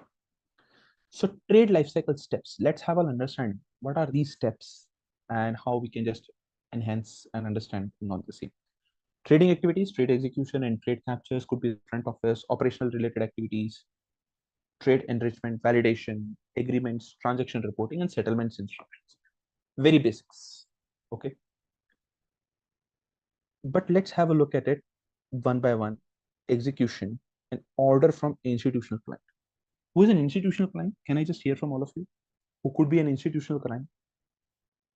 That who are with heavy funds and they do deal in those particular funds on day in and day out. For example, banks, insurance companies, mutual fund companies, private funding companies, hedge fund companies. These all are the right examples of the institutional clients, including the insurance companies. So they are every time on heavy on cash, and they seek opportunities to invest with different companies altogether. Okay. Then, so an order is required to buy and sell securities given by an investor, such as an institutional client, to an security token offering, which is STO, or to an agent for investors.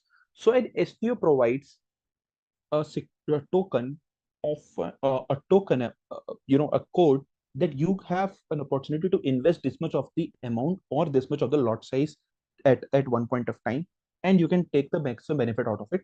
Basis the pricing also, because the number increases, then the pricing also gets modified also. So order features, have a look at it. Order features: buy or sell a specific quantity, specific security, and order until executed or until an expiry date is reached or until the order is cancelled. Additionally, partial executions may be possible depending upon the types of an order.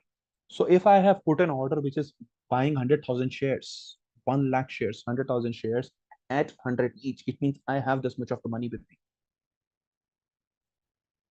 Sometimes the price is 500 also, 1,000 also. In case of an MRF, it is 100,000. The price in itself is 100,000. I could land up buying more. I could land up buying a proportion of it. So this is how what it is trying to tell you, that buy or sell could be specific quantity for a specific security itself. Next is for institutional client, order contains a number of features that are relevant to the price, including limit, that is price is specified. When buying, pay no more than the stated price. When selling, accept no less than the stated price also. Right? So one is known as a limit price, friends. If you have experienced this, so I have experienced this a lot. It means I have put a limit to that. If the price is increasing or decreasing. Okay. So I want to buy at a specific price itself. So suppose the price is going on at 200 and it is increasing. I don't want to land up buying at a highest price during the day. I'll put an order which is a 201. That's it, 1 rupee increase for say 100 securities. Just listen to this carefully, okay? I want to put an order. The price currently is 200 and it is increasing. So I'll put an order which is 201. The moment it hits 201, my order will get executed. Limited. And I don't want to continue carry it forward for the next day. I want to close it for the today. I can, the moment I am entering in the market, I am also putting a price, say, which is 205. This is my sell price. So I bought it at 201. I sold it at 205, which is 4 rupee gain during the day. It could be 1,000 shares of 4,000 rupees. So when selling, accept no less than the stated price. Even if it is falling, it will get closed at the price which is there, or I can simply tweak it a bit as per my comfort zone also. At best, means available price, also known as at market order. At best means what is available immediately, I want to buy it. Like it is available at 200, I want to buy it at 200. That is something which is also there. Stop loss. What do you understand by the stop loss? Anyone? I'm sure a couple of you must have heard about this.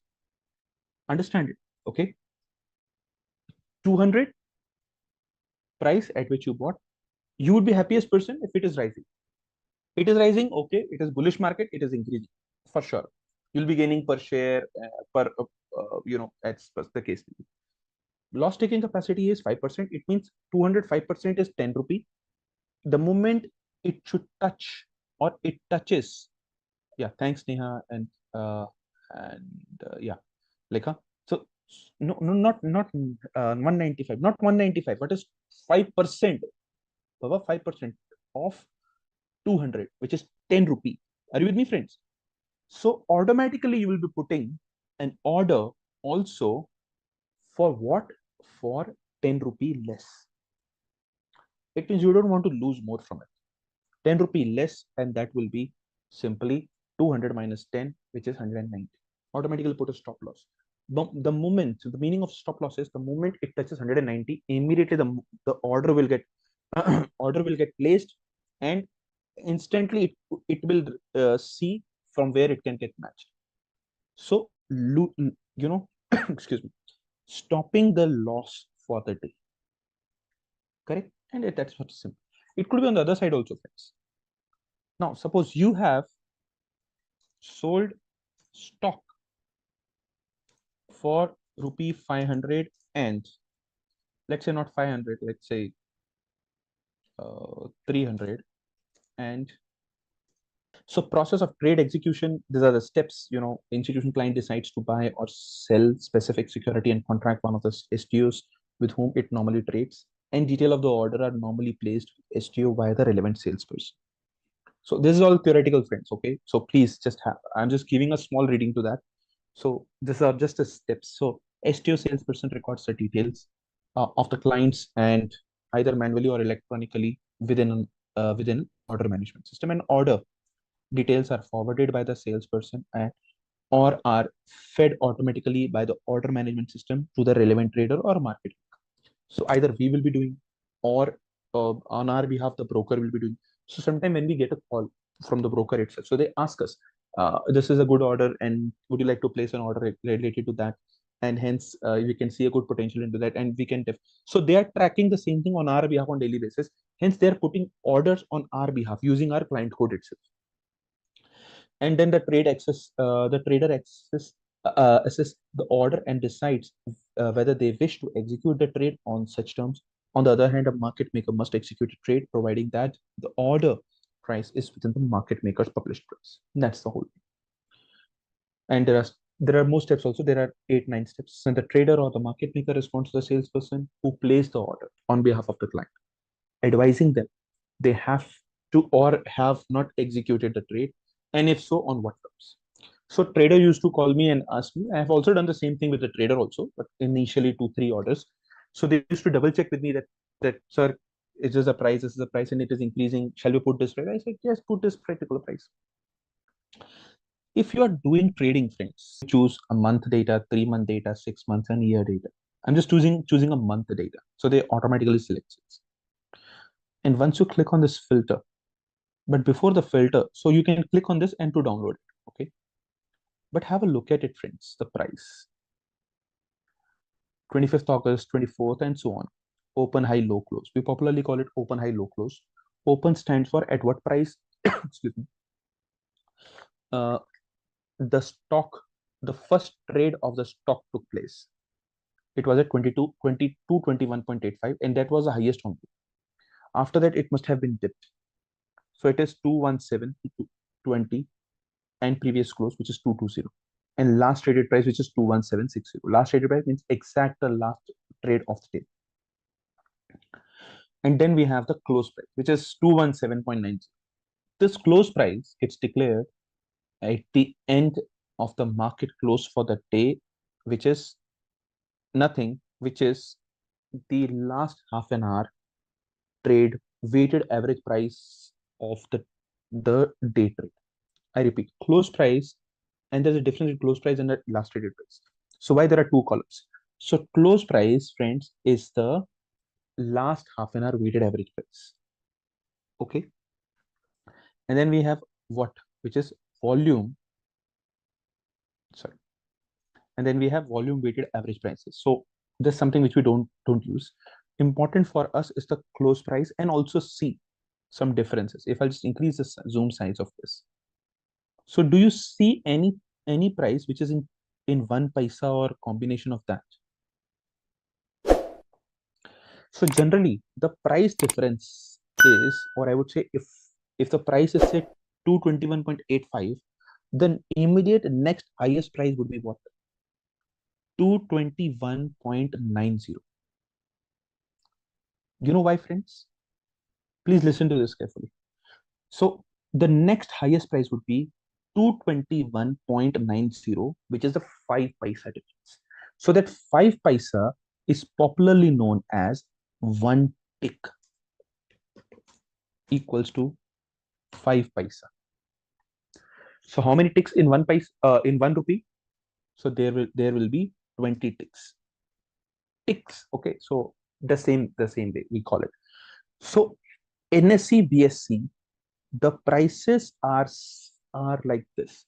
So increase and decrease in the price happens basis 1 tick or multiple of 1 tick. Correct? So no 1 paisa trade. But at BSC, you would be able to find out some stocks, friends, which are 1 paisa also.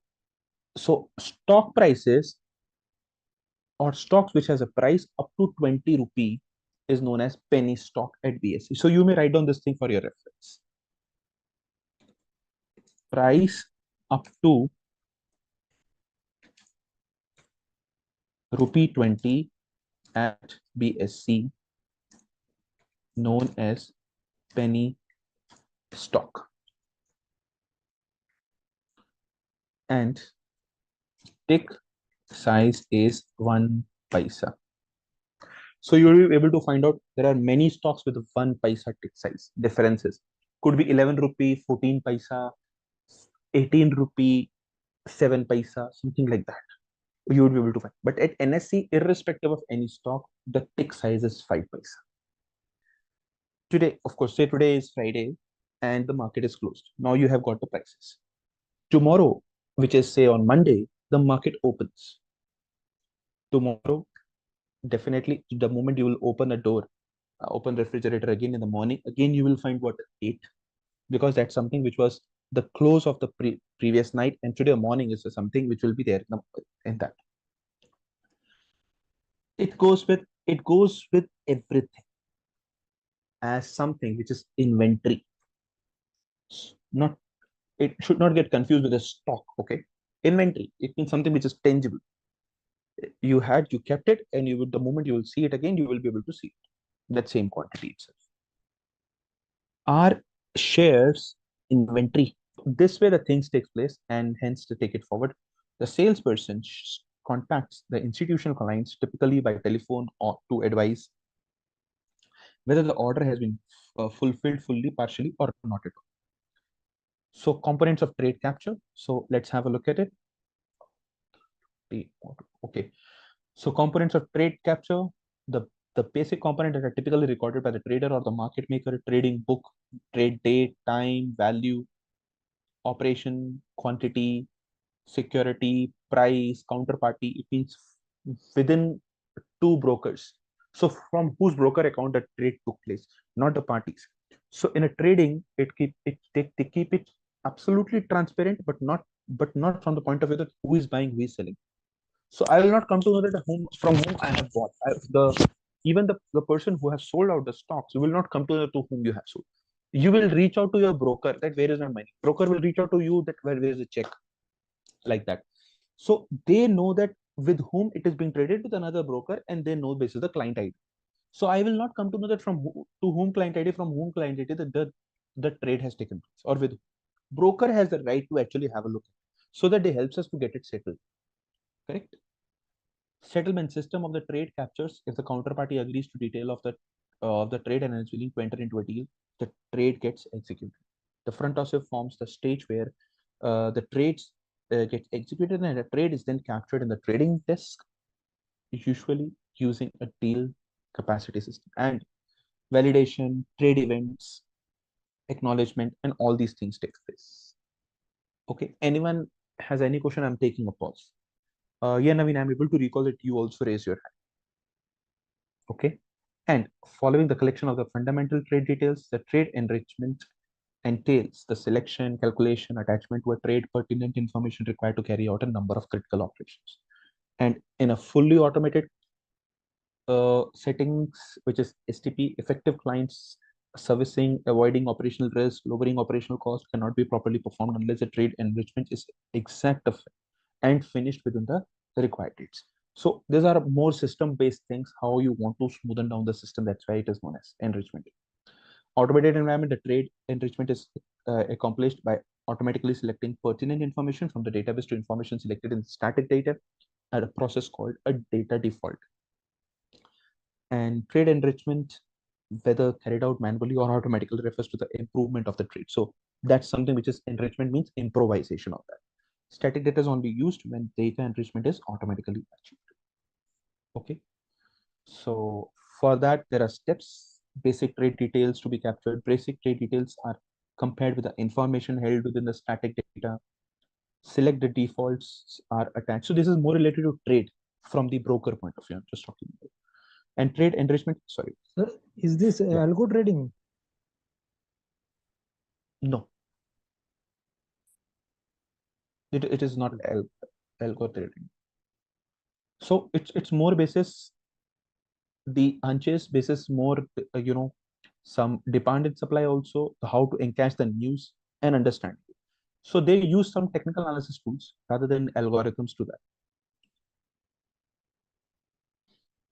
So calculation of the cash values, selection, custodian, and many more. So this is more theoretical, friends. I'm just not reading each and every word. After a trade has been conducted, captured, and enriched, the various responsibilities include issuing a trade confirmation, issuing settlement instructions, reporting the trade to regulatory authorities, and can now be auctioned also. Feel free to ask questions in between, friends, and stop me wherever you want to. But this is all theoretical. That's why I'm just sharing in this or at this space. And the trade validation is the term for the activity which serves as a risk reduction and control methods. So following risk exists if the STO does not execute the trade information at this step of this. That is timely and accurate client service, minimizing operational cost and avoiding operational risks must be there. There is a complete module on risk. Today we will be talking about it. So it is not related to stock market or investment in stock markets. It's related to a couple of more things, friends, which we'll be discussing in a while. Okay.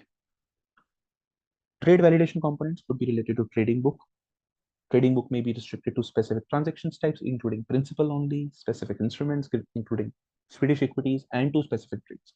So a trading book would talk about it, how much you have invested, could be related to specific instrument groups, could be that if you have invested something which is outside that particular part, then it can also take place, and so on.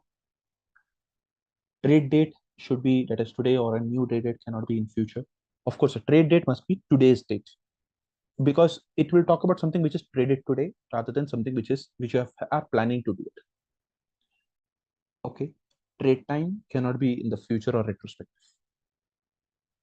That's an important point. So even cannot be in future or cannot be at the back date. Trade validations include again the value date. Typically, it follows a securities group typically settles such as T+3 for Canadian stocks. Okay, so Dharni, any thoughts that how much time it takes to close the trading cycle in US? Any ideas about it? No, I don't have. The popular stock exchange there is NYSE, NASDAQ. Yeah. NASDAQ. Right? Yeah. Yes. So you may do a quick Google maybe during the break also and find out that what is their trading cycle. In India, it is T+2. So we reached from T+7 to T+3 followed by T+2. So we have improvised on that and we are planning to go ahead with T+1. Basis our banking system allows us to do that. Fully efficient system is T-day itself rather than T+1. The same day the securities are transferred or we have received the money. That's fully efficient economy. That is completely developed, fully developed economy. So it's Maybe T+3 for US also. T+3 for US. Okay. Good. So for Canadian, I just got T+3. So I was just assuming, but I wanted to double check.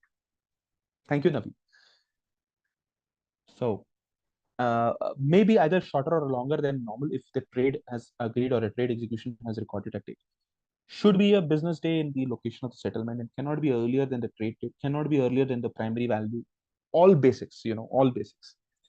Operations, that is typically this cannot be validated. Settlement personnel usually have no mean of knowing whether the trade should be buying or selling or lending or borrowing.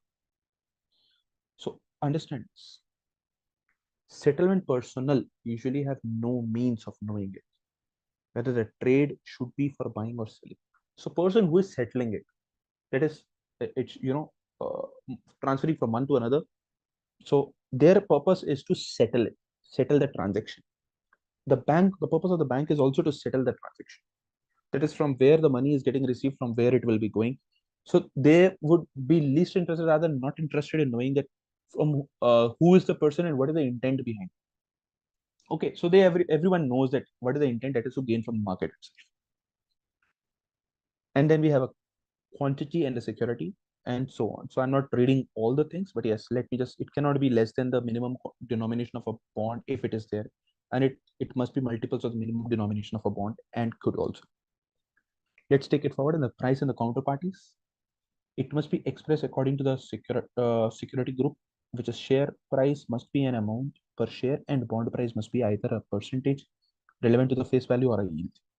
And counterparty, that it means it must be clearly distinguishable from any other counterparty and must include location of the counterparty, where they are actually located. So not only the city, but country is also important because the trades are allowed from different countries also.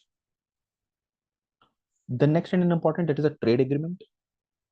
Once a trade has passed validation, number of actions can commence. That is, an action is regarded as being most urgent to complete is the act of gaining agreement of the trade details with the counterparties. So, act of gaining agreement, it means that we will be understanding and gaining from them that yes, the trade has taken place. The trade agreement can be achieved through issuance of outgoing trade confirmation to the counterparty, receipt of incoming trade confirmation from the counterparty. Okay, issuance of outgoing and receipt of this. Trade matching, that I sold at 100 and you also bought at 100 rupee. I sold at 100 rupee, hence it is matched. That detail can also be shared. Trade affirmation, that yes, now it is being confirmed that yes, now the trade has already been taken. So these are the 4 points which need to be taken care of. Method of trade agreement from the perspective of STO, the risk and the requirement to reduce it are constant. But the process of agreement of trade details between the parties to trade changes according on the local laws, market customs, and kind of the counterpart. So gaining a consent on the deal performed by other STOs is generally going to be handled differently than dealing with the institutional clients. So friends, it's as simple as that. Dealing with retail and dealing with institutional investors, these are the two different deals which takes place. The prices which I just showed you, which is NTPC's price, which is on the screen itself. Yeah, sorry. This is for whom? This is for retail buyers. This is for us. And if we are a financial institute, could be a bank, could be an LIC company or so, then the price will not be this. The price will be absolutely different. A company would be, or I would say, that particular financial institute would be buying the same thing in bulk. Could be 7.4 million stocks in one go. At what price they would be? We would land up buying the same thing, which is 100 stock, 200, 500,000, 2,000 stocks at a price of this. Okay, but they buy in bulk. They buy in bulk and they also trade in bulk for sure. Let's have a look at it. So this is retail. Methods of trade agreement. Earlier it was trade agreement, and now it is transaction reporting. Transaction reporting, which says within each marketplace, regulatory environment exists in order to ensure that the market operates in a fair and an orderly manner. And this encompasses a number of facts of operating relating to stock exchange market maker, including STOs such as transaction reporting, trading rule breaches, position taking disproportionate to the member's financial position, which is capital adequacy, and so on. And the guidelines established by the market makers are made to ensure an investor protection, the interest of the members, protecting the reputations of the marketplaces, and so on. Okay, and there are few more rules that within. Yeah, sorry, I think so. We are already through with this. The purpose of transaction reporting could be for sure. Stock exchange or market participants are typically required to report the specifics of each transactions, and they have been done within a determined time frame from the time the deal was executed to relevant regulator, and provide specific about each transaction you pick. So stock exchange typically participates, and regulator can evaluate and monitor the business being conducted in market by specific companies using this information. So how the transaction has taken place, and regulators can also double check with the financial institutions and the companies if there is a bigger deal or so. Within the regulatory environment, this work is frequently referred to as supervision or surveillance. That's the whole story. And last is the settlement. The term settlement instruction is a generic term used to describe only mechanism by which trade settlement or exchange is initiated between seller and the buyer.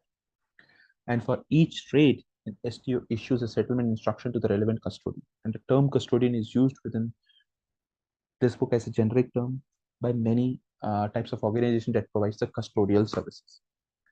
So custodial services means they, they have the physical form of the securities with them. NSDL and CDS, they perform. So if I have sold and you have bought, friends, so with the custodial, the hard copy of the shares in front of those hard copies, the number, the name would get updated. So even if from the 100 shares I have sold, say 80 to you and 20 still I'm keeping, so all those 80 shares will be now in your name. So job of a custodian is to keep, intact those names as well as the trades which has taken place within themselves. So that tomorrow day after, if you want a hard copy of your own shares, which is a share certificate, how would you been able to get? You need to reach out to your broker, and the broker will reach out to the NSDL or CDS. Settlement instructions are normally generated by and transmitted from STO settlement systems by a secure method, and the destination being appropriate custodians depending upon the security that has been traded. Let's have a look at it, friends. I think so you guys are a bit near to that. So what is risk, friends? So when I say risk, it's a situation involving exposure to danger, and it is the possibility of losing something of value. Okay, and a value can be gained or lost when taking risk resulting from given action or inaction, foreseen or unforeseen. So, is driving a risk? I ask this question majority of the time to the people or from the people, like, who drives the car. And it's easy to understand from that. Is driving a risk? So my point over here is, if we drive carefully, of course, there's no risk. I won't say it's not a risk, but yes, there's a risk which is being reduced to the best possible. Driving with a safety, with belt, as well as the airbags opens and many more things which are there. It is to reduce the risk which is inside the car, not outside the car. It is to protect you, not to protect the car. Okay, but what if it happens on the other side, that if gets heavily damaged and you land up paying the damage and so on. So that's something which I call it, which is, this is risk. Two types. So let's understand it. And there are n number of types of risks which are there, friends. Understand from this point of view, driving is not a risk until unless it is something, because of that there will be some loss of an uncertain future event, and that's something which is going to pay from your pocket. So there are events which happen. So investing in stock market is not a risk. Investing in stock market without a knowledge is risk. If you invest with good knowledge, of course, there are many people who earn from the stock markets. Though we call it stock market is risky. Why? Because it attracts more people, because it provides you returns in 10%, 12% in a month also, which we generally don't been able to get it within a year. If you are taking more risk, then that's why there are higher returns. But sometimes it is not to gain more returns, it is also to protect the existing. So that's why there are hedging strategies. Okay, so let's take it forward, friends. Can also be defined as international interaction with the uncertainties, and risk management is a process of identifying, assessing, and controlling threats to an organization's capital and earnings. So what is risk, friends? That is, threats or risk could stem from a wide variety of the sources, such as financial uncertainty, legal liabilities, as well as strategic management errors and accidents and natural disasters. So these things also leads to some sort of risks. Thank you. So risk management is something, the way that a business is consciously choosing the kind and the degree of the risk that is appropriate for them to assume is through the risk management. So first is right risk identification and then managing it. First is rightly diagnosing it. Majority of the business decisions involve giving up current resources in exchange for uncertain future profits. So taking risks and managing them are the two sides of the same coin.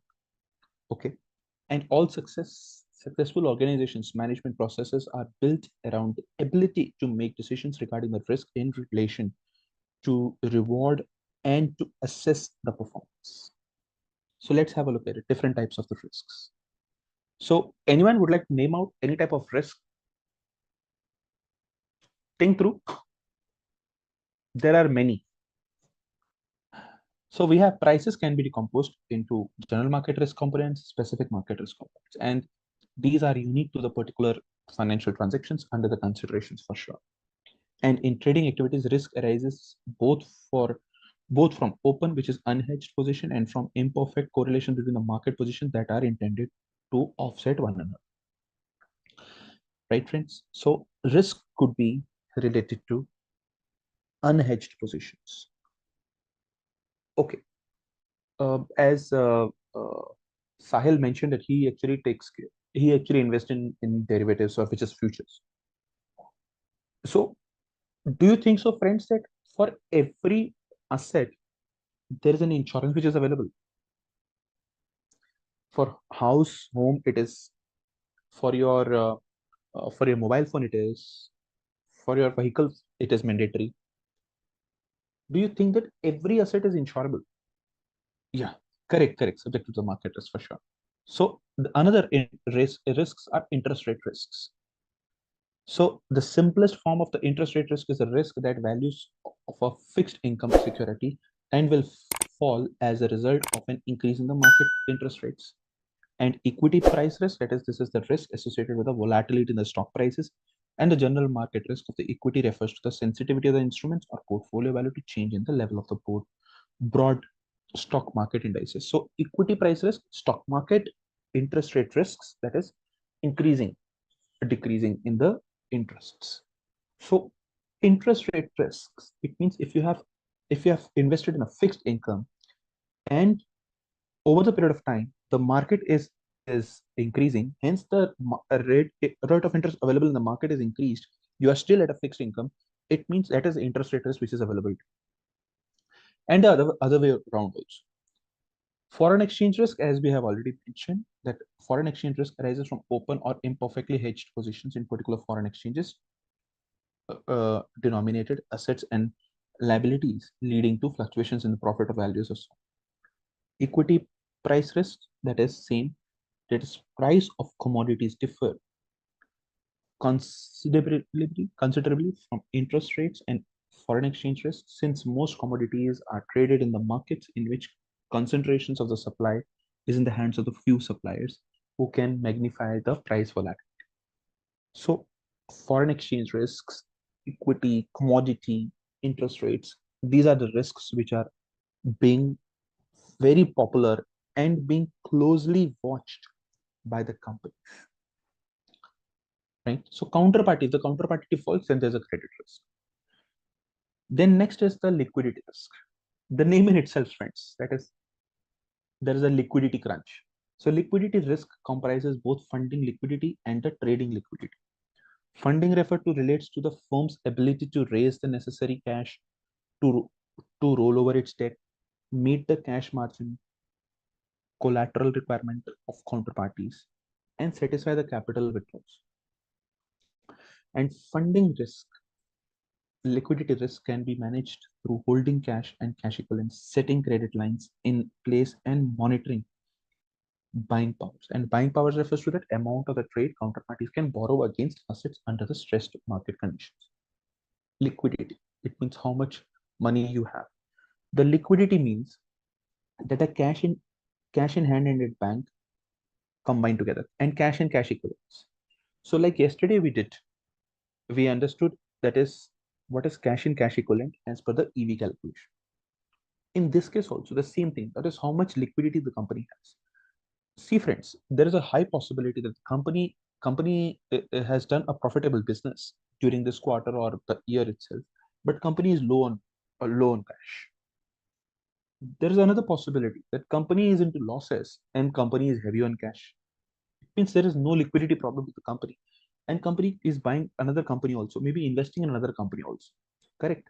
So we need to take care of these things in such a manner that the liquidity risk is not arising, right? So this way the things would take place. Then comes the legal and regulatory risk, arises for a whole variety of reasons, and it is closely related to operational risk as well as to the reputation risks. So legal and regulatory risks, and it is possible that the counterparty lacks the necessary legal or regulatory authorities to conduct dangerous transactions, and under Basel II Capital Accord, legal and regulatory risks are categorized as operational risk. What is Basel II? What is that Capital Accord?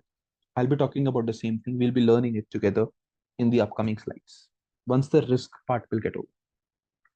So when a counterparty or investor loses money on a transaction and decides to sue the provider firm to avoid fulfilling its obligation legal problem.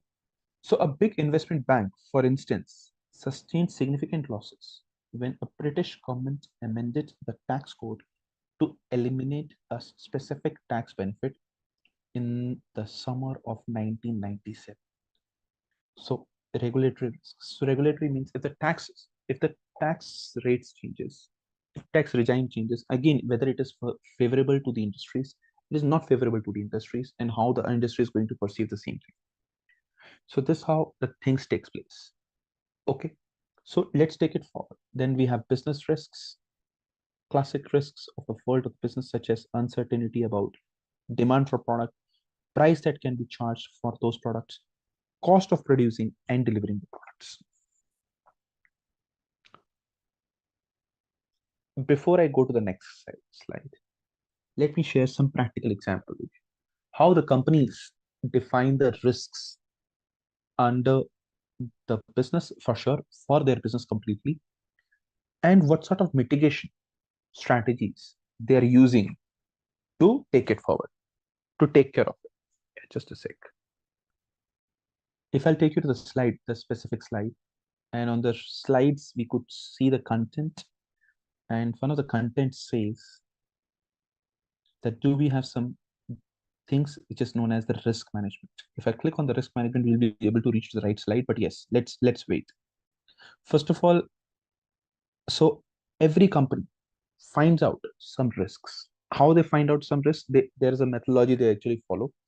But yes, let's have a look at it. If I'll go to the page number 30 and click on that, safeguarding our future growth. And please have a look at it, what they say basis this one. You may also open this thing for your ref, but yes, I'm just helping you to understand this.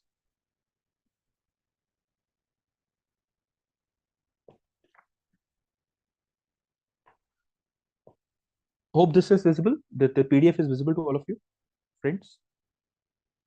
Yes, sir. Yes, okay. So at Tata Steel, yeah, thank you. So at Tata Steel, we have deployed a structured and uniform enterprise risk management framework to proactively identify, assess, monitor, and mitigate risk across the company. And this framework is essential in driving business resilience in a VUCA world. VUCA stands for volatile, uncertain, complex, and ambiguous world. Another common word, common in the business. So let's have a look at it. What the first one says. Financial risk, macro and market risk, macroeconomic and market risk, regulatory risks, and so on. So how they are identifying it, I'll just read it loud for all of you. Okay, and I'm increasing the zoom size for the better thing, so that better zoom size. So Tata Steel has 84,893 crores of the debt of as of March 31st and aspires to nearly double its capacity in India to 40 million ton per annum by 2030. And the plan is to deleverage further the pace growth in the line and the incremental accruals. However, high cost of borrowing due to the I'll just tightening of the policy rate cycle coupled with the geopolitical and the energy crisis in Europe may impact our capex and deleveraging the plan. The company is exposed to currency volatility. In addition, evolving climate change regulations and disclosure standards, and could reduce access to capital and increase the cost of funding. Okay, and we have cost of funds. So this is something which they have actually talked. Okay, now the next is, friends, next is mitigation strategies. Balance mitigation strategy, balance between the growth and the deleveraging, focus on driving operations efficiency and cash generation, robust capital allocation strategy, improvement in ESG. What is ESG, friends? ESG disclosures, anyone? Another risks. So have a look at it. Other risks, there are many to talk about, and every organization identifies them. If I'll just take you to the top of it, another is macroeconomic and market risk. Prolonged inflationary pressures and dynamic macroeconomic scenarios may have an adverse impact on the global steel demand. Changing customer preferences are triggered by adoption of newer grades of steel and sustainable steel products like that. So mitigation strategies, redistribution of sales mix at this. So I'm not reading all, but yes, company is providing what for it. Talking about the risk and the mitigation strategy, like the way we did. You know, friends, driving safe is good. With right intent is good. But we know that it is not only we who can drive differently, but it's a risk which is from the other parties, which is not in control of us. How to mitigate it? Not only by putting the seat belt or being dependent on the airbags or so, it is important to take the insurance, a cover, a hedge against the risk which could come up and which could lead to a reduction in the value, a loss. I'll talk about another one. Okay. Regulatory risk, like we have already talked about, related to regulations, and this has come up as environmental, social, and governance. This is a different department which is now coming up, and which has become a mandatory for the manufacturing companies to talk about it. Okay, so let's take it forward. Now, let's take it forward what it says. Sorry, my bad.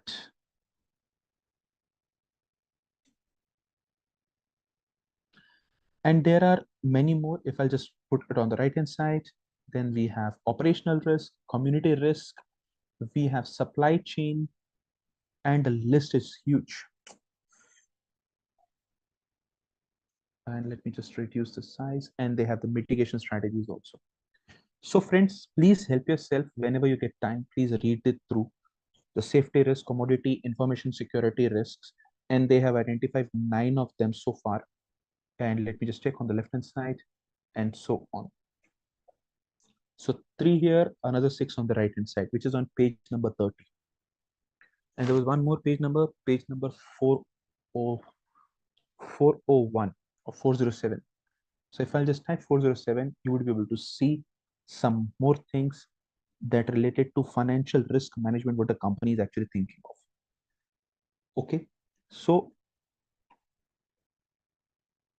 for example, related to credit risk, what the company is actually thinking of. So credit risk is a is a risk of financial loss arising from counterparty failure to repay the services. Of course, this is as per the definition. And if we'll just go a bit up, you would be able to see that how they are identifying the same counterparts. So carrying value of the financial assets represents the maximum credit risk. The maximum exposure to credit risk was this, and this crores.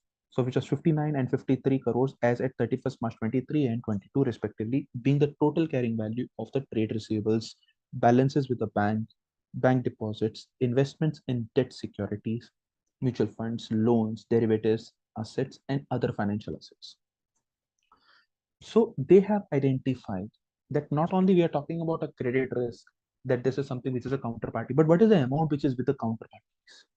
So the moment we sell goods to our clients on credit or customers on credit, that is something which is an exposure towards the credit risk.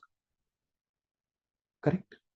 That exposure leads to non-payment, and if it lead to non-payment for a longer period of time, then at what pace and at what value we could be able to, we are going to lose it, and what's the hedge we are actually providing ourselves to or against that particular credit risk. So company comes up with those things that we have identified: credit risk, liquidity risk, market risk, market exposures, and many more, and what we are going to do with that particular thing. Okay, so live examples are already here, which companies comes up with a value, that is amount of loss which we are going to incur and how to mitigate the same thing. So first identify the risk, second identify the financial loss, third identify or use a mitigation strategy to reduce it to the best possible we can. Business risk, classic risk of the world of business, such as uncertainty about the demand for products, price that can be charged for those products, and the cost of producing and delivering the products. Strategic risk, that is risk of significant investments for which there is high uncertainty about the success and the profitability. It can be related to change in the strategy of a company, its competitors. If the venture is not successful, then firm will usually suffer a major write-off and its reputation among the investors will be damaged. Would like to share one more thing with you. Like we have the company shares strategic objectives. So strategic objective ensures alignment of our business goals with our vision and values. ESG principles are integrated with all the aspects of our business. So strategic roadmap for this company, which says this. So SO1, Here, SO1 stands for Strategic Objective 1. Leadership in India, increase capacity of India, operations through organic and inorganic growths like crude capacity. So the target is 40 million ton per annum by 2030. Attain and retain the leadership position in chosen segment, which is current and new, and enter new segments and sustain number one position in existing chosen segment. So that is something which is the one of the strategy. Another thing is SO2, which says that maintain cost leadership at the market price of the raw materials.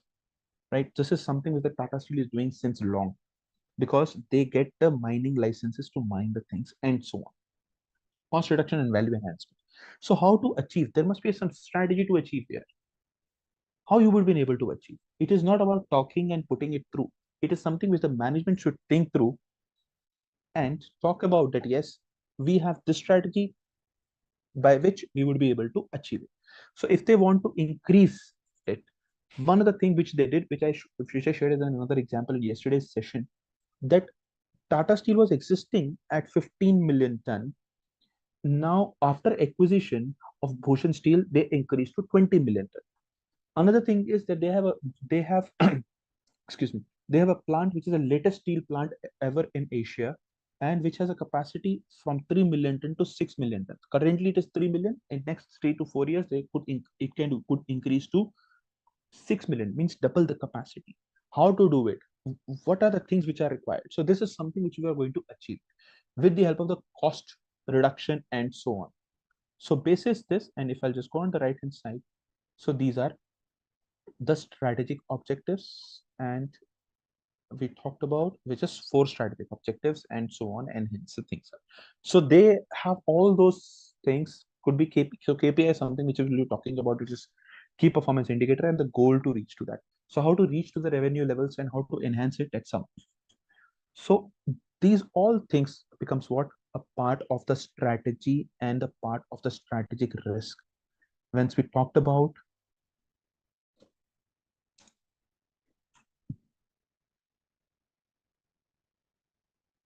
not here. If I'll take you back to the 30th slide,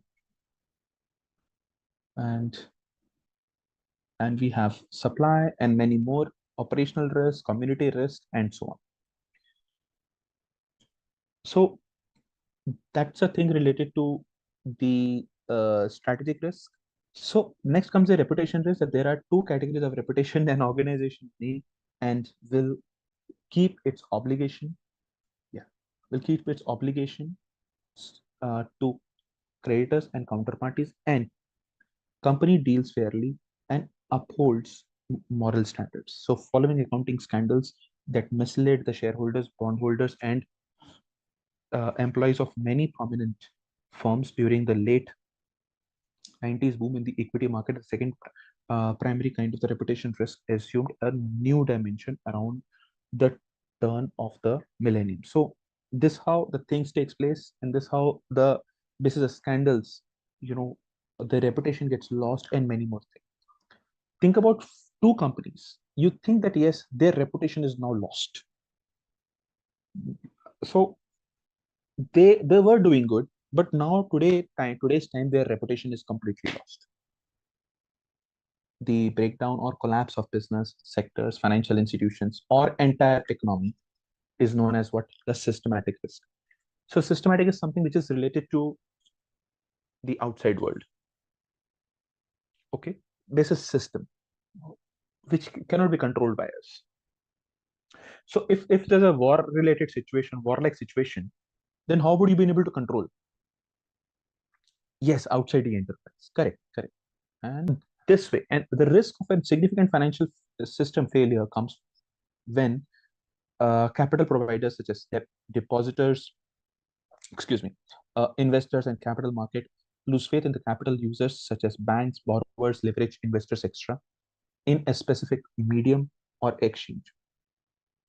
medium of exchange, which could be in USD, could be in Japanese yen or so. Excuse me. It cannot be avoided because it is inevitable in a capitalist system, and the risk spreading by a transmission mechanism from institutions to comparatively healthier from ill institutions comparatively to healthier organizations is the most crucial aspect of systematic risk. So transmission is happening. People are shifting to the healthier institutions rather than to the ill institutes or so. Okay. Now, next could be, that is operational risk, which we have already talked about. Potential loss resulting from a range of operational weaknesses, including inadequate systems, management failures, faulty controls, frauds, human errors, and so on. And in the banking industry, operational risk is also often taken to include natural and man-made catastrophes and other non-financial risks. So how risk is identified and captured within the banks is a different way. That is something which is related to Basel, which we'll be talking about in upcoming slides or so. So this is related to the operational risk also. Then operational risk could also be taken from the point that yes, is both that is the old and the newest threat faced by financial and non-financial institutions, specifically by financial institutions. And banks have to protect themselves from the key threats to their operators, such as bank robbery, white-collar frauds, or so. So there are many white-collar fraud which takes place. The latest white-collar fraud which took place in which bank? And that's very popular for very popular bank. Not the latest, I would say, last 2-3 years. It starts with I. The bank starts with I. ICICI Bank. Chanda Kochar. Able to recall the name? Biggest fraud again. More than 5,000 crore. The fraud, along with her husband, she did that. So factors causing operational risks, increasing the complexity of the financial instruments, greater dependency on information system, and lack of familiarity with the new financial instruments or so. So this is something which leads to a fraud. So factors causing operational risk, that is, could be the misuse of the financial instruments, mispricing or inefficiencies hedging, operational error in the data feeds would be like that. And the most important force in changing attitude, in changing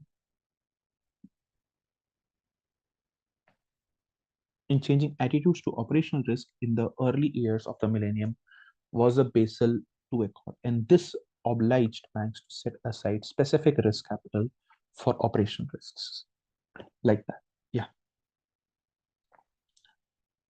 So it's regarding Videocon Group. Okay, yeah, exactly. So but ICICI did a fraud for that. So it's from ICICI Bank point of view, Rashmi, it took a fraud. It was intentional. That's why it is fraud, because every bank manager, and so you cannot do a fraud all alone. There are many people you need to involve, the ops people who knows in and out, because everyone is responsible for one or the other way. That's why it's a fraud from the bank. Let's take it Yeah, forward. sir. Thank you. Management of the operational risk and different types of risk we are talking about. So management of operational risk is all theoretical, and please give yourself a chance to read it through. I'm not reading it through one by one each and every point. There are 10 points simply. But from the bank point of view, the risk parameter actually changes. And what is so important from the bank point of view to take care of, let's have a look at it. So regulatory environment, Basel Accord. How many of you heard this word Basel? Basel 1, 2, 3. Basel Accord refers to the Banking Supervision Accord. Basel 1, 2, 3, issued by the Basel Committee on Banking Supervision, which is BCBS. And they are a tool of risk management in financial sector. So they are named so because of BCBS maintains its secretariats at the Bank of International Settlements in Basel, Switzerland, and the committee normally meets there. That's why they named it as Basel. And formally, the Basel Committee consisted of the representatives from the central bank and the regulatory authorities of a group of 10 countries plus Luxembourg and Spain. Since 2009, all of the other G20 major economies are represented, as well as some other major banking locales such as the Hong Kong and the Singapore. So like that. So Basel is a place which is in Switzerland, and hence majority of secretariats used to sit there, and they made it a committee, and then from the committee they are actually following the same thing too. So BCBS, which is Basel Committee on Banking Supervision. So Basel norms are set by the BCBS based on the risk management guidelines, mainly focusing on the three risks, which is credit, market, and operational risk. And they focus mainly on the capital adequacy ratio, which is CAR, or liquidity ratio. That's how much a bank can lend. Example, a bank owns a capital of say 10, which is equity, and bank borrows capital, which is 10, which is fixed income, savings, and deposits. Total is coming out to be 10.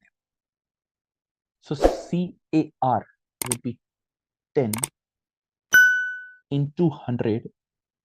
So which is CR, which is own capital, divided by 100, which is a total capital, into 100, which is to calculate the same thing in the percentage.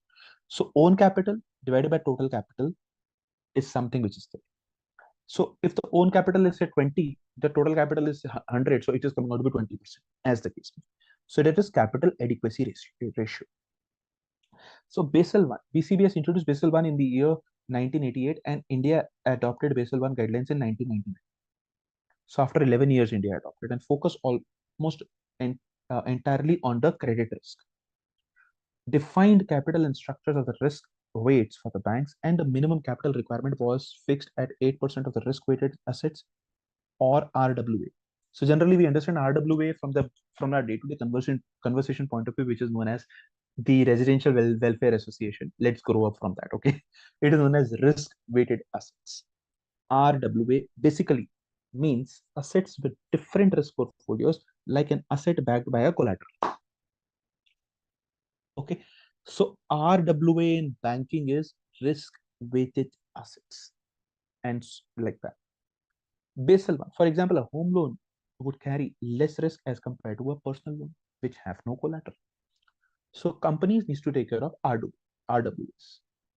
So Basel 2, so that was the only thing which was there in Basel 1, but it needs to be improvised. It was supposed to be improvised, and hence gradually it improvised further.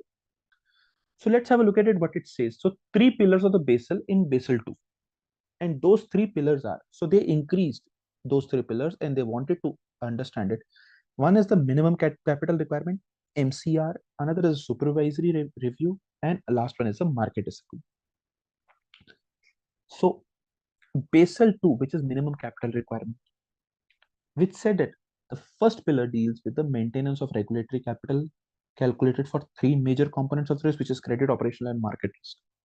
So the first pillar will deal with that, which is minimum capital requirement. And other risks are not considered fully quantifiable at this stage. Basel 2, that is supervisory review. After in this, which is the second point, it is a regulatory response to the first pillar, giving regulators better tools over those previously available, and provides framework for dealing with the systematic risk, pension risk, concentration risk, strategic, reputational, liquidity, legal, which the accord combines under the title of residual risk. So like in case of a first pillar, it was only, or there were only 3, which is credit and market and operational.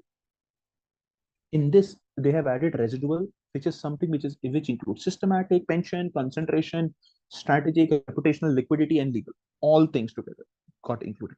Banks can review their risk management system, the internal capital adequacy assess process, ICAP, in a result of pillar 2 of the Basel 2 Accord. So they improvised the Basel 2 Accord by understanding that yes, banking system can also fail. If the banking system fails, then where people will go? And it is not only the retail customers. Banking system is being also driven by the people or the companies who invest good, who keep their money for the rotation purpose, and many more things which are there. So banking system, of course, it's a heart of the economy. It must be as smooth as possible, and it must be, free from errors and considering the risk factors to the best possible. So the Basel II talked about the market discipline. That is, this pillar aims to complement the minimum capital requirement and supervise the reviews process by developing a set of disclosures requirement which allow the market participants to gauge adequate capital adequacy of an institution. And market discipline settlements regulations as sharing of information facilitates assessments of the banks by other, including investors, analysts, customers, other banks, and rating agencies, which led to good corporate governance. So they talked about these things: corporate governance, market discipline, supervisory, and many. So the different leg also came up, right? And so on. And the aim of pillar 3 is to allow market discipline to operate by requiring the institutions to disclose details on the scope of application, capital, risk exposure, risk assessment processes, and capital adequacy of the institutions.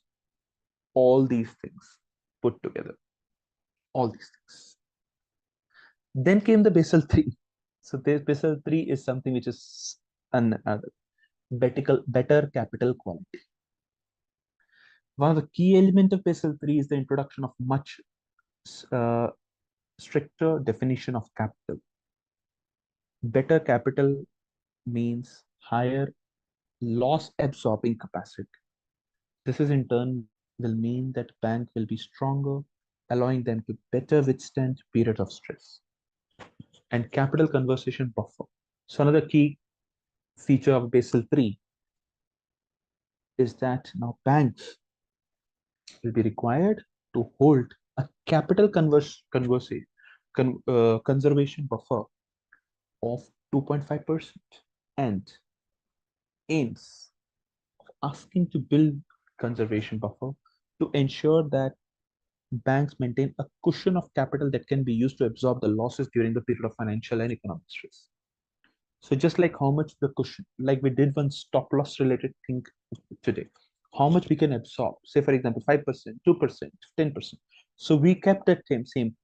If it goes haywire, then we will take immediate action. 2.5% loss we can definitely absorb. But conservation buffer, we should always have that same thing available to us. And basically, of course, talked about cyclical buffer.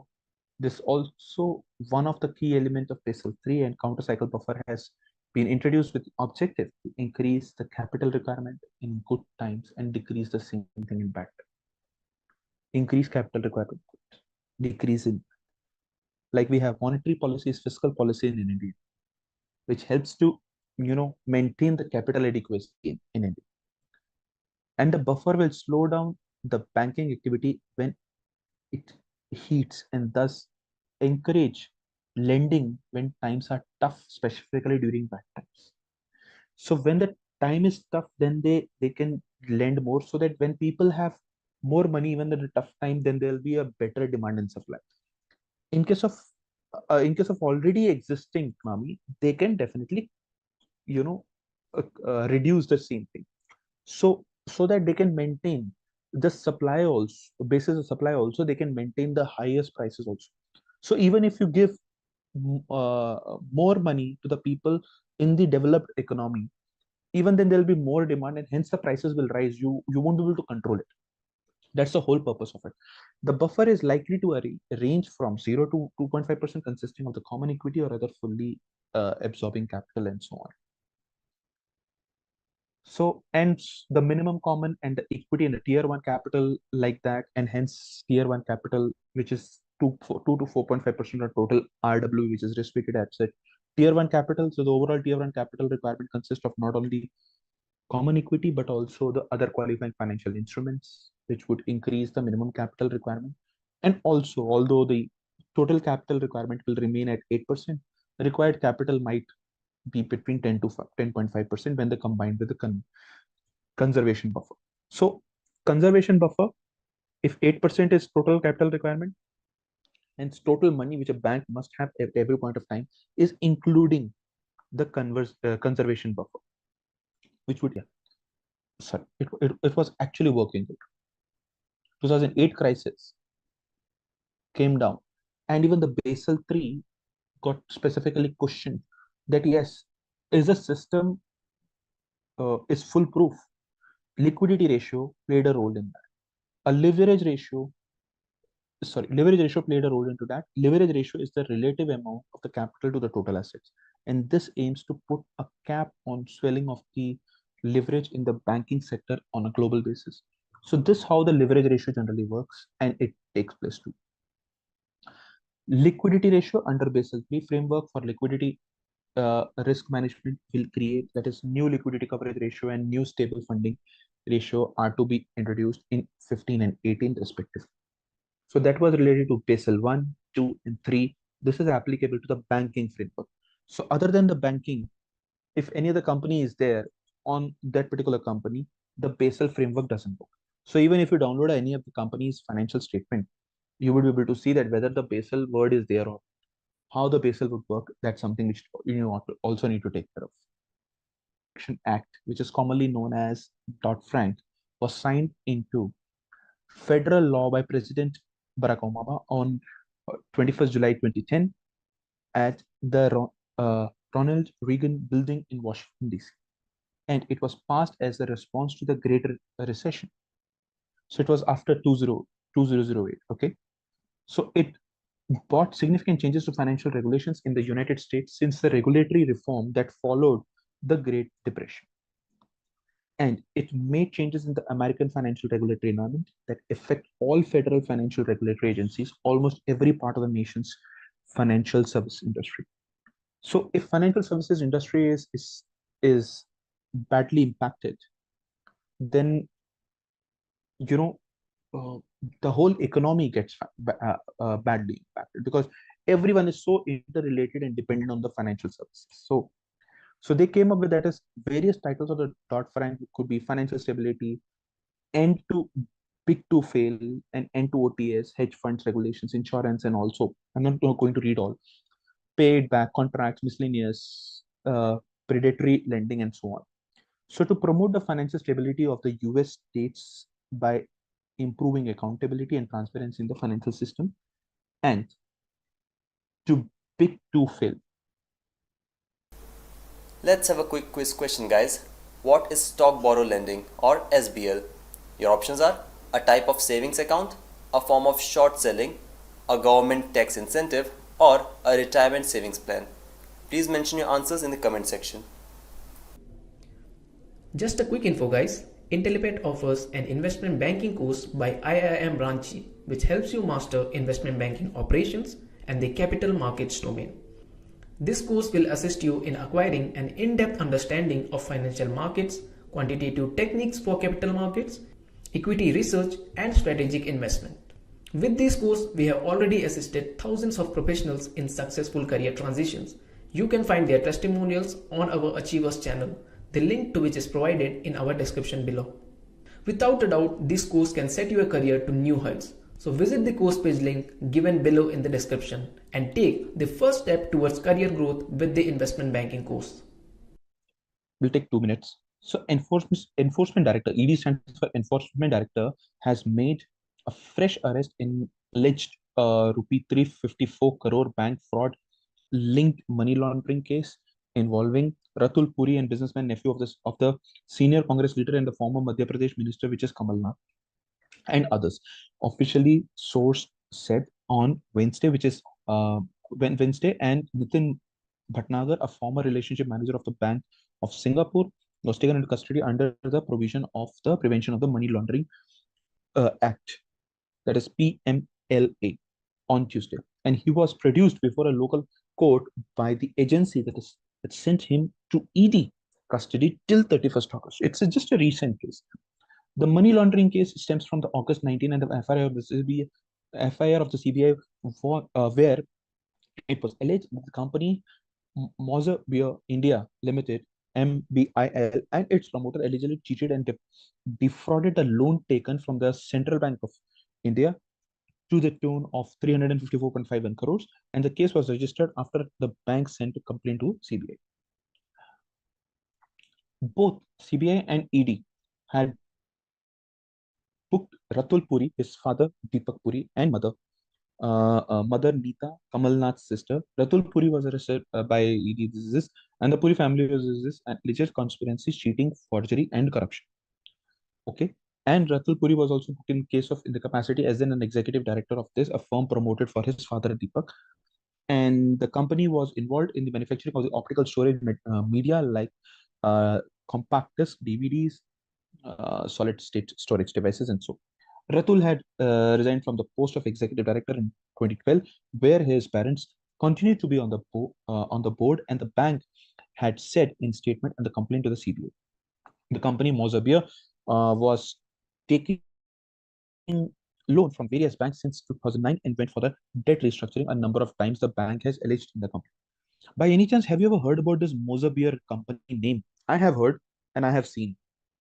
Some CDs were also there, which were already recorded CDs, like the CDs, the blank CD. So blank CD in which that you can do. Oh, that was a CD deck. So it either a CD deck is there or a CD recorder is there. You remember it, our old days, that old big computer along with that CD, with the bigger that CD recorder.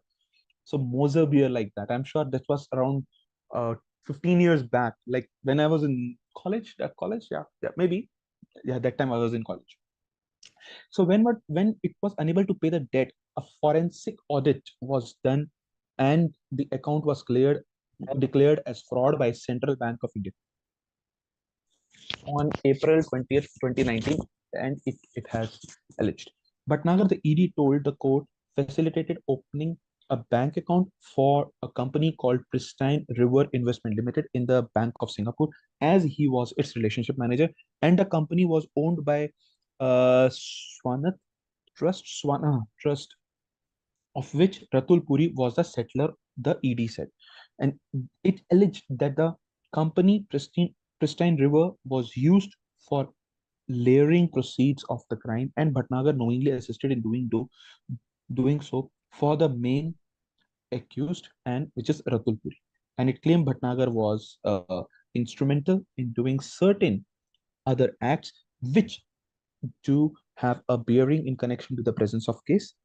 Ratul Puri is facing investigation of the three main central probe agencies, which is ED, CBI, and Income Tax Department, and NAT has denied any wrongdoing in this case. Key elements of money laundering offenses are the act of laundering itself, that is the provision of financial services, and a requisite of a degree knowledge or a suspicion, either subjective or objective, relating to the source of the funds or conduct of the. So it's simply saying that yes, the source from where you are getting, if that is illegal, or you are going to use that money in an illegal form. Either ways could be. Okay, so let's have a look at it, what it says further. So like someone also mentioned a terrorist financing. So anti-money laundering and key norms, which is money laundering and a terrorism financing. Okay, let me just put it this way. Money laundering is a process of disguising the uh, illegitimate source of criminal proceeds, and the case of money laundering, the funds are always of illicit origin. Okay, what would be in the terrorism finance? Terrorism financing is the collection or of the provision of funds of illicit purpose, which is terrorism. They know that this is the purpose. And in case of terrorist financing, funds can stem from both legal and illicit sources. These are the two differences. So for specific act, and it could be for anything, right? That's why these two are differentiated. Okay, let's take it forward. Of course, so disclaimer, friends, we are not motivating anything. Okay, so this is something that we are all mature enough to understand the same thing. Anti-money laundering objectives, that is hit organized or criminals where it hurts the most, that is their wallets. Of course, hit those particular criminals and hurt them through on their wallets, of course, and contribute to the prevention of the crime by reduction of the incentives. Protect the integrity of financial system by preventing use and abuse of the criminal and launderers. Okay, so three things. One is hit somewhere where it will have an impact on their inflows, that is their wallet or their savings. contribute to the prevention of crime by reduction of incentives. So you can definitely reduce those particular things. That is, incentives could, and cash incentives per se. Generally, the people prefer to have cash incentives and protect the integrity of financial system and put it here.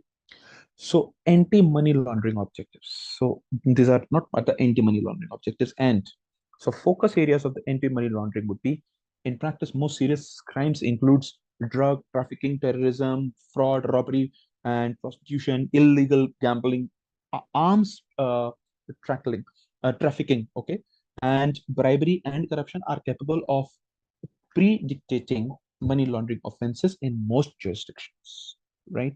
So this how the things takes place, and the objective of criminalization of money laundering is to take the profit out of crime. So they have, so while doing a crime, then they would be able to generate a profit. And the rationale of the creation of the offense is that it is wrong for individuals and organizations to assist criminals to benefit from the proceeds of their criminal activity, or to facilitate the commission of such crimes by providing financial services to them. So this how they try to rationale between it, and focus areas are these three particular points. How it takes place, some serious crimes we have already taken care of, and the rationale would be to create creation of an offenses that is just wrong for the individuals and organizations to assist the criminal benefits. So stages of money laundering.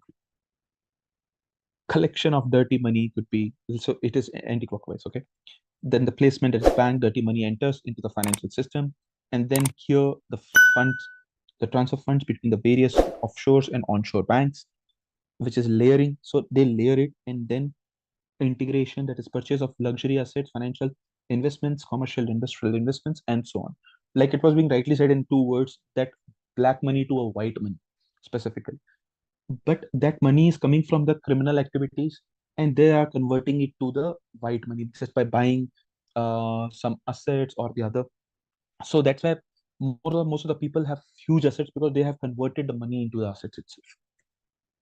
So stages of money, that is, first is the placement, involves placement of the bulk cash into the financial system without appearance of being connected to a criminal activity. And the simplest way to place such is to deposit cash into the financial institution, and it is one of the riskier way to laundering money, as it can be easy to get caught, of course. And in an attempt to conceal their activities, that is to put their activities together, money launderers will often resort to smurfing activities to get illicit funds into the financial institution. And smurfing is a process of using several individuals to deposit illicit cash proceeds into many accounts at one or several financial institutions in a single day.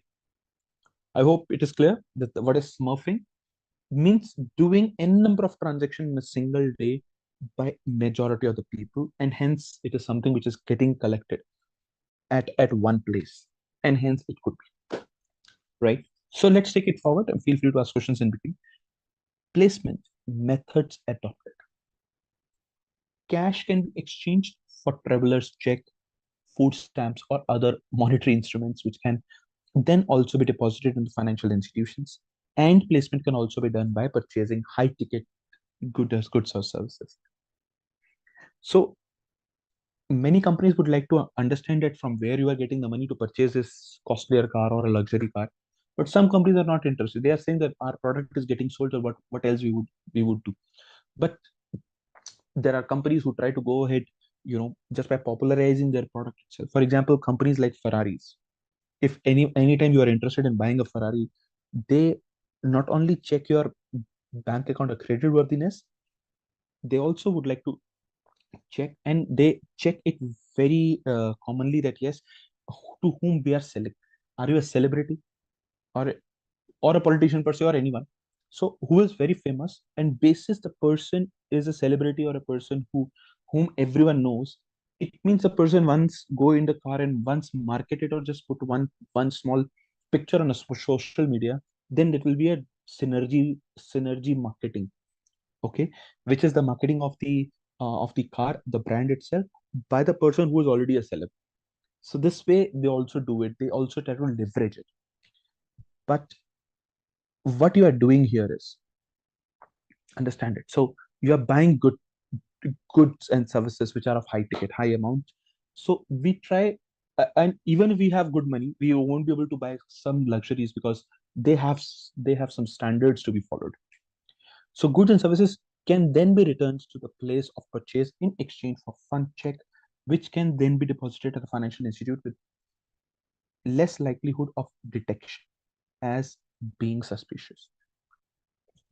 Excuse me. So this way, the placement methods adopts and so on. And let's have a look at it further. Smuggling cash out of country and depositing that cash into a foreign financial institution is also form of placement. So where you are placing the money. Illegally obtained funds can also be funneled into the legitimate businesses as cash receipts and deposits without detection. Are you with me, friends? Are we done? Okay. So this is related to the placement. Then comes the layering. It is the process of moving and manipulating funds to confess their sources and complicating or partially eliminating the paper trail. Fourth point, wire transfers to account under the customers and business names to other financial institutes. What are wire transfers? Anyone? Any thoughts? Wire transfers. You must have heard about it, right? Business names at other financial institutes, exchanging cashier's checks and other monetary instruments for other cashier's checks, adding additional cash, and performing interbank transfers between accounts owned or controlled by the common individuals. Correct. So this way the things takes place, and this how they try to adopt this particular method which is related to layering. Then comes to integration. These transactions provide the criminal with plausible explanation about the funds gathered to purchase assets and shield the criminal from any type of recorded connection to the funds. Okay, and during the integration stage, the funds are returned in a usable format to the criminal source. Okay, so I'll share one example. You just tell me that whether this example qualifies uh, for the money laundering or not. Everyone, please listen to this carefully.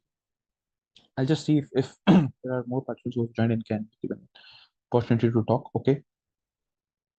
Yeah.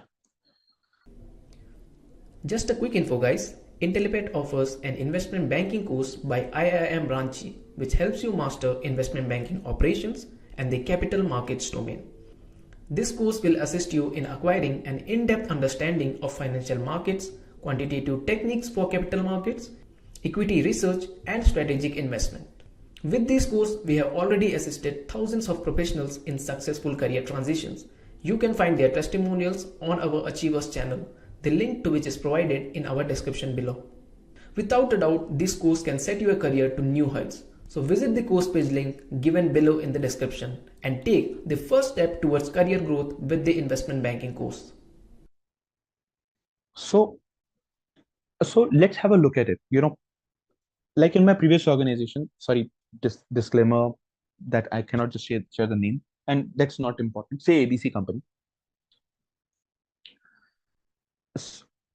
When I was in L&D, and I was the part of the L&D which was a profit center. Profit center means we used to not only provide a training internally but externally also to generate revenue, and which is at the end of the day, when the PL is created, or then we are able to find out the profits. So I was part of the team, and we used to conduct the finance session internally and externally for the clients also across India. So once the payment came, then one of the client, which was my client, and I newly joined that time around six years back.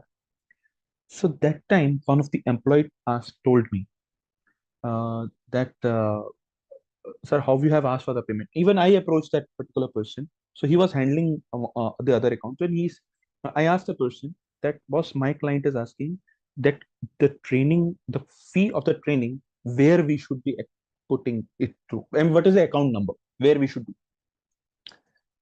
And he said, you know what he said? He said, "Or sir, you have your bank account? For sure, I get a salary. Let's share your bank details."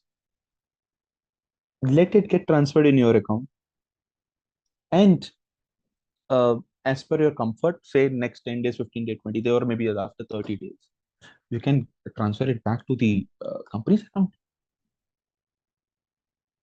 Okay, and I was listening, and I said, is this something which is a process being followed here? He said, no, no, Gaurav, sir, we don't do this. But I also asked my clients to pay me the money, and I'd get it transferred to the bank or with the bank account of the company. I said, okay, and since how long? Since day one. And he was in the organization since 5+ years. I said, do you have anything documented related to that? That if client doesn't have the company bank account number, we can give our own account number and get it transferred here. And then as per our ease or comfort, say next 1 month or 2 months or 3 months could be, we can transfer it back by saying that this is the money which we have received from the client and this is the amount and this is the transaction. He said that we are doing it. I said, what? Okay. And so what I responded, definitely, so I'll be sharing it with you, but would like to hear from all of you. Do you think that is this an example of money laundering? Yes or no, and why? So friends, this is a clear case of that. So for example, today I have just taken it. It is again my choice that whether all facts are not clear, but yes, I'll come back to you, Pradeep. So today I'm clear about it that money will come to my account first, and then I will get it transferred because this is the same account which I've already shared with the client. Client is genuinely making you payment to you. You are not. It is not a way to make the client feel more comfortable with you just by sharing and asking for the payment. If advance is received, then get it transferred in your own account. No, not at all. So if something which is documented, who has given me this authority? So I just asked that particular person that, do you have something in writing like that? He smiled and he said, no, sir, we will just do it as per our own call. And then I went to my boss and then I shared the same thing with him. Then he said that, what you replied to that person, Gaurav? I said, only my salary comes in my bank account, nothing else, and nothing else will come in near future also. Even if it takes 40, 50, 60 days for the money which would come to the company's bank account, that's okay to be. It will be as per the policy, but only company bank account will be shared. Secondly, it will not be one training which we'll be doing with the client. It will be like we need to get the client registered as a vendor. So that's a whole process which should come up, right? So if you are getting it registered as a vendor and many more things which are happening, then you should follow the same process. Even if there is a loophole in a process, address that loophole. Bring more clarity, more transparency, more detailing to the process so that everyone is interconnected rather than people are just trying to use that loop. And after 1 month, the whole process got refined, and none of the payment is get missed. The moment the training is done, the invoice immediately gets generated and being sent to the client immediately. In up to 45 days, they are supposed to make the payment. That's it, right?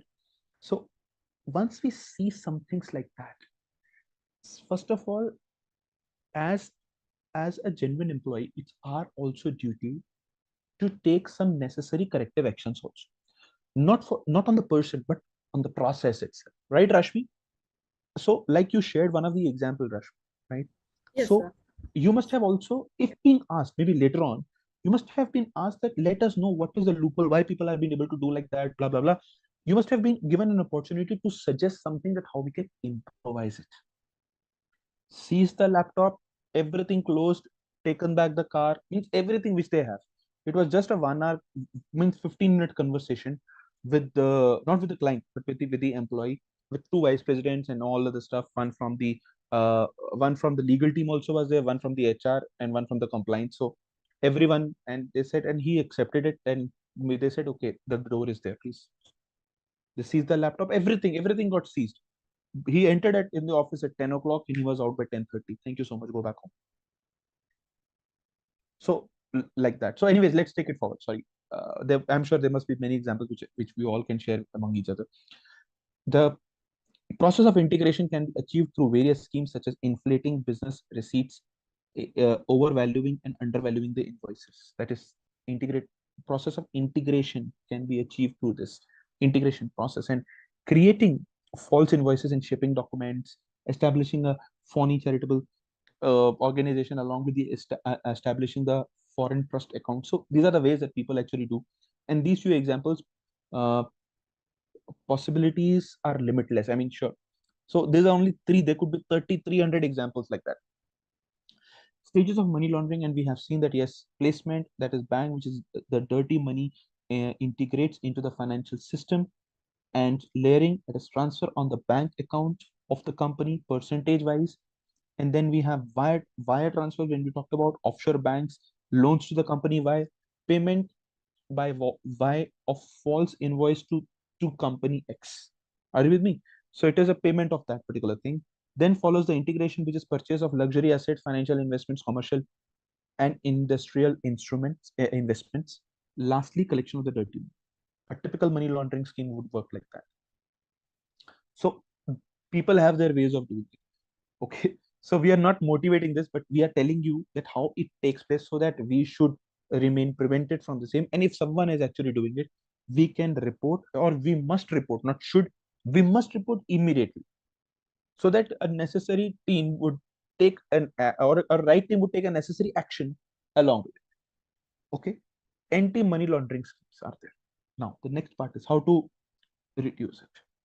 So anti-money laundering schemes, that is, sanctions may be comprehensive, prohibiting commercial activity with regard to an entire country. And so financial sanctions must be, and sanctions includes travel bans, asset freeze, arms uh, em- embargoes, as well as capital restraints, foreign aid reductions, and the trade restrictions. These are some sanctions basis how much you are sanctioned for and for what particular purpose. Let's have a look at it. So some US sanctions are there. US sanction resolutions must pass the 15-member Security Council by the majority vote, and without a vote, without a veto from any of the five permanent members, the United States, China, France, Russia, and the UK. The most common type of the UN sanctions, which are binding on all member states, are asset freeze, travel bans, and arm embargoes, right? And in case of UN, sorry, EU, European Union, sanctions policies must receive an anonymous consent from the member state in Council of European Union, the body that represents EU leaders. So some sanctions comes up, and how those particular sanctions comes up. So for example, in US, presidents typically launch the process by issuing an executive order, which is EO, that declares a national emergency in response to an unusual and extraordinary foreign threats. The 26 existing US sanctions programs are administered by OFAC, while other departments, State Commerce, Homeland Security, and Justice, and may also play an integral role. Lastly, that is KYC, of course, must be there. Primary objective is to prevent banks from being used by criminal events for money laundering activities, like what Rashmi also shared an example. KYC enables banks to know, understand their customers and their financial dealings better, and Basel Committee states the need to implement the effective know your customer standard as an essential part of the risk management practice. And faulty KYC risk management programs may lead to the significant risk, especially legal and reputational ones. So Basel Committee, we studied in the previous session also, that there is Basel 1 and 2 and 3, and there is an improvised version of the Basel 3, which is already existing, which came after 2008 crisis. And KYC is considered a core feature of bank risk management. Okay, so I'm not reading all, but yes, and they reduce the likelihood. I'm just reading from here. They reduce the likelihood of banks becoming vehicle for money laundering, terrorist financing, and other unlawful activities. Lastly, the initiatives to reinforce actions against terrorism have underlined the importance of banks' ability to monitor their customers wherever they conduct a business. So, of course, in these terrorist activities, the money is always a black money, which is being given rather than any sort of a transaction which takes place. I'm just guessing it, and it must be like that. Key components: customer identification, acceptance, verification, transaction monitoring, and risk management. These are very basic things. And so, And KYC component, that is customer identification and key. So I'm not reading all. Okay, I'm sure we are already through with the KYC somewhere or the other. In such, so notify the customer, that is provide the adequate notice to the new customer on information required, gather information, which is minimum requirement of the CIP information, that is customer information, something I'm sure Rashmi must be knowing the full form. So gather that particular information from the for individual and non-individual customers also. Then comes verify information, conduct sanction screenings as per the information, and maintain the records. Sorry, I'm just reading the headings, but yes, important for us. So bank should have customer acceptance policies and procedures.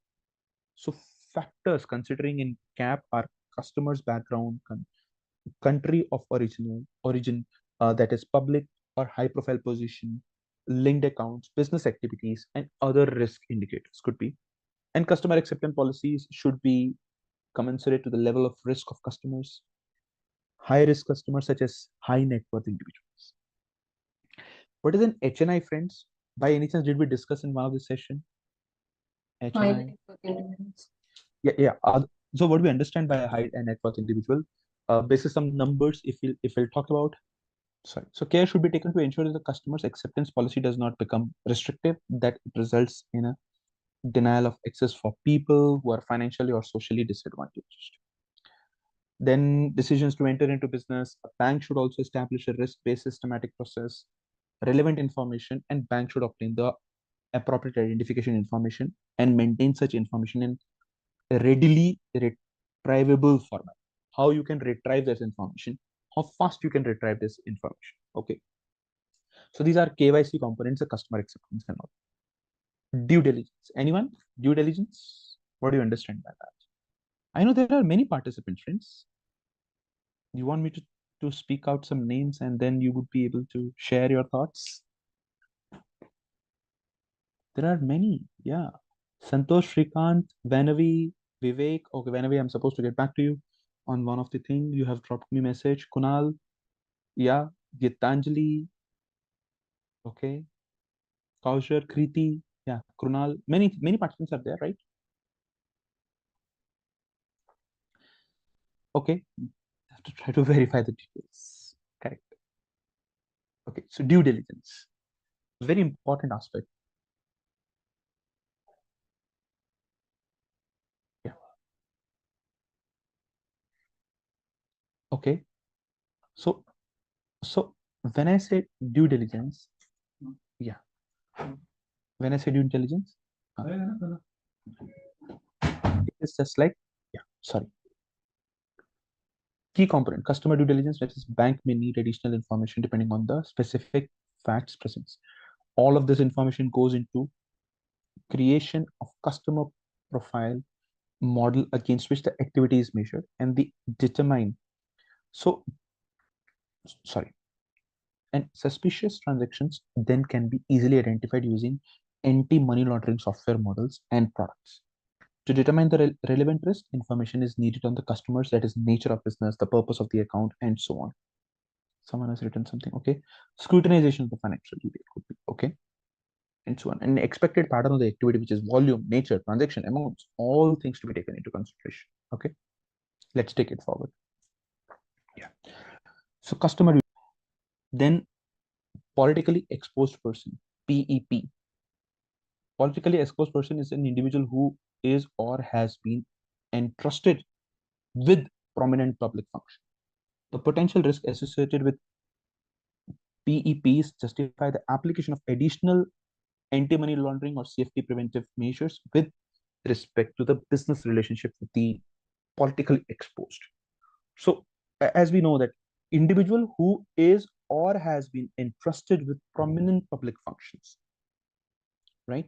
To address the risk that FATF recommendations 12 and 22 requires countries to ensure that financial institutions and designated non-financial businesses and professionals, which is DNFBBs, implement measures to prevent the misuse of the financial systems and non-financial businesses, professions by PPs, and to detect such potential abuses if and when they are. Okay, so it is customer identification process. Okay, it's easy. So I was able to figure out a customer identification and maybe the process also. Yes, okay, thank you. Actually, I just googled it again. I'm sure people must have already. Okay, so that was easy one. So this is more theoretical, friends, and then it is political exposed person does not always mean an individual who directly holds public office. It also includes their immediate family members, close business associates, as well as any senior executive of a state-owned entrepreneur. Correct. So these are the things takes place, and higher risk customers and the transaction should be reviewed more closely to account opening or more frequently throughout the terms of the relationships. So these are just a preventive measures. Okay. So we can take it forward. And this is the process. Politically exposed person. It's simple here. When AML or CFT risk of the customer is low, it is simplified. When it is it could be standard, like when AML risk of the customer is medium and risk of the customer is high, that is enhanced. So this is how we further classify it, the PEP basis, low, medium, and the high. Simplified, standard.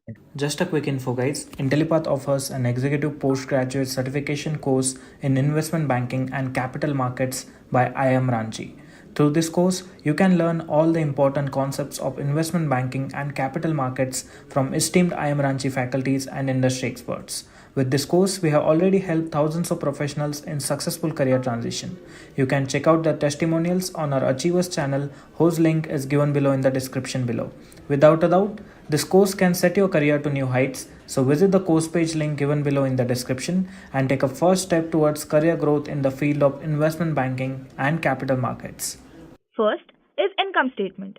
The income statement is a financial statement that shows the profitability of the company. It begins with the revenue line and works its way down to net income after various expenses are deducted. The income statement is for a set period of time, such as a quarter or a year. Second is balance sheet. The balance sheet does not cover the entire period, but rather provides a snapshot of the company at a specific point in time, such as the end of the quarter or the year. The total number of assets and liabilities must always equal the total amount of equity and liabilities. Third is cash flow statement. A cash flow statement is a magnified version of the balance sheet's cash account that accounts for the entire period, reconciling the cash balance at the beginning and the end of the period. Next question is, what is the difference between enterprise value and equity value? So enterprise value is the company's overall current value, whereas equity value is the value of the company's shares and loans, which can provide an indication of the company's current and future value. Third question, what is beta and how to calculate beta for a company? The beta of investment security is a measure of its volatility of returns in comparison to the market as a whole. It serves as a risk indicator and is crucial to the capital asset pricing model. A higher beta means a greater risk and higher expected profits for the company. Because 1 is the benchmark for beta, everything above 1 is more variable and carries more inherent risk.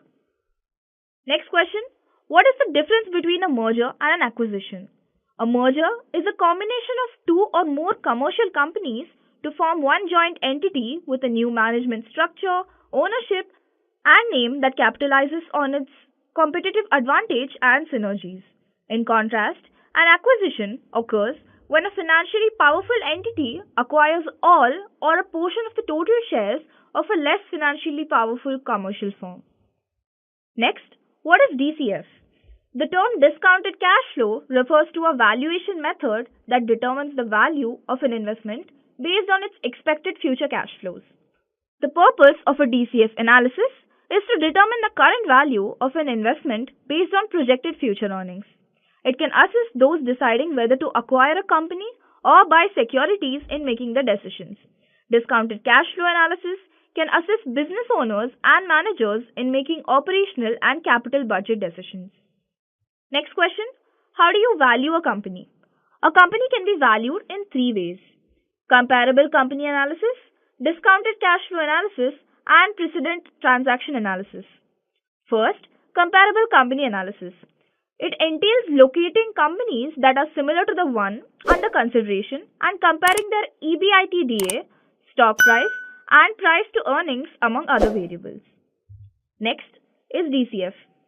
The discounted cash flow analysis uses the amount of money that the company is expected to make in future, discounted to present values. Finally, precedent transaction analysis. Precedent transaction analysis is similar to comparable company analysis, in which you look at how much similar companies have sold in order to determine the value of the company you're valuing. Next question. How do you calculate terminal value?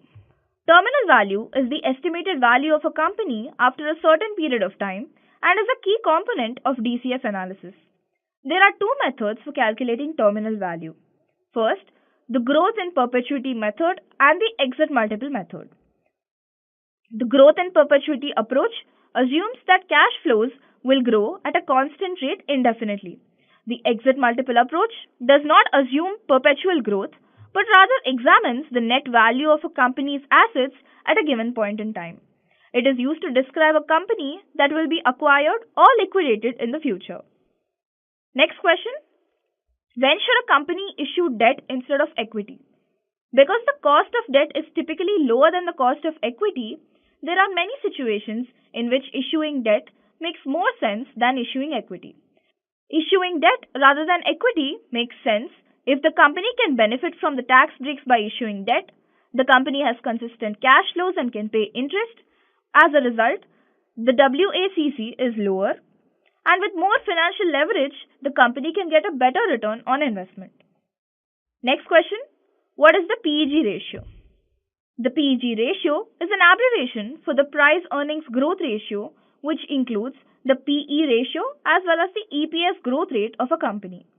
Rapidly growing stocks have higher PEG ratios, whereas conservatively priced stocks have the same PE and PEG ratios. If a company has the same PE and PEG ratio, one could argue that its stocks are overpriced when compared to companies with the same EPS but a lower PE rate. Next question. What is net working capital? Net working capital is the amount of money a company has after paying off all current short-term debts. So it is given by current assets minus current liabilities. So current assets include balance sheet items such as accounts receivable, inventory and prepaid expenses, whereas current liabilities are short-term debts such as accrued expenses, deferred revenue and accounts payable. Now we're going to look at investment banking intermediate interview questions. Starting with the first one, what does negative working capital mean? When a company's existing liabilities exceed its current assets, it has negative working capital. This means that liabilities paid within a year outnumber monetizable working capital during the same time. Buyers frequently regard a target company's negative working capital as negative because it represents the additional capital required to operate the company after the transaction is completed. A buyer prefers a working capital ratio of 1 to 1.5, which means at least $1 in current assets for every $1 in current liabilities. This gives the buyer confidence that the company will be able to meet the seller's and payroll obligations in the short term. Second question, what is the difference between cash-based accounting and accrual accounting? So cash-based accounting records revenue and expenditures only when cash is received or spent. Accrual accounting, on the other hand, records revenue when it is reasonably certain that it will be collected and expenses when they are incurred rather than when cash is actually spent. Because credit cards and lines of credit are so widely used for payment these days, most large organizations use accrual accounting. However, very small businesses may choose to use cash-based accounting to simplify their financial statements. Next question. Two companies are identical except one has debt and the other does not, which will have a greater WACC. The company with no debt will have a higher WACC because debt is less expensive than equity.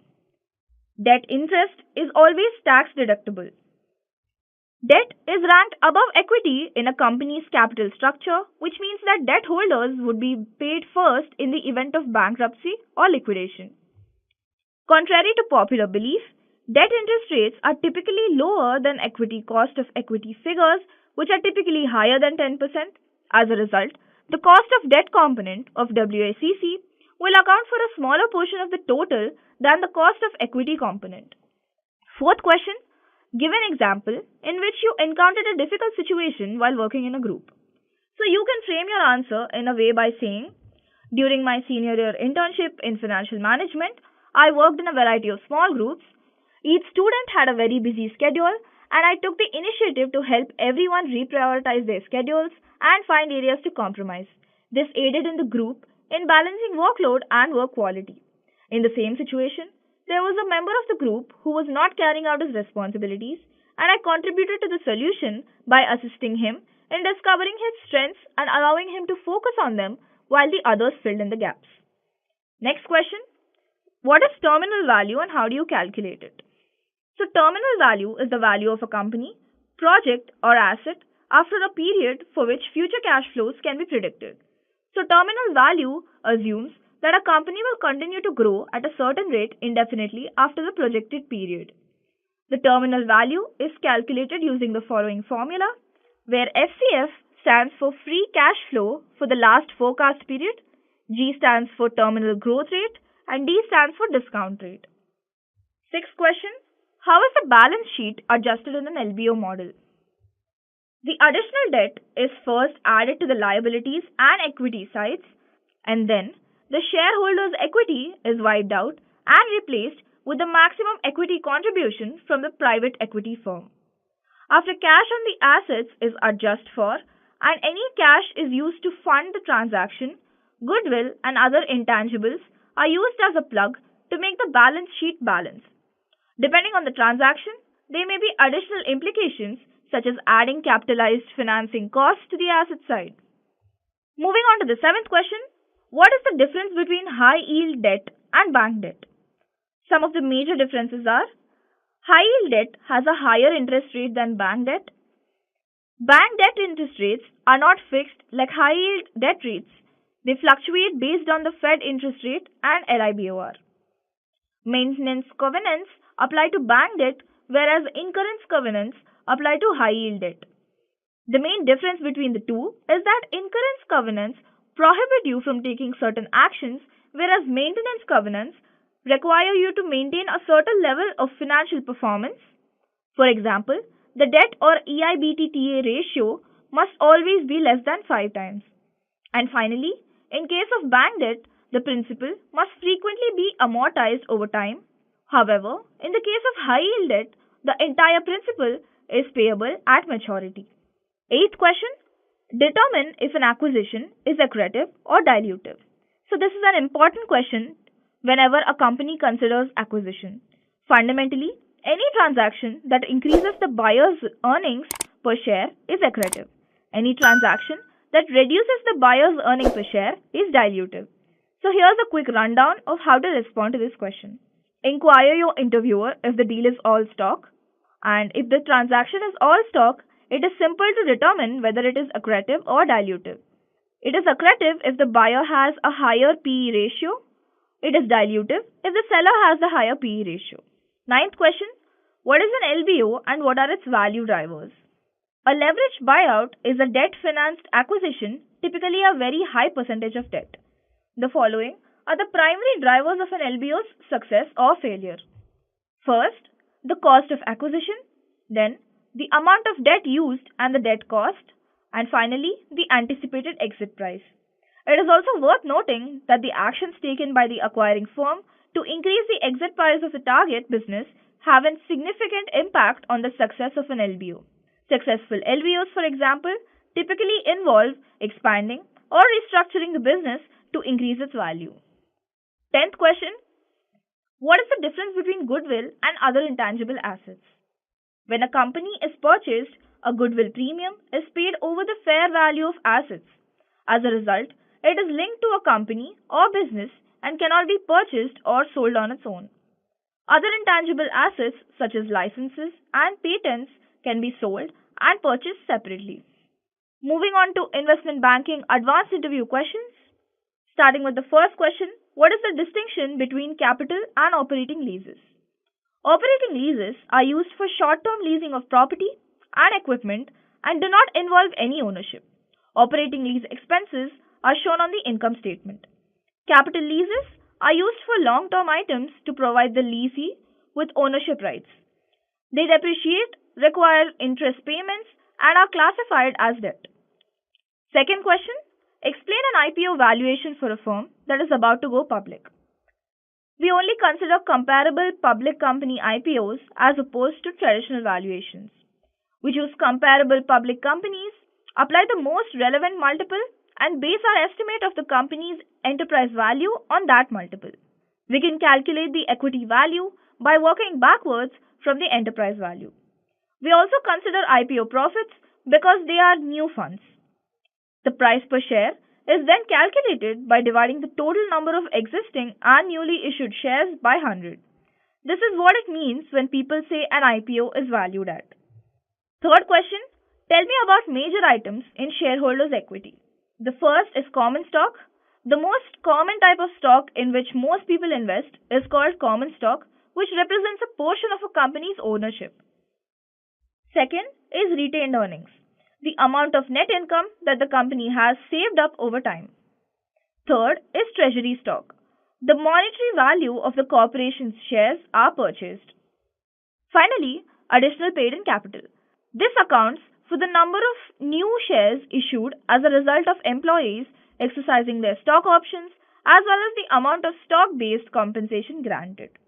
It also considers how much additional money a company receives from an IPO or other equity issuance. Next question, in a DCF, why would we use the mid-year convention? This is because a company's maximum cash flow does not always occur at the end of a fiscal year, but can occur evenly throughout the year. We would use the discount period numbers of 1 for the first year, 2 for the second year, 3 for the third, and so on if there was no mid-year norm. Instead, with the mid-year convention, we use 0.5 for the first year, 1.5 for the second, 2.5 for the third, and so on. Next question, what are your strengths? If you are asked this question, this is one of your best chances to demonstrate why you would make an excellent banker. Your analytical, quantitative skills, communication skills, the ability to learn quickly, detailed orientedness, and ability to work extremely hard are likely to be highlighted. You should be prepared to back up what you say about your strengths with 1 or 2 concrete examples from previous jobs or school. Next question, explain the use of revolver in an LBO model. A revolving credit line is used when you need more money to make your mandatory debt repayments than you have available. The revolver, like credit cards, begins undrawn, which means you don't borrow money and don't accumulate debt unless you need it. Before calculating mandatory and optional debt repayments, add any required revolver borrowing to your running total of cash flow available for debt repayment. You assume that any revolver borrowing from previous years is paid off first with surplus cash flow before any term loans in the actual loan repayments. Seventh question, why are deferred tax liabilities and deferred tax assets created in the merger and acquisition transactions? These are generated as a result of the writing up and writing down of assets in a transaction, which include both tangible and intangible assets. An asset write-down generates a deferred tax asset, while an asset write-up generates a deferred tax liability. Because of the frequent differences between an asset's fair market value and its book value, which appears on the balance sheet, the asset must be written down and written up. A write-up of an asset results in a deferred tax obligation because the new item will have a higher depreciation expense, which means you will pay less in taxes initially but will have to pay them back later, resulting in the liability. For an asset, write down and a deferred tax asset, the inverse is true. Eighth question, how do you approach problem solving in a complex financial scenario? You could answer this question by saying, when faced with a complex financial scenario, I follow a structured approach to problem solving. First, I gather all the relevant information and data. Then I analyze the information to identify the root cause of the problem. Finally, I evaluate various options and make a recommendation based on my analysis. I always ensure that my solution is feasible, practical, and aligns with the client's objectives. Next question, can you walk us through a recent transaction you've worked on? So you can answer this question by saying something like, yes, I worked on a deal for a company and my responsibilities included conducting due diligence, developing financial models, and negotiating the terms of the transaction with the counterparties. The transaction was completed successfully and it was a valuable learning experience for me. And for the final question, what are some of the examples of non-recurring charges that are reflected in the company's EBIT or EBITDA when reviewing its final statements? First, goodwill detriment, then charges for restructuring and asset depreciation, legal expenses, expenses related to bad debt, accounting procedures have changed, expenses associated with a disaster. Just a quick info guys, Intellipaat offers an investment banking course by IIM Ranchi which helps you master investment banking operations and the capital markets domain. This course will assist you in acquiring an in-depth understanding of financial markets, quantitative techniques for capital markets, equity research and strategic investment. With this course, we have already assisted thousands of professionals in successful career transitions. You can find their testimonials on our Achievers channel, the link to which is provided in our description below. Without a doubt, this course can set your career to new heights. So visit the course page link given below in the description and take the first step towards career growth with the investment banking course.